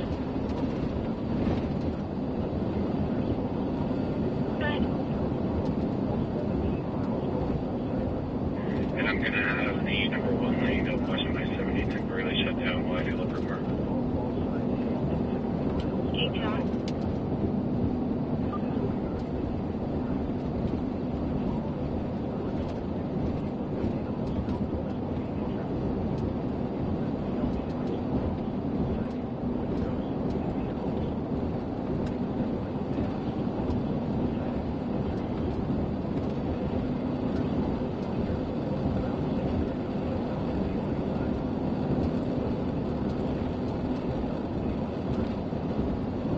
Yeah, the warning is for 60 mile an hour winds, so they brought that down in golf ball size hail, for those of you asking.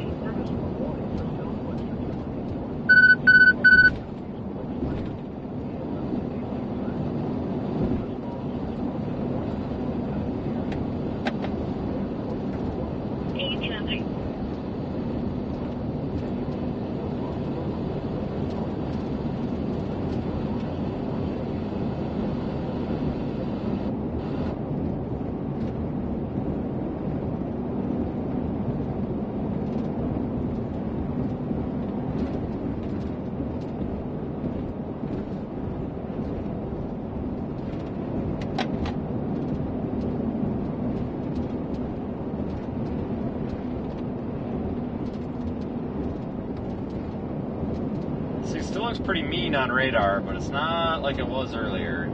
Getting toward the end here, where this starts to line out and just be a fast, quickly propagating MCS.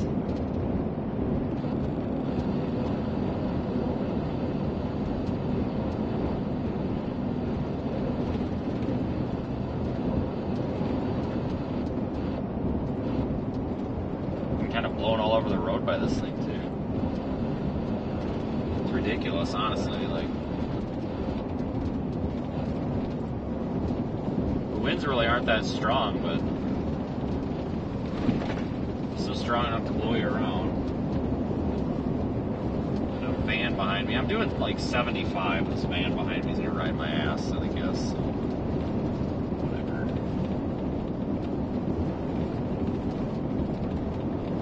Go front facing for a bit because we need the windshield wipers for the camera. That tumbleweed's going across with speed of sound.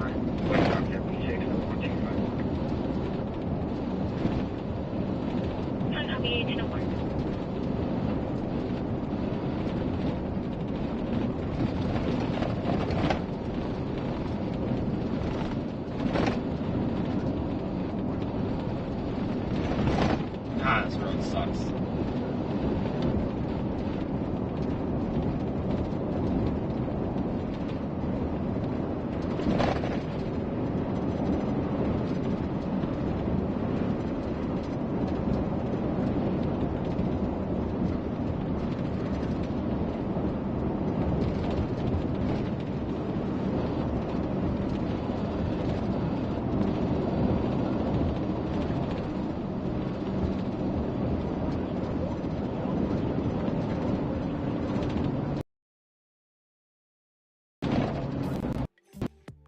I can do a bunch of hill out anymore.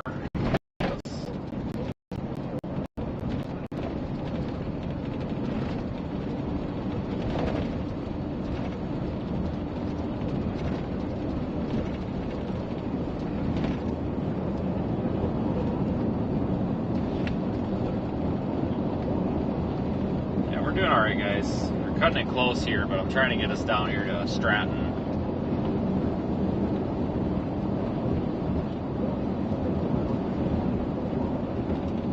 Trying to get us south.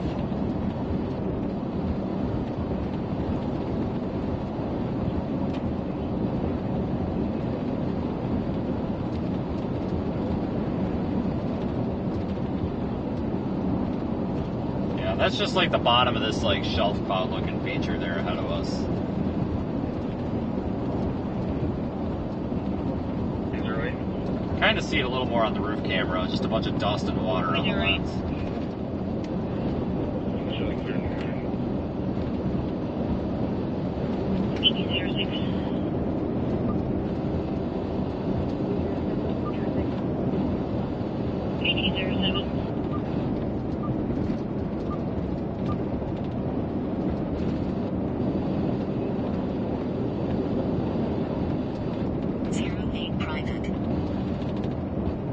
What do you got to say something? I don't think anybody's anything. Anything's happening over there except about there. Maybe you did. That's estimates. Anything's happening over there. Copy. Whoever just told me somebody said something, so I want to make sure it wasn't addressed as me.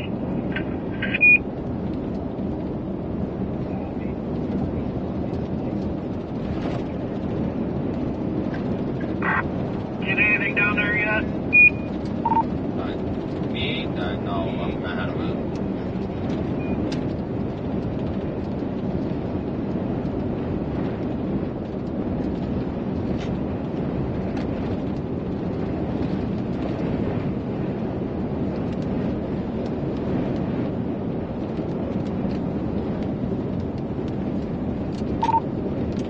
Damn it.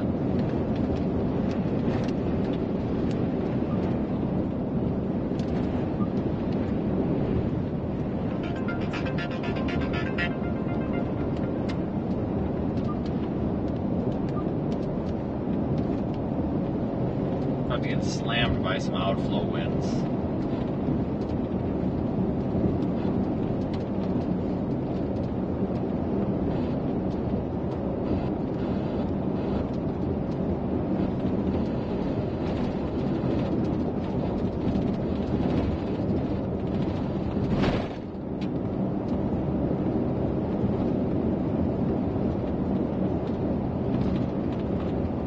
Almost down here to Stratton. I think we have, what, maybe 5 miles or so-ish. Which is good, because this thing's about to hit us. And I don't want to be caught up in nearly 2-inch hail. That's not good. That's how things get broke. At about 5 miles, we'll be good. There's actually an east option up here if we want to take it. I might take this east option up here. It's a back road, but I'll take it.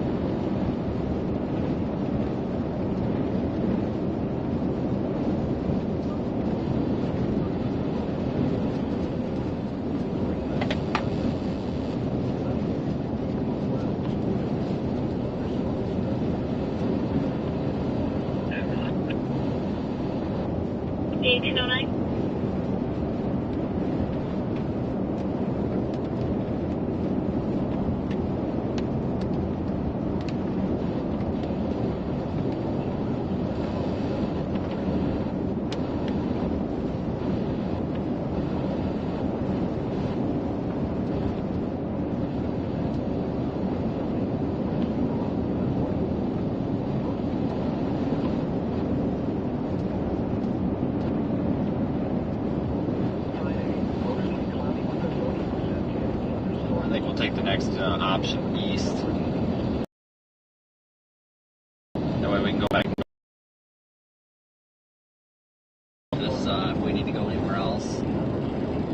No reason to go down to 24.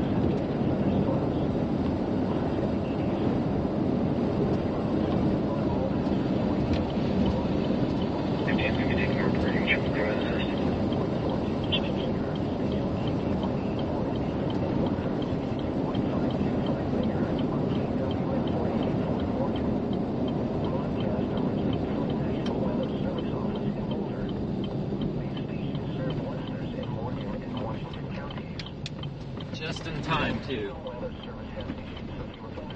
Hail core's coming in fast. Oh, it's a chaser tornado, man. Of course it is.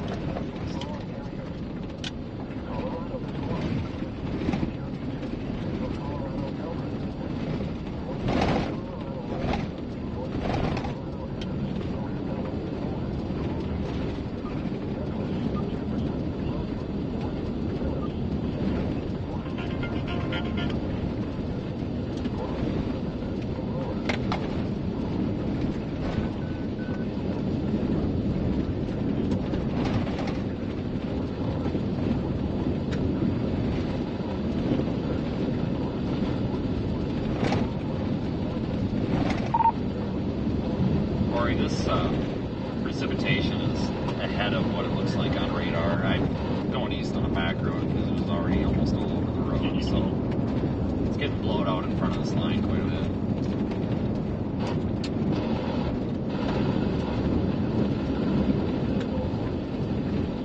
You got out. Said precipitation's blowing out quite a bit ahead of this line. It was starting to get rained on that north-south road well before it said I should, so I'm cut east. So it's blowing it way out ahead of this, looks like.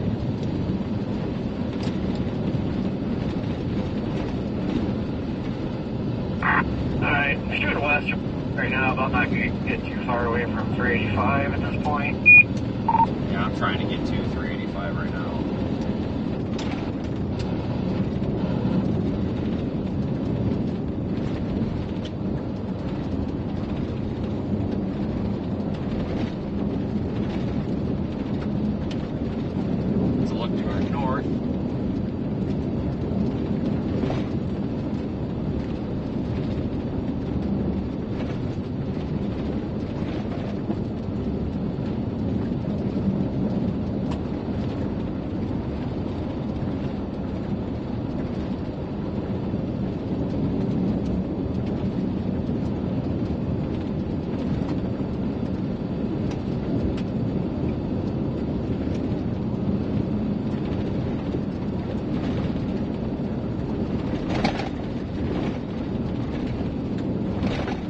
Mind a paved road at this point, though, I tell you what.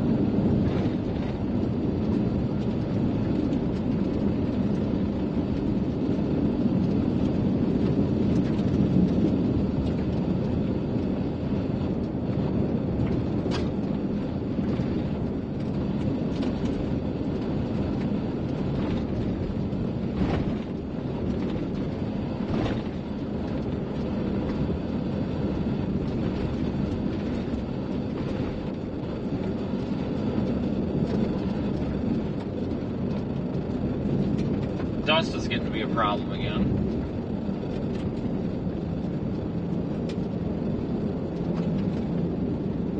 This King's getting one heck of an inflow tail line. Yeah, it's been doing that this whole time and it's never done anything. It keeps trying to do that. It has since like 2 hours ago. It's been convincing at times.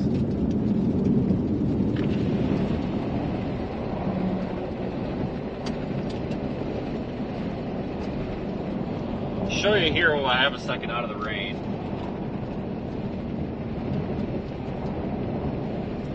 That's to the north.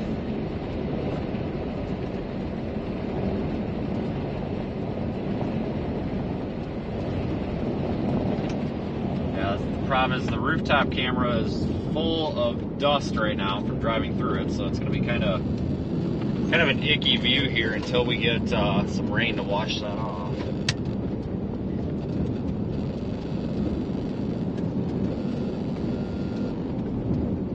Not tornadic though, definitely a little lowering though.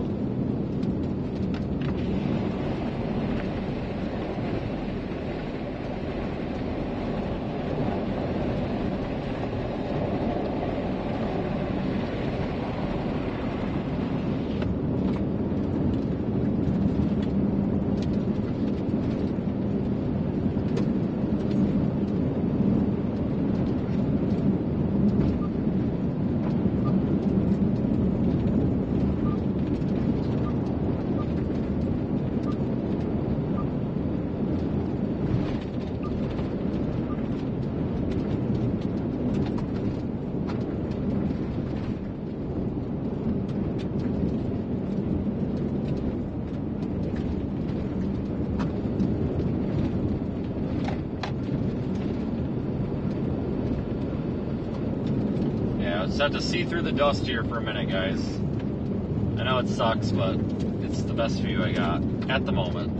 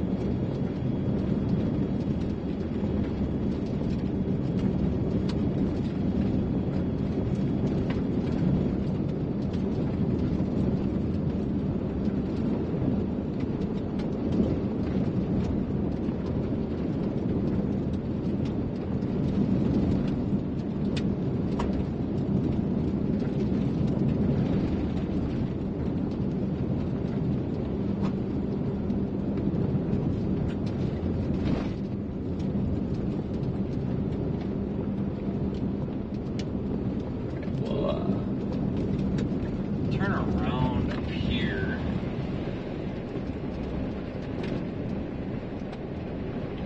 Try to get us a little better view here. Give me a second. Find the next road.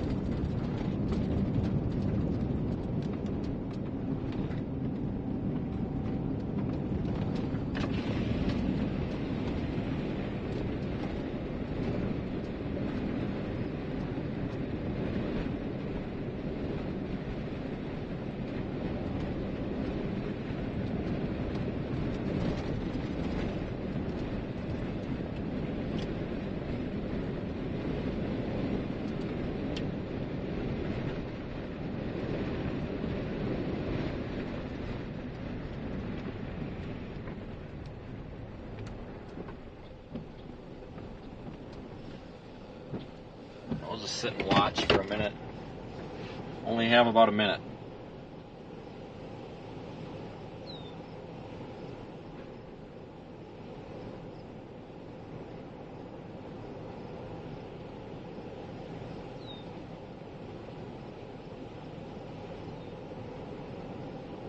Yeah, we're looking to the northwest.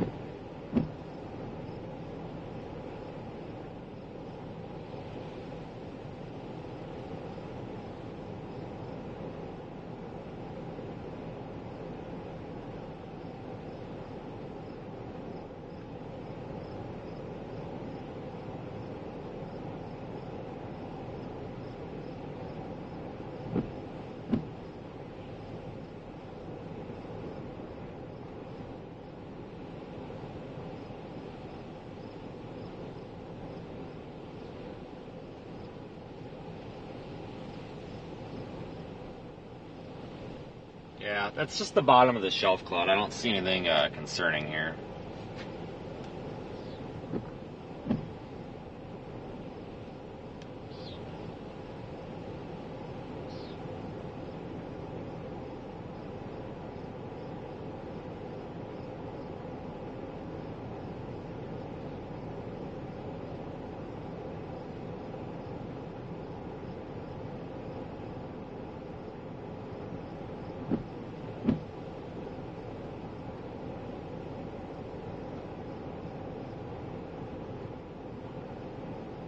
Almost time to get moving south.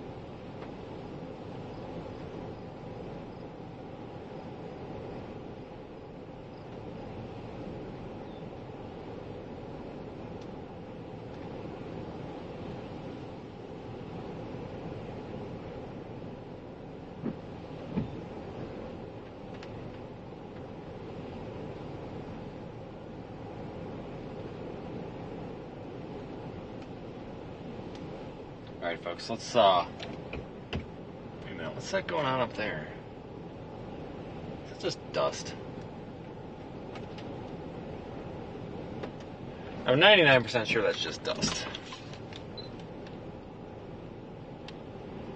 Is it? Yeah, that's just dust.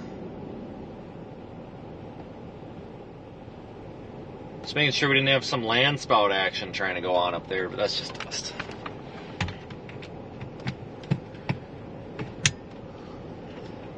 Alright, let's get out of here. So you're ready to drop south.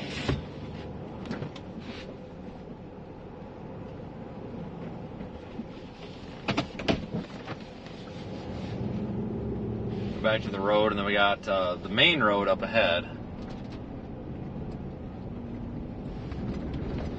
We gotta move quickly though.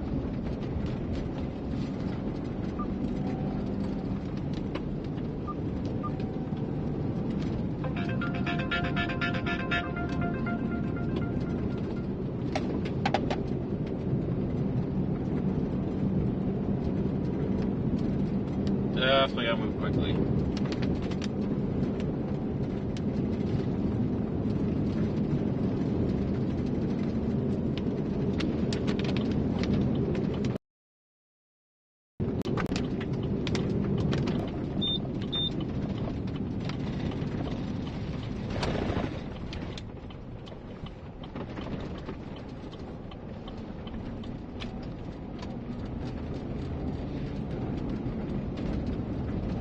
They've ever even found a crash.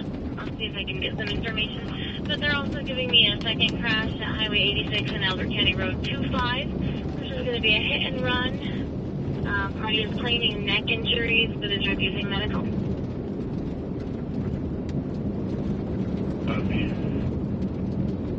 1825.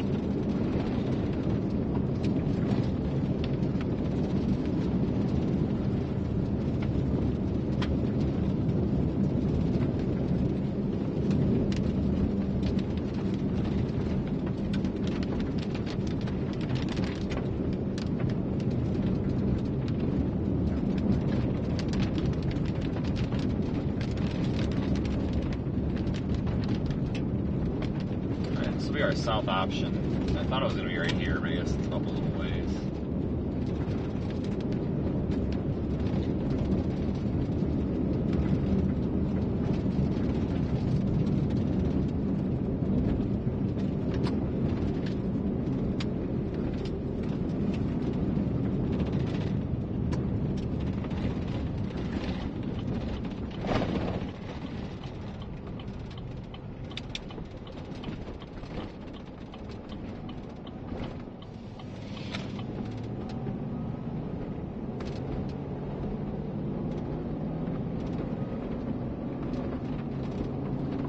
Alright, so we're going to get dumped on here for a minute, but we'll be out of it soon. I'm not too worried about any big hail or anything right here. We got what, like go, if even. Then we got our east option. We're doing good.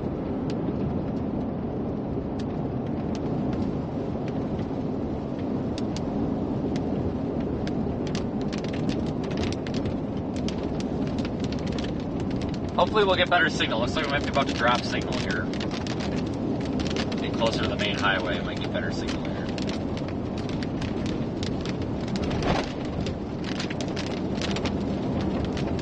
Medical with UTL on County Road 77, so I can clear that and have you head to 25 instead.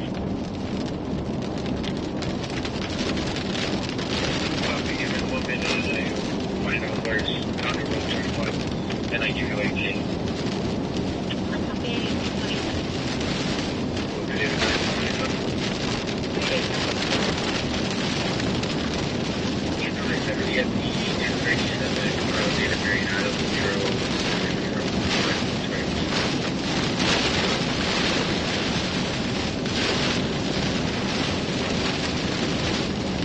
Yeah, we might lose signal here, but it should come back in a minute or two.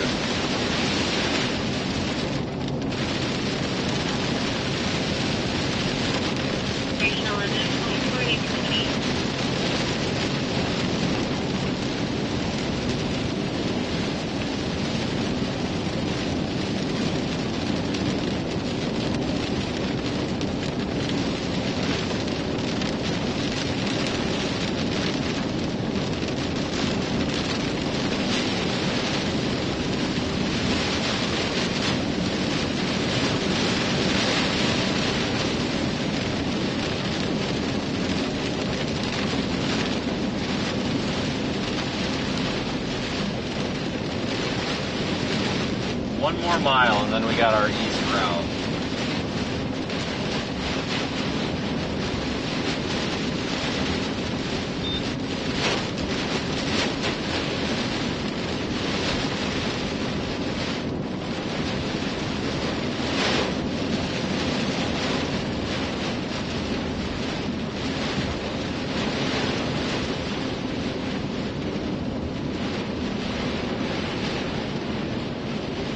The rain just blow across the road though, that's crazy. It's really windy. Wouldn't be surprised if we have 50-mile-an-hour winds here, maybe a little more. Especially the way it's pushing the truck all over. Look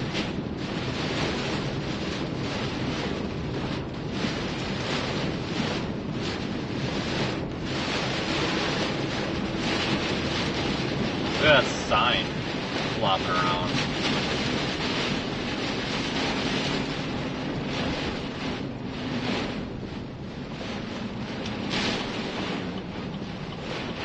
Turn left here, go a couple more.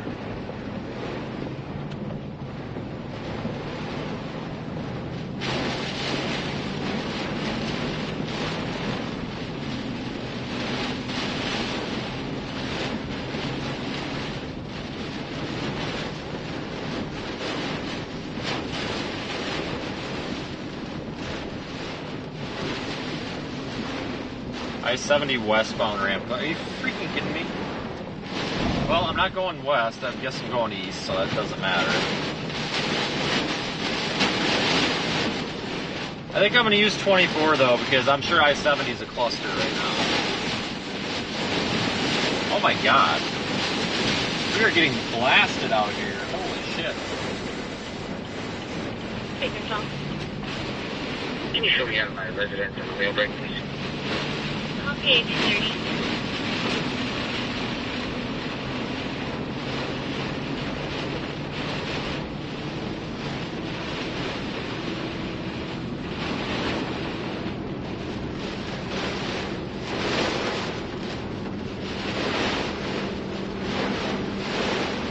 Alright, we're driving east. We'll get out of this heavy rain here in a minute.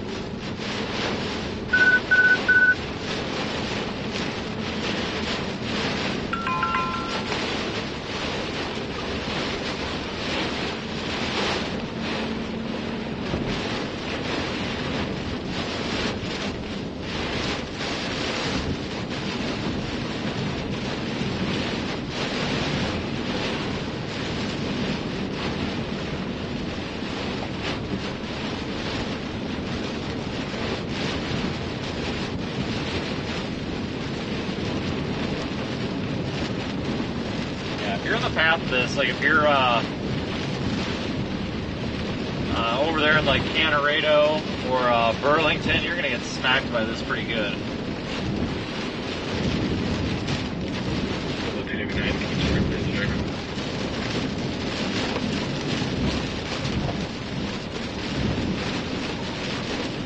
Corey, I don't know if you got any outflow. It's gonna be easily at 60 mile an hour plus wind for this here, by I-70.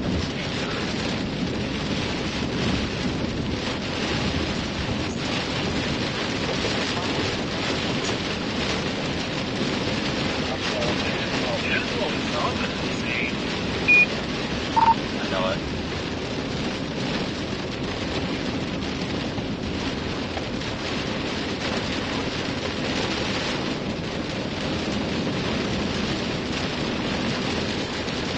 Hey, David, 9 up, are you clear down?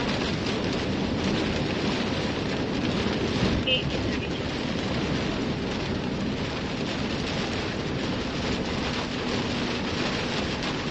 Huh.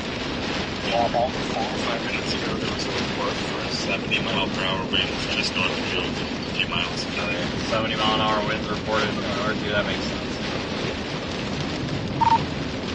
Just realized something. This is that road that we were on. Yeah, Blizzard.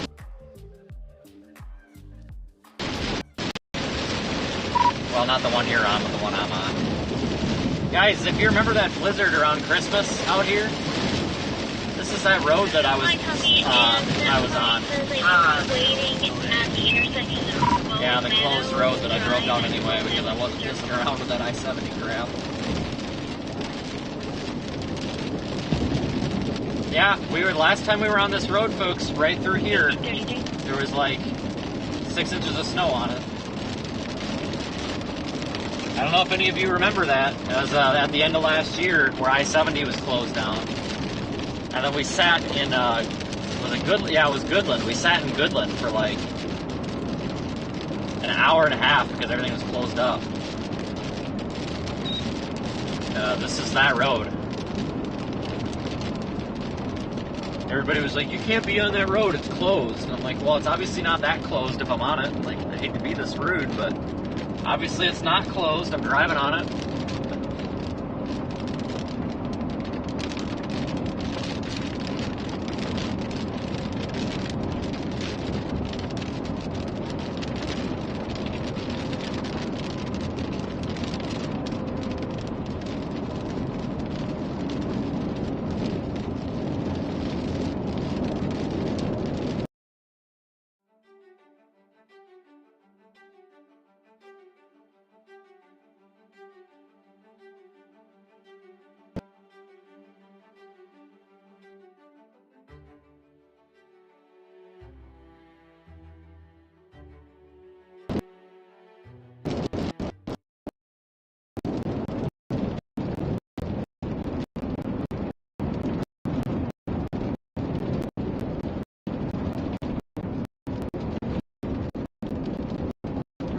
Yep, and I took this road right here, right on the right, to get that one down. To that kill by 70.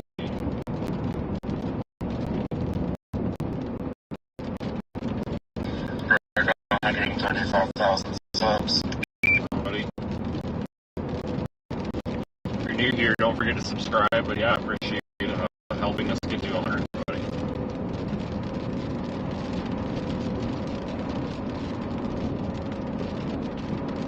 I'm gonna stop at this Love's up here for gas. Do we have a view on the roof camera?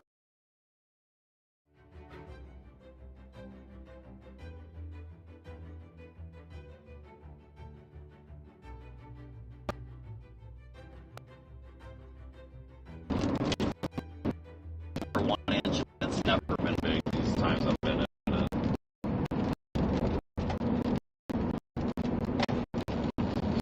Christ, this guy ever walked around the freaking door?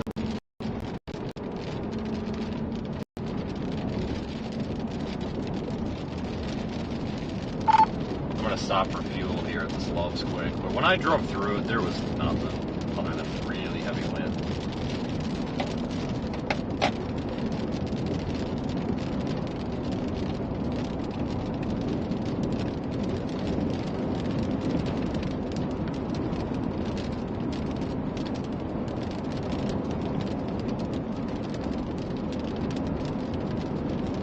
Stop and get as much fuel as I can get in like 30 seconds. That's what I'm gonna do.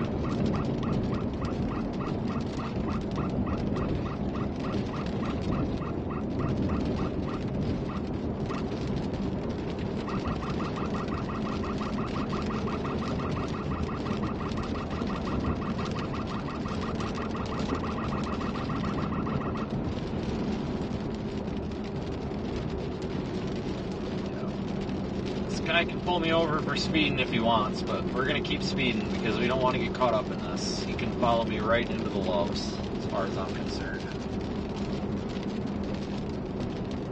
I guess he doesn't care.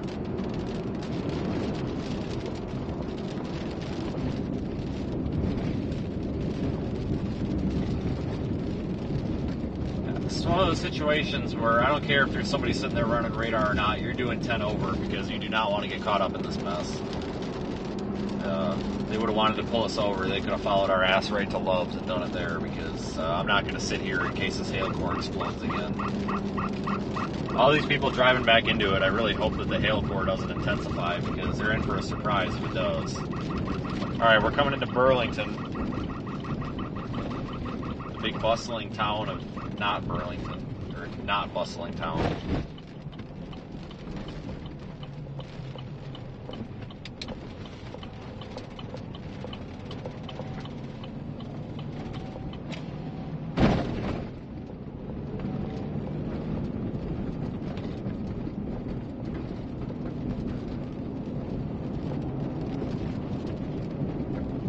Yeah, we sat at this, where did we sit? Did we sit? No, we sat in Goodland. Yeah, we sat, Jesus fucking Christ, you dumb son of a bitch. What the fuck? Anyway, sorry. Language warning. Anyway, we sat in Goodland. Sorry.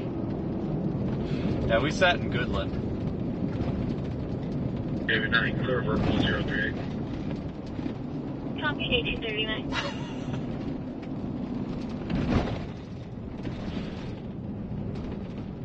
Sorry guys, I don't know what I don't know what that guy was doing, but it was pretty stupid.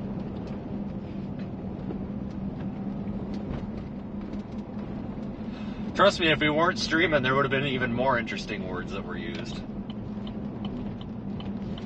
This guy's just like, oh, here's a vehicle moving 50 miles an hour. I'm just gonna pull right out in front of it so it hits me. That sounds like a good idea. Oh Christ, everybody's blocking the pumps. Oh, there's a hailstorm coming. Yeah, it's 1 inch hail, folks. Who gives a shit? No. This asshole's like, I'm taking this pump. No, you're freaking not, because you're not getting gas. You just pulled out of a pump. Nope. You want a shelter? You can wait a second. There's nothing to shelter from. Christ on a cracker.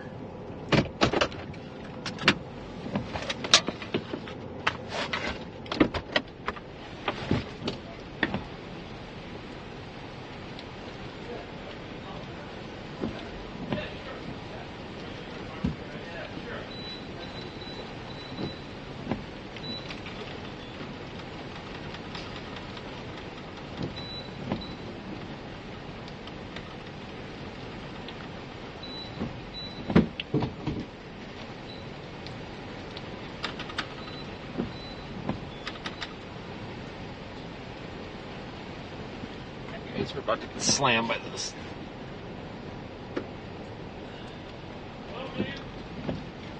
I got all that info. I'll get it with you on the next down day, so we should be good to go. Alright, we got to it. Finally. Nice. Get the hell out of here before we get freaking cored by whatever this is.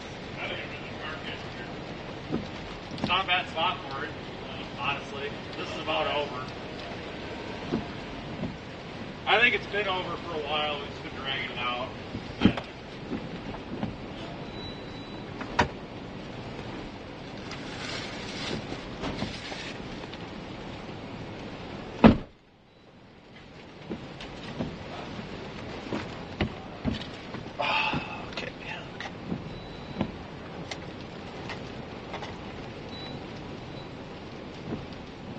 Getting fuel, folks. Super slow pump, probably because everybody's getting gas at the same time.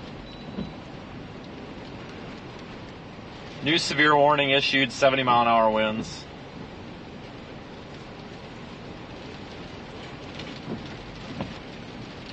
All right.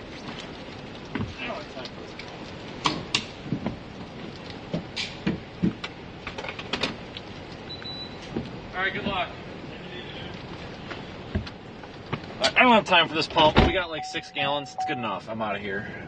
Nathan Moore's here, everybody. If you're on Twitch, he's on Twitch, Storm Chaser IRL. He's like the OG IRL live streamer with storm chasing. Everybody was always like, oh, it was Severe Studios. No, it wasn't. No, it wasn't. I made that comment once, and somebody's like, it was Severe Studios. They were streaming in 2008. Yeah, cool. You know what? I'm sorry. Streaming at 200 kilobits in a 128 pixel wide thing. No, that's not what I'm talking about. I'm talking about like this like what we're doing right now, high quality, you know, live streaming, giving the audience an experience. Like he was the original one to do that, and then it was me. I didn't realize. I thought I was the first at the time. I did not even know of him, but it was him, and then me, and Brandon caught on like a year later, and then everybody else tried to jump on. But yeah, Nathan's been doing this a long time, but he's over on Twitch primarily. You can go say hi to him. He's a super nice guy, and you'll be seeing more of him.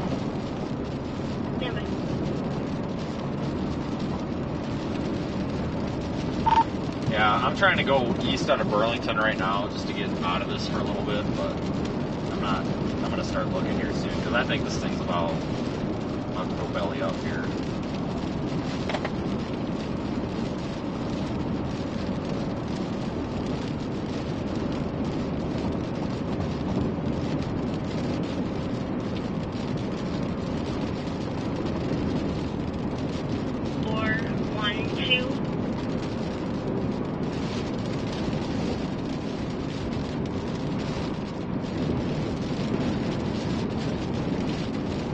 Gas was expensive there. God darn.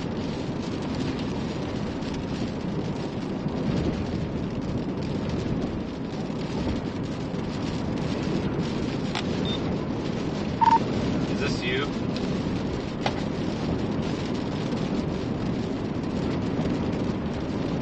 Yeah.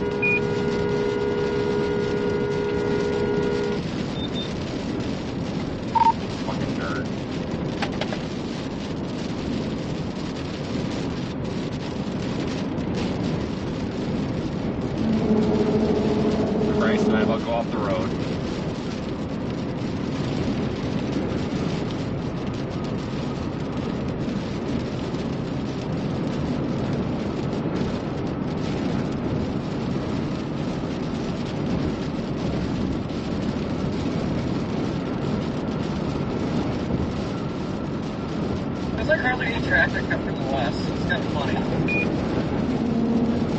I actually thought this was going to be busy. I was a little bit afraid of getting on the interstate. I was afraid people would be doing like 0 miles an hour. Right. Sure.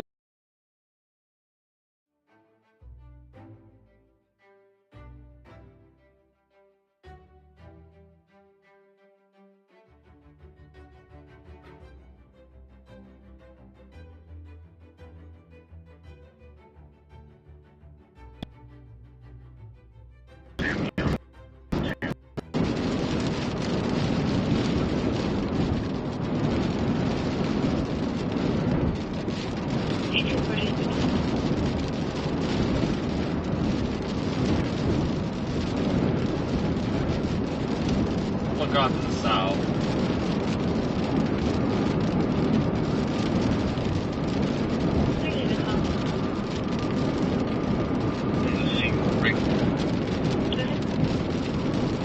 That way from Melbourne County, 12 feet of crash was not on the highway. It was on the county road, so it's not ours. Deputy out there taking a report? First, they're going to take care of it. Well, I can tell you where I'm not staying. Holy, $180. Thank you at 1846.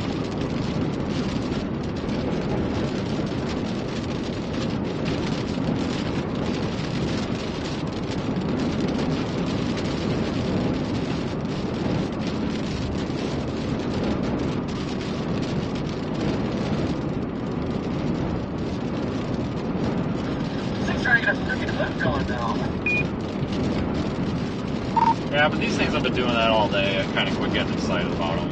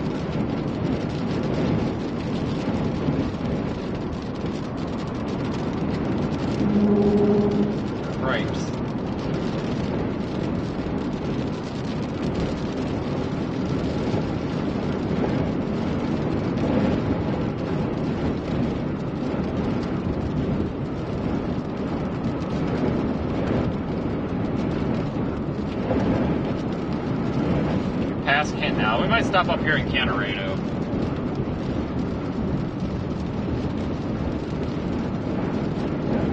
It's super windy out here. Oh my god.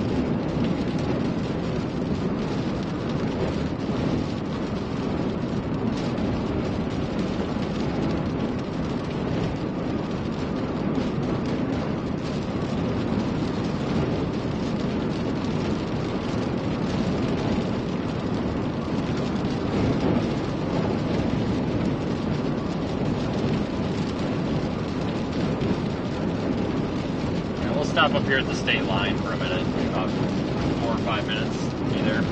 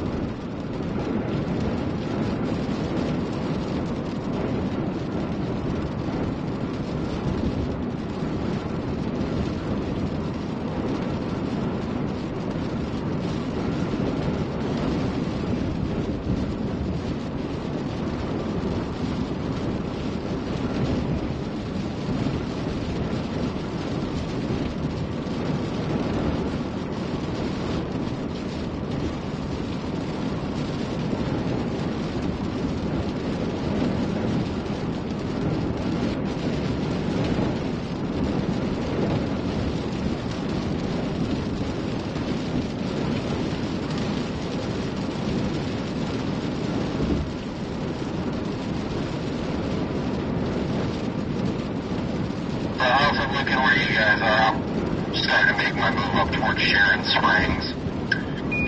What the hell's Sharon Springs?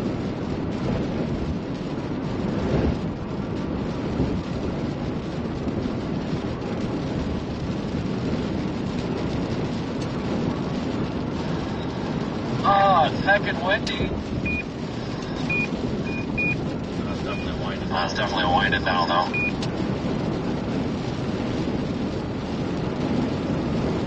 Yeah, this thing's pretty much going to start winding down, I think. Yeah, that velocity data is all contaminated, I think.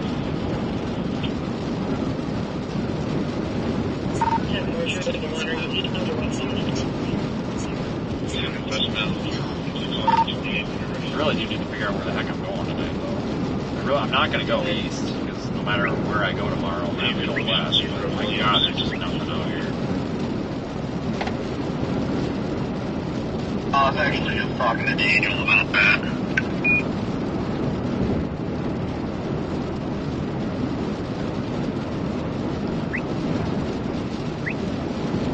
I mean, if we end up in Sharon Springs, we know that amazing hotel there with Heavenly Beds.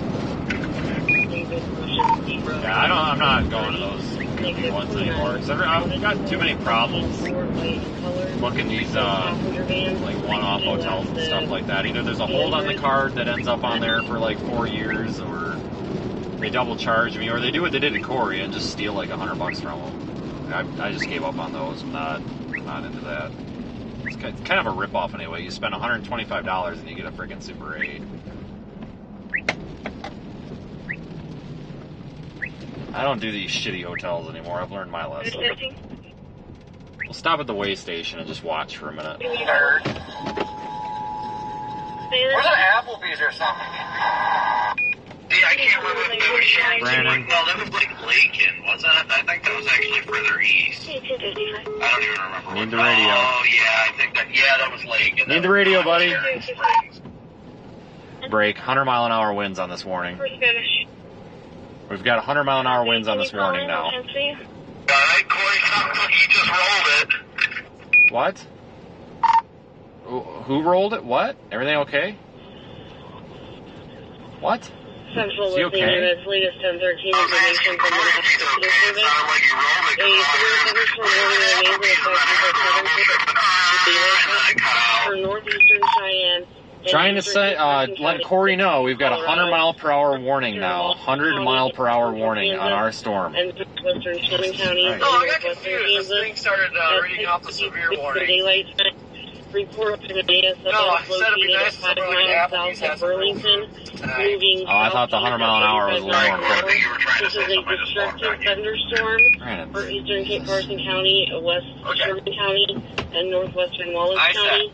100 mile an hour. We're going to just go ahead and go solo on this because I don't think these guys are comprehending how important, like, this is a serious issue, guys. We've got a 100-mile-an-hour warning in effect here for the Canorado area. A 100-mile-per-hour warning for wind.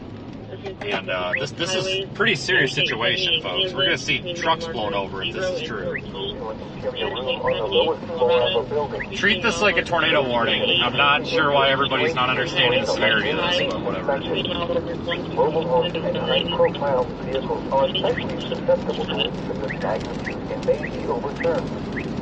For your protection, move to an interior room. This is a pretty serious situation. Treat this like it's a tornado warning, This storm folks. has the potential to cause serious injury and significant property damage. Continuing clouds to ground lightning is occurring with this storm. Move indoors immediately. Lightning is one of nature's leading killers. Remember, if you can hear thunder, Say again? you are close enough to be struck by lightning. Torrential rainfall is occurring with this storm. I think that radar, however you like that path scan, maybe it was the microburst or something. Flooded roadways. Yeah, I don't know. A thunderstorm warning remains in effect until 7:45 p.m. Mountain Daylight Time for the following counties. This needs to be treated like a tornado warning. Canorado area southwest of Goodland. Colorado. Seek immediate shelter. There's a potential for 100-mile-per-hour winds according to the National Weather Service. Again, the National Weather Service has issued a severe thunderstorm warning for Cheyenne and Kit Carson County, Wallace County, and Sherman County at 6:53 ASOS, 5 miles south of Burlington, reported something, incomplete data. This is a destructive storm for Kit Carson, for all the counties I listed, with a hazard of 100 mile per hour winds. At 6:53, a 95 mile per hour wind gust was reported 5 miles south of Burlington. This is a life-threatening situation. Flying debris will be deadly to those caught without shelter. Mobile homes may be damaged or destroyed. Expect considerable damage to all homes, businesses as possible, and expect extensive tree damages and power outage. Sharon Springs by 7:45 p.m. Treat this as a tornado warning. So, the source for this warning is a 95 mile per hour measured gust just a couple of minutes ago. So this is a ground truth warning. Level 15. That's what I was about to say.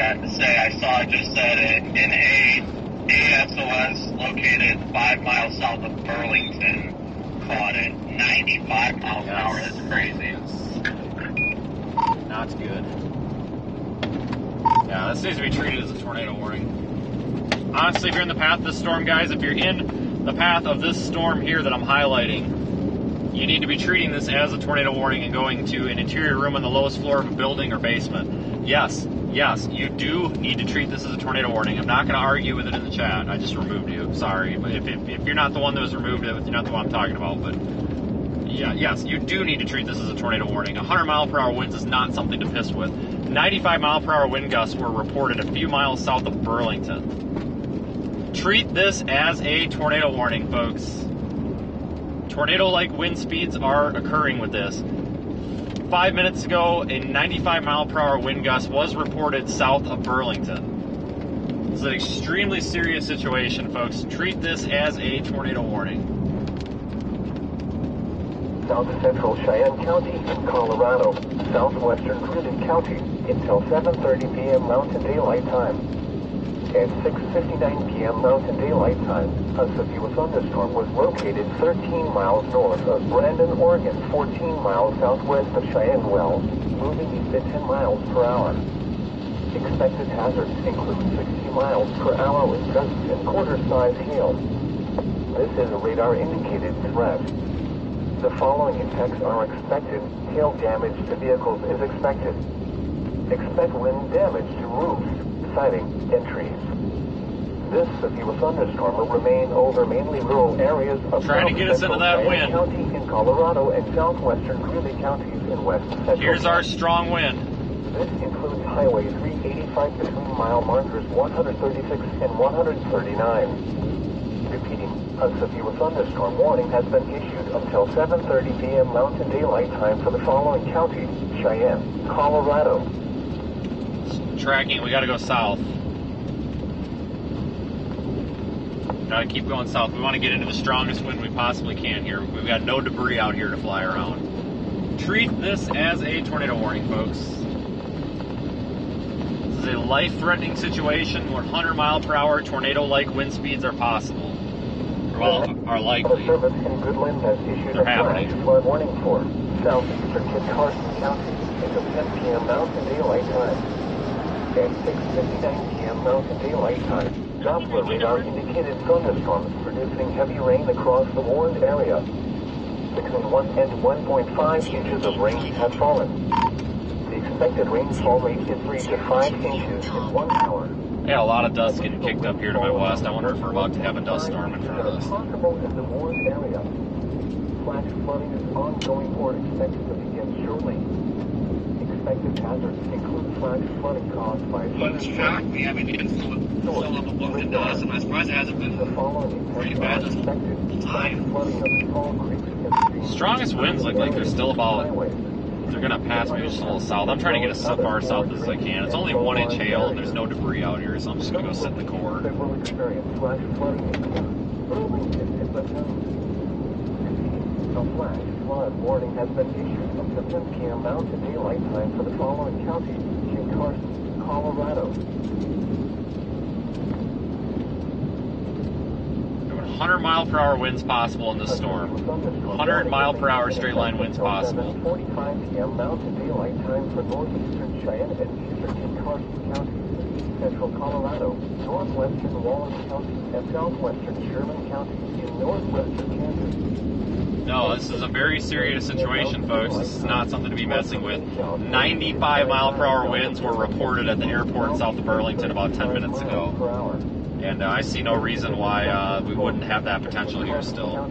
Western Sherman County and northwest Waelti County. Hazard 100 miles per hour with gusts and quarter-size hail. Source, East at 6:53 p.m. Mountain Daylight Time, a 95 miles per hour wind gust was reported 5 miles south of Burlington. In fact, you are in a life-threatening situation. Flying debris may be deadly to those caught without shelter. Mobile homes will be destroyed. Expect considerable damage to homes and businesses. Expect extensive tree damage and power outages. The severe storm will be near Sharon Springs around 7:45 p.m. Mountain Daylight Time. This includes the following highways: Interstate 70 in Kansas between mile markers 0 and 14. Interstate 70 in Colorado between mile markers 428 and 450. Highway 385 between mile markers 167 and 199. For your protection, move to an interior room on the lowest floor of a building. This is an extremely dangerous situation with tornado-like wind speeds expected. Mobile homes and high-profile vehicles are especially susceptible to winds of this magnitude and may be overturned. For your protection, move to an interior room on the lowest floor of a building. This storm has the potential to cause serious injury and significant property damage. Continuous cloud-to-ground lightning is occurring with this storm. Move indoors immediately. Lightning is one of nature's leading killers. Remember, if you can hear thunder, you are close enough to be struck by lightning. Torrential rainfall is occurring with this storm and may lead to flash flooding. Do not drive your vehicle through flooded roadways. Farther south, I think. Repeating, a severe thunderstorm warning remains in effect until 7:45 p.m. Mountain Daylight Time for the following counties: in Kansas, Sherman and Wallace, and the following counties: in Colorado, Cheyenne, and Kit Carson. Flood advisory in effect until 10 p.m. Mountain Daylight Time this evening. Urban and small stream flooding caused by excessive rainfall is expected. The areas affected include a portion of east central Colorado. The following counties: Hopefully those winds are going to tone down a little bit here. They probably will, but I think we're in this spot where we might want to just stop here. Looking for a field driveway. Additional details at 6:14 p.m. Mountain Daylight Time. Doppler radar indicated heavy rain due to thunderstorms. Urban and small stream flooding. Between 0.5 and 1 inch of rain has fallen. I really don't want to. Additional rainfall. Motors running on that irrigation pump. I really don't want to park and listen to that. We'll go over here. Result in minor flooding. Some locations that will experience flooding include Stratton, Flagler, Cyber, and Bona. Turn around. Don't drown when encountering flooded roads. Most of flood damage to current vehicles. Please report observed flooding to local emergency.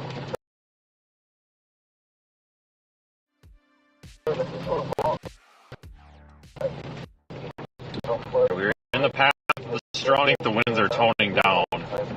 So, probably was a little microburst or something. But still, we need to be treating this like a tornado warning right now until we know better. Terrible signal here. You might lose me, guys. Terrible signal, but I am recording. May go back north a bit, try to find better signal.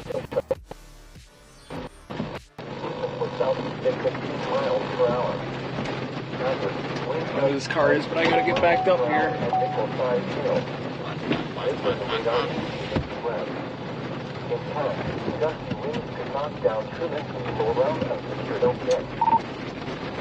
I gotta go back, Corey. I don't have any signal here. I gotta go back a little bit.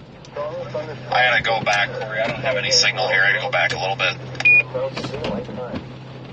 This includes highway 385 mile markers 136 and 159. Keep outdoors. Consider taking shelter inside a building. Signal here. Also observed storms and areas from localized flooding. Do not drive your vehicle to flooded roadways. Subject to a thunderstorm, watch the rain and intercept until 7 p.m. Mountain Daylight Time in central Colorado.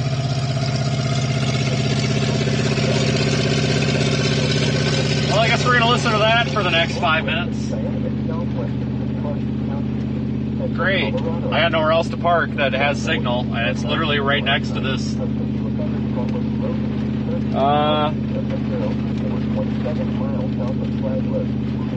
Well, it looks like a really old 5.3 that they're using as a well pump motor.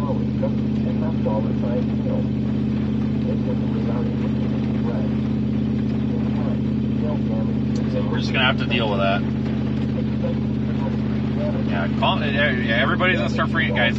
We are parked next to a straight piped, open header Chevy V8 pump. It's gonna be loud. I can't do anything about it. We'll just have to wait it out here. But I want to see if we get those strong winds. So I can't do anything about it, guys. I'm sorry, but I gotta park where I got signal. This is like the only place we have good signal.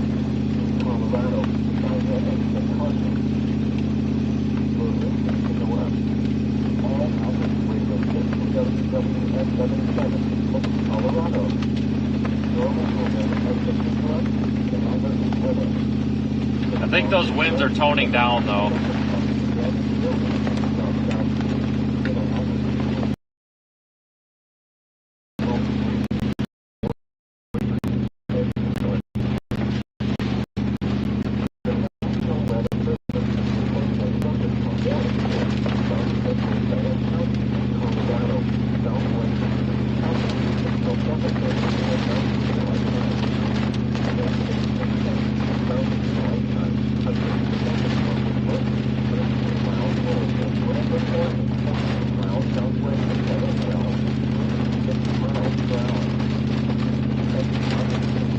Winds should be here any moment, if they're still happening.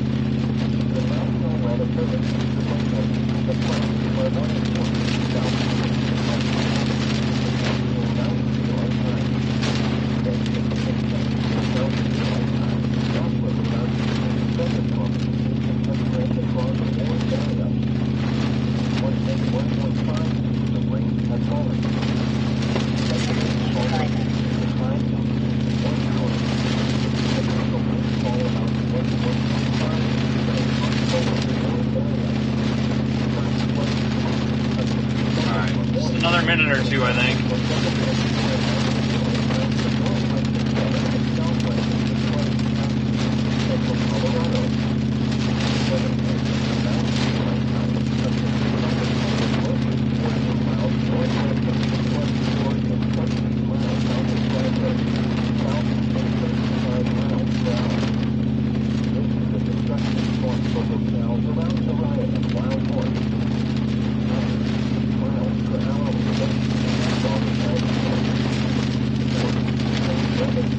Got like 40-mile-an-hour winds right now. It is entirely possible that these winds have died down, though. I'm starting to think maybe they have. Sucks.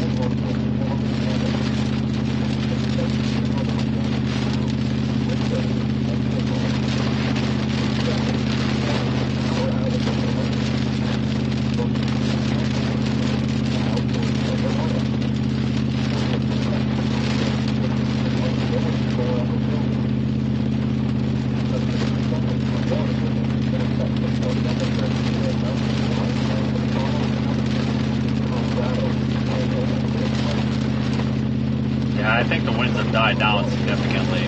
I'm interested to see if they update the warning.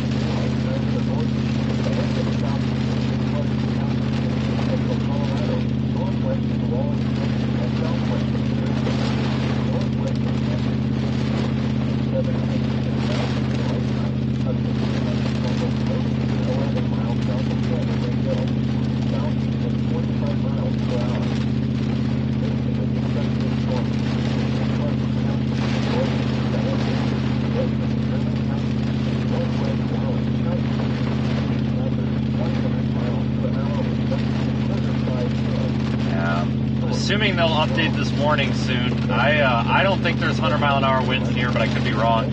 There were, but I think that they have subsided. I think.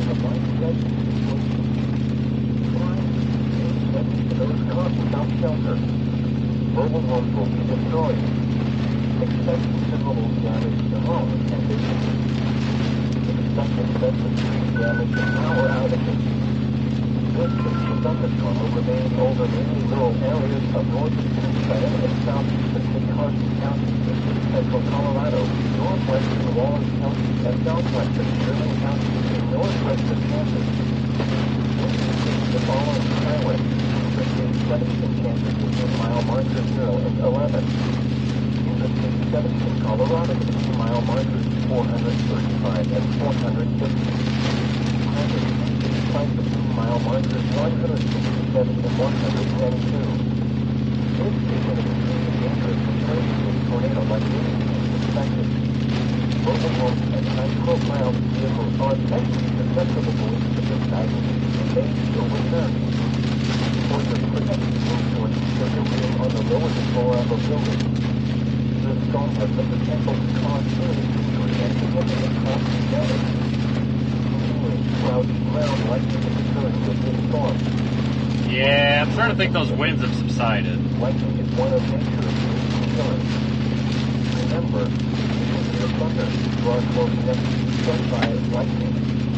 Torrential rainfall is occurring with this storm, and may be quite cold. Do not drive your vehicle through flooded roadways. Well, here comes some wind.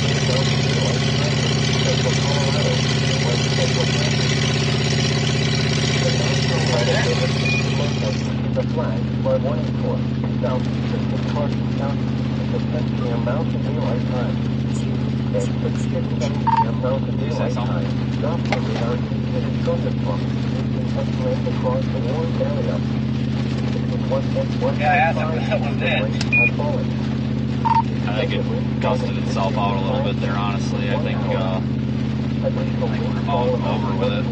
I'm parked next to this. Looks like an early 2000s 5.3 out of a Chevrolet here with Open headers running this well pump. I can barely hear myself think.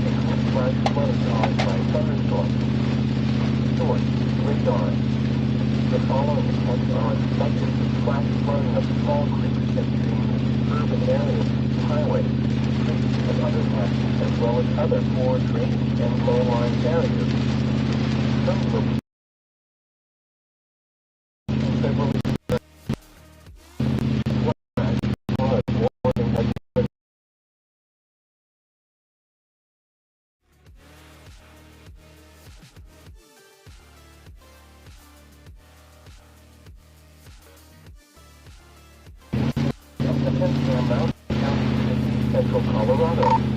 I think I'm going to roll out of here. I'm losing cell signal.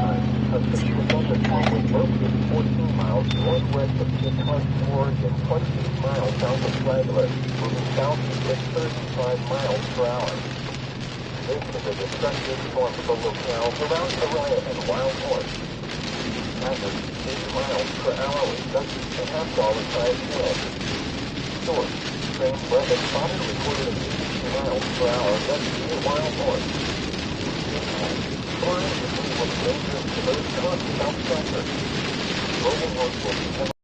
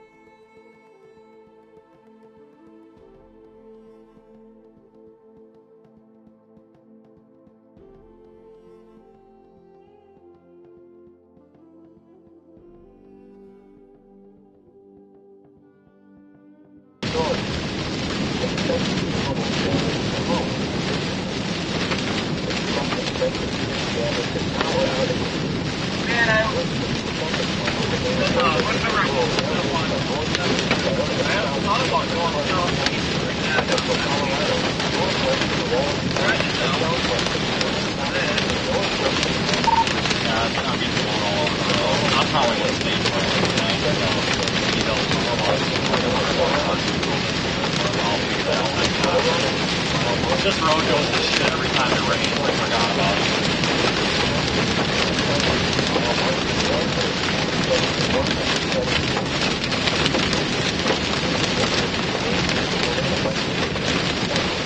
You guys are going north to get into better signal.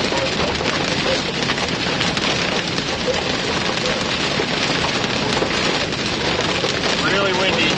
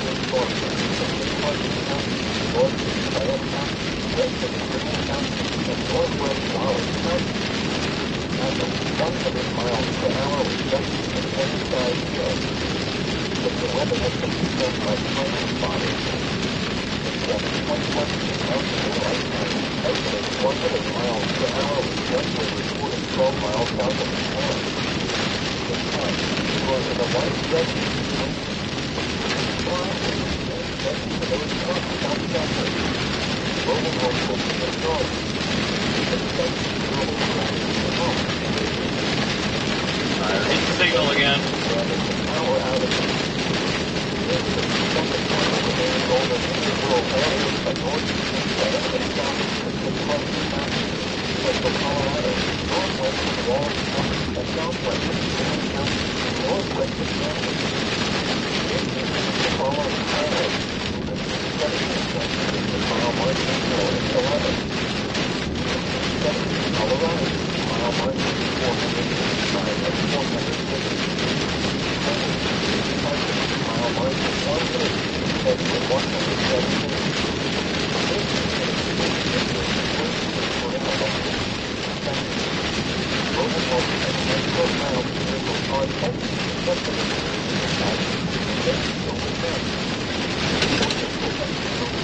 Road's pretty soft.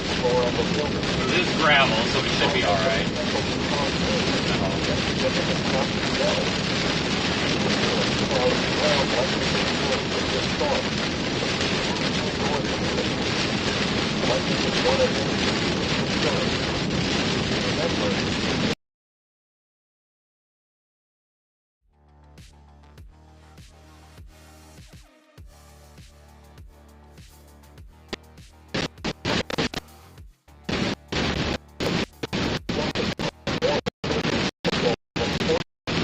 No, this is sand gravel. It's kind of a mix, but there's not a gravel in here.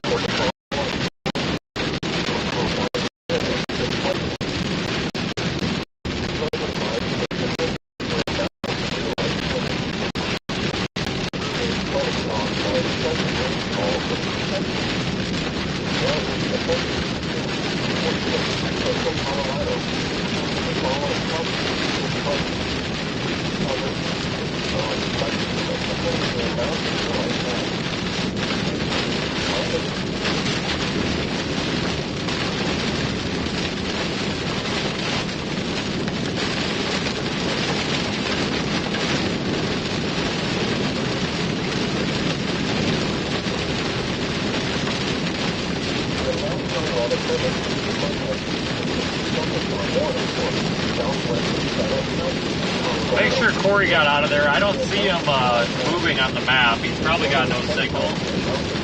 But before we get back on the interstate, I'll make sure he comes out of here. He was behind me. I don't see him, but the visibility is so low, he could be back there. I just don't see him. Make sure he didn't get blown into the ditch.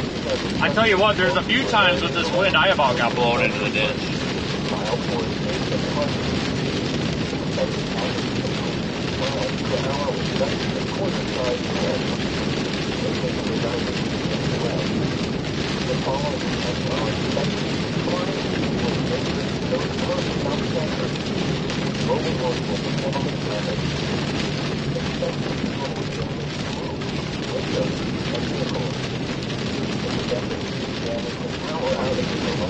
We're back on pavement.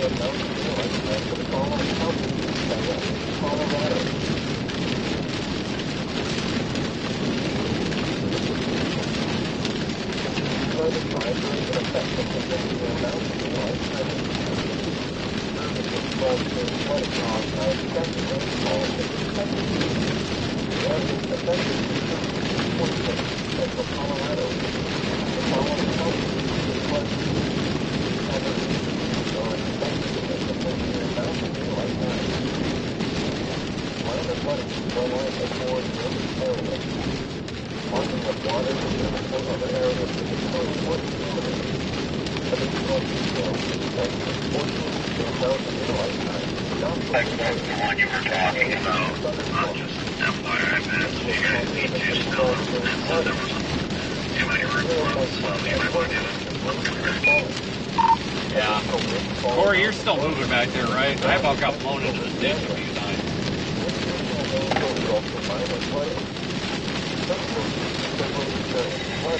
Yeah, Oh yeah, I about got pushed right off the darn thing. That road gets so soft. Stop for a second here.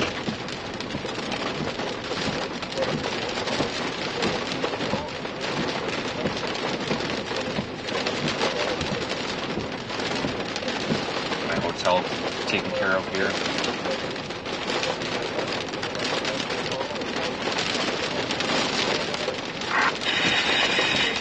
starting to flood back there. I know.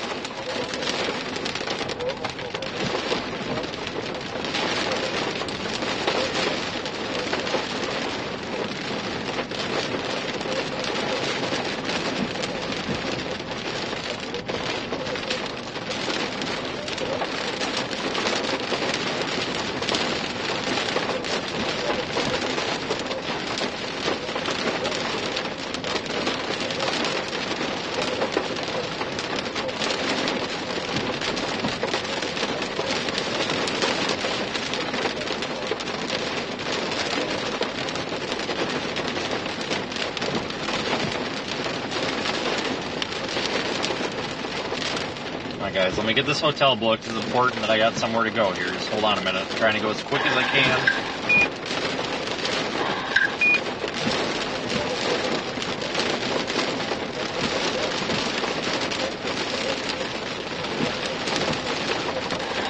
I don't know why the heck this isn't full on cell phone.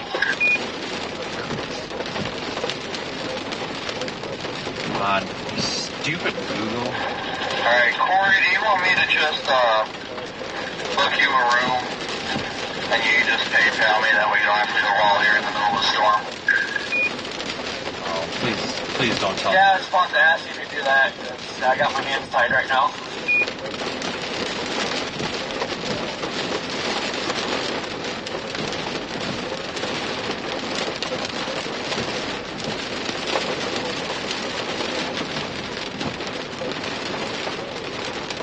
Shit, don't tell me they're booked up. I'm gonna be pissed. Oh no, I need somewhere to go. Is there... Send me the address, dude. I have no idea where it's at. It's Burlington, dude. There's no... We need Hilton to put a property in Burlington. Bad.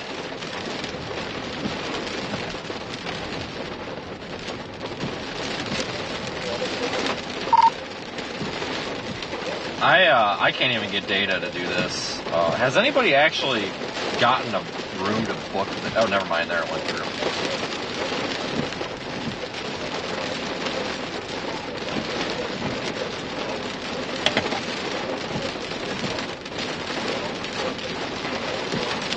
Yeah, once I get back out ahead of this thing, I'll book it for you, Corey. You just want a king room, right?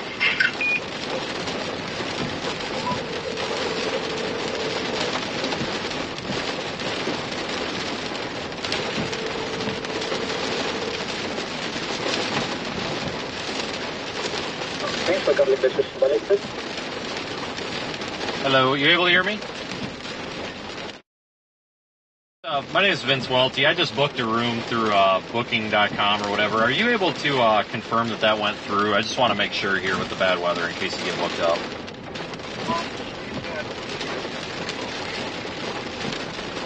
I'm sorry, what? I can barely hear you. I'm in the middle of a hailstorm here. Can you say that again?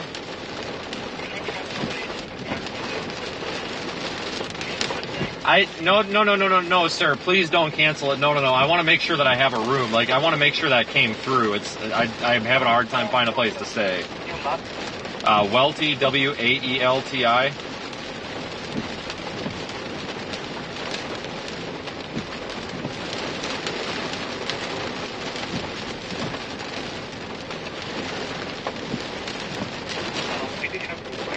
Okay, great. I'll be there here in a couple of hours.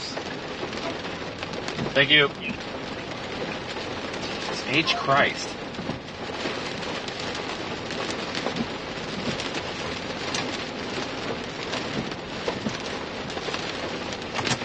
It's not connecting.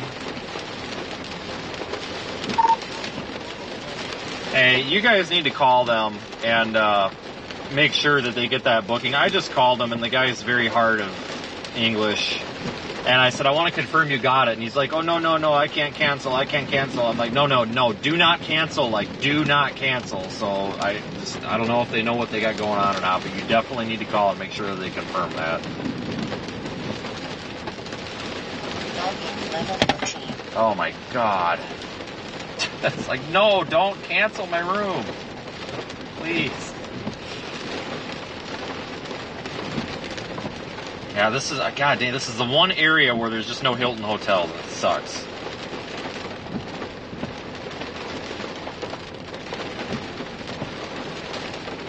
I don't know how he got canceled out of that. I'm like, I just want to confirm my room. No, you want me canceled? No, you got to call booking. I'm like, no, don't cancel. No. Christ.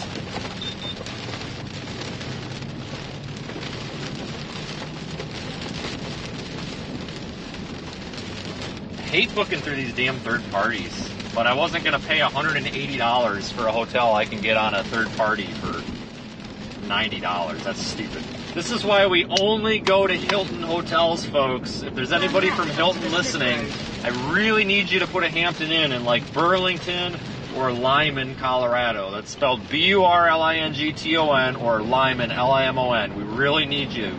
Like, you're letting us down. We need a Hampton Inn in Burlington or Lyman immediately. Please. I'm begging you. I can't do these freaking Best Western cobble jobs anymore.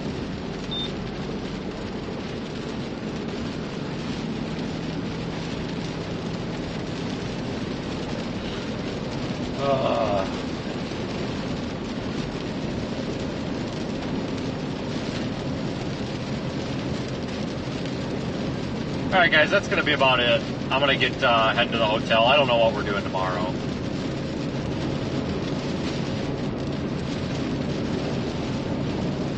Ripping on service employees for barely being able to hear you over the pouring rain. Oh, fuck off.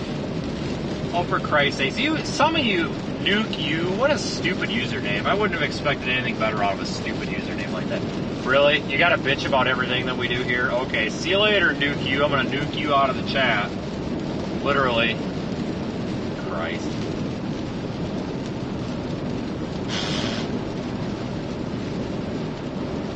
I'm sorry, I'm not in the mood to mess around here. I never ripped on the guy. I was just saying, no, don't cancel it. Apparently I offended somebody because the city's hard of English. I'm sorry, what do you want me to say? The guy doesn't speak English? Like, because that's not true. He's hard to understand. He's hard of English. I'm sorry if that offended anybody. That's not a racist comment of any sort. I have no idea how that's a bad comment. Just that he's hard of English. I can barely understand the guy. I'm sorry, that's all it is. Christ. God dang. Can I get one day where somebody doesn't complain about something that's stupid? Like, if you're going to complain about something that's valid, right? Like, something that makes sense. That, oh, you're ripping on the service industry. Obviously, you didn't watch the live stream last night where I said that DoorDash drivers deserve like $100,000 a year because they're the cornerstone of society. Just saying. But no, I hate staying anywhere but Hilton, because Hilton is like the cleanest, whatever, but there's a hotel in Burlington that is clean, and I've stayed there before, and it's fine. It's fine. Just like the La Quinta that's in Lyman. That one is fine. It's really nice. But I would really rather them put a Hilton hotel or even an IHG hotel so I can at least earn my freaking points. Because, you know, if you haven't heard, I'm a diamond member at Hilton and IHG, which means I get like double points, so just saying.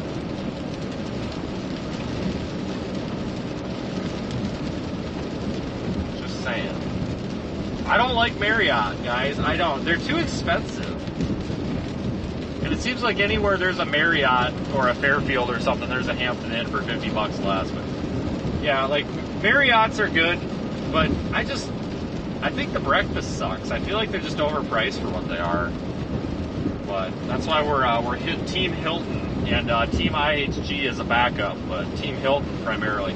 The only time that I have to deviate away from Hilton is when I'm in this like Colorado, Kansas, Nebraska area. So like if I'm within like 75 miles north, south, east, or west of Burlington, Colorado, that's like the only time I have to go away from Hilton because there is no Hilton out here.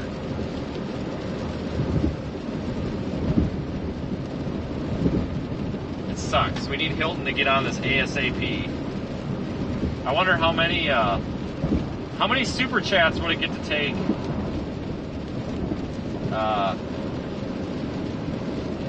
I wonder how many super chats it would take to get Hilton to put a hotel here.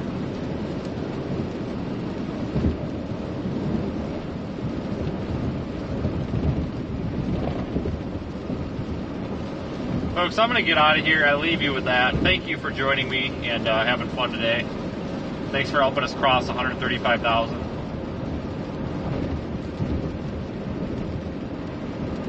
I don't know where, when, or if the storm chase is tomorrow. It could be Colorado, could be Colorado Springs, could be Pueblo, could be Dalhart, could be Amarillo, could be Trinidad. I have no idea where we're going tomorrow. I really don't. I'll try to figure that out in the morning. Very diffuse situation. Kind of a crappy setup tomorrow. Thanks for watching, everybody. I'm almost to my hotel. I hope you all have a really good night. That was fun. Don't forget to subscribe on your way out. Visit the website, seethestorm.net. Download the Radar Omega app. Do all that stuff. See you tomorrow or a day or two after or something. Have a good night, everybody.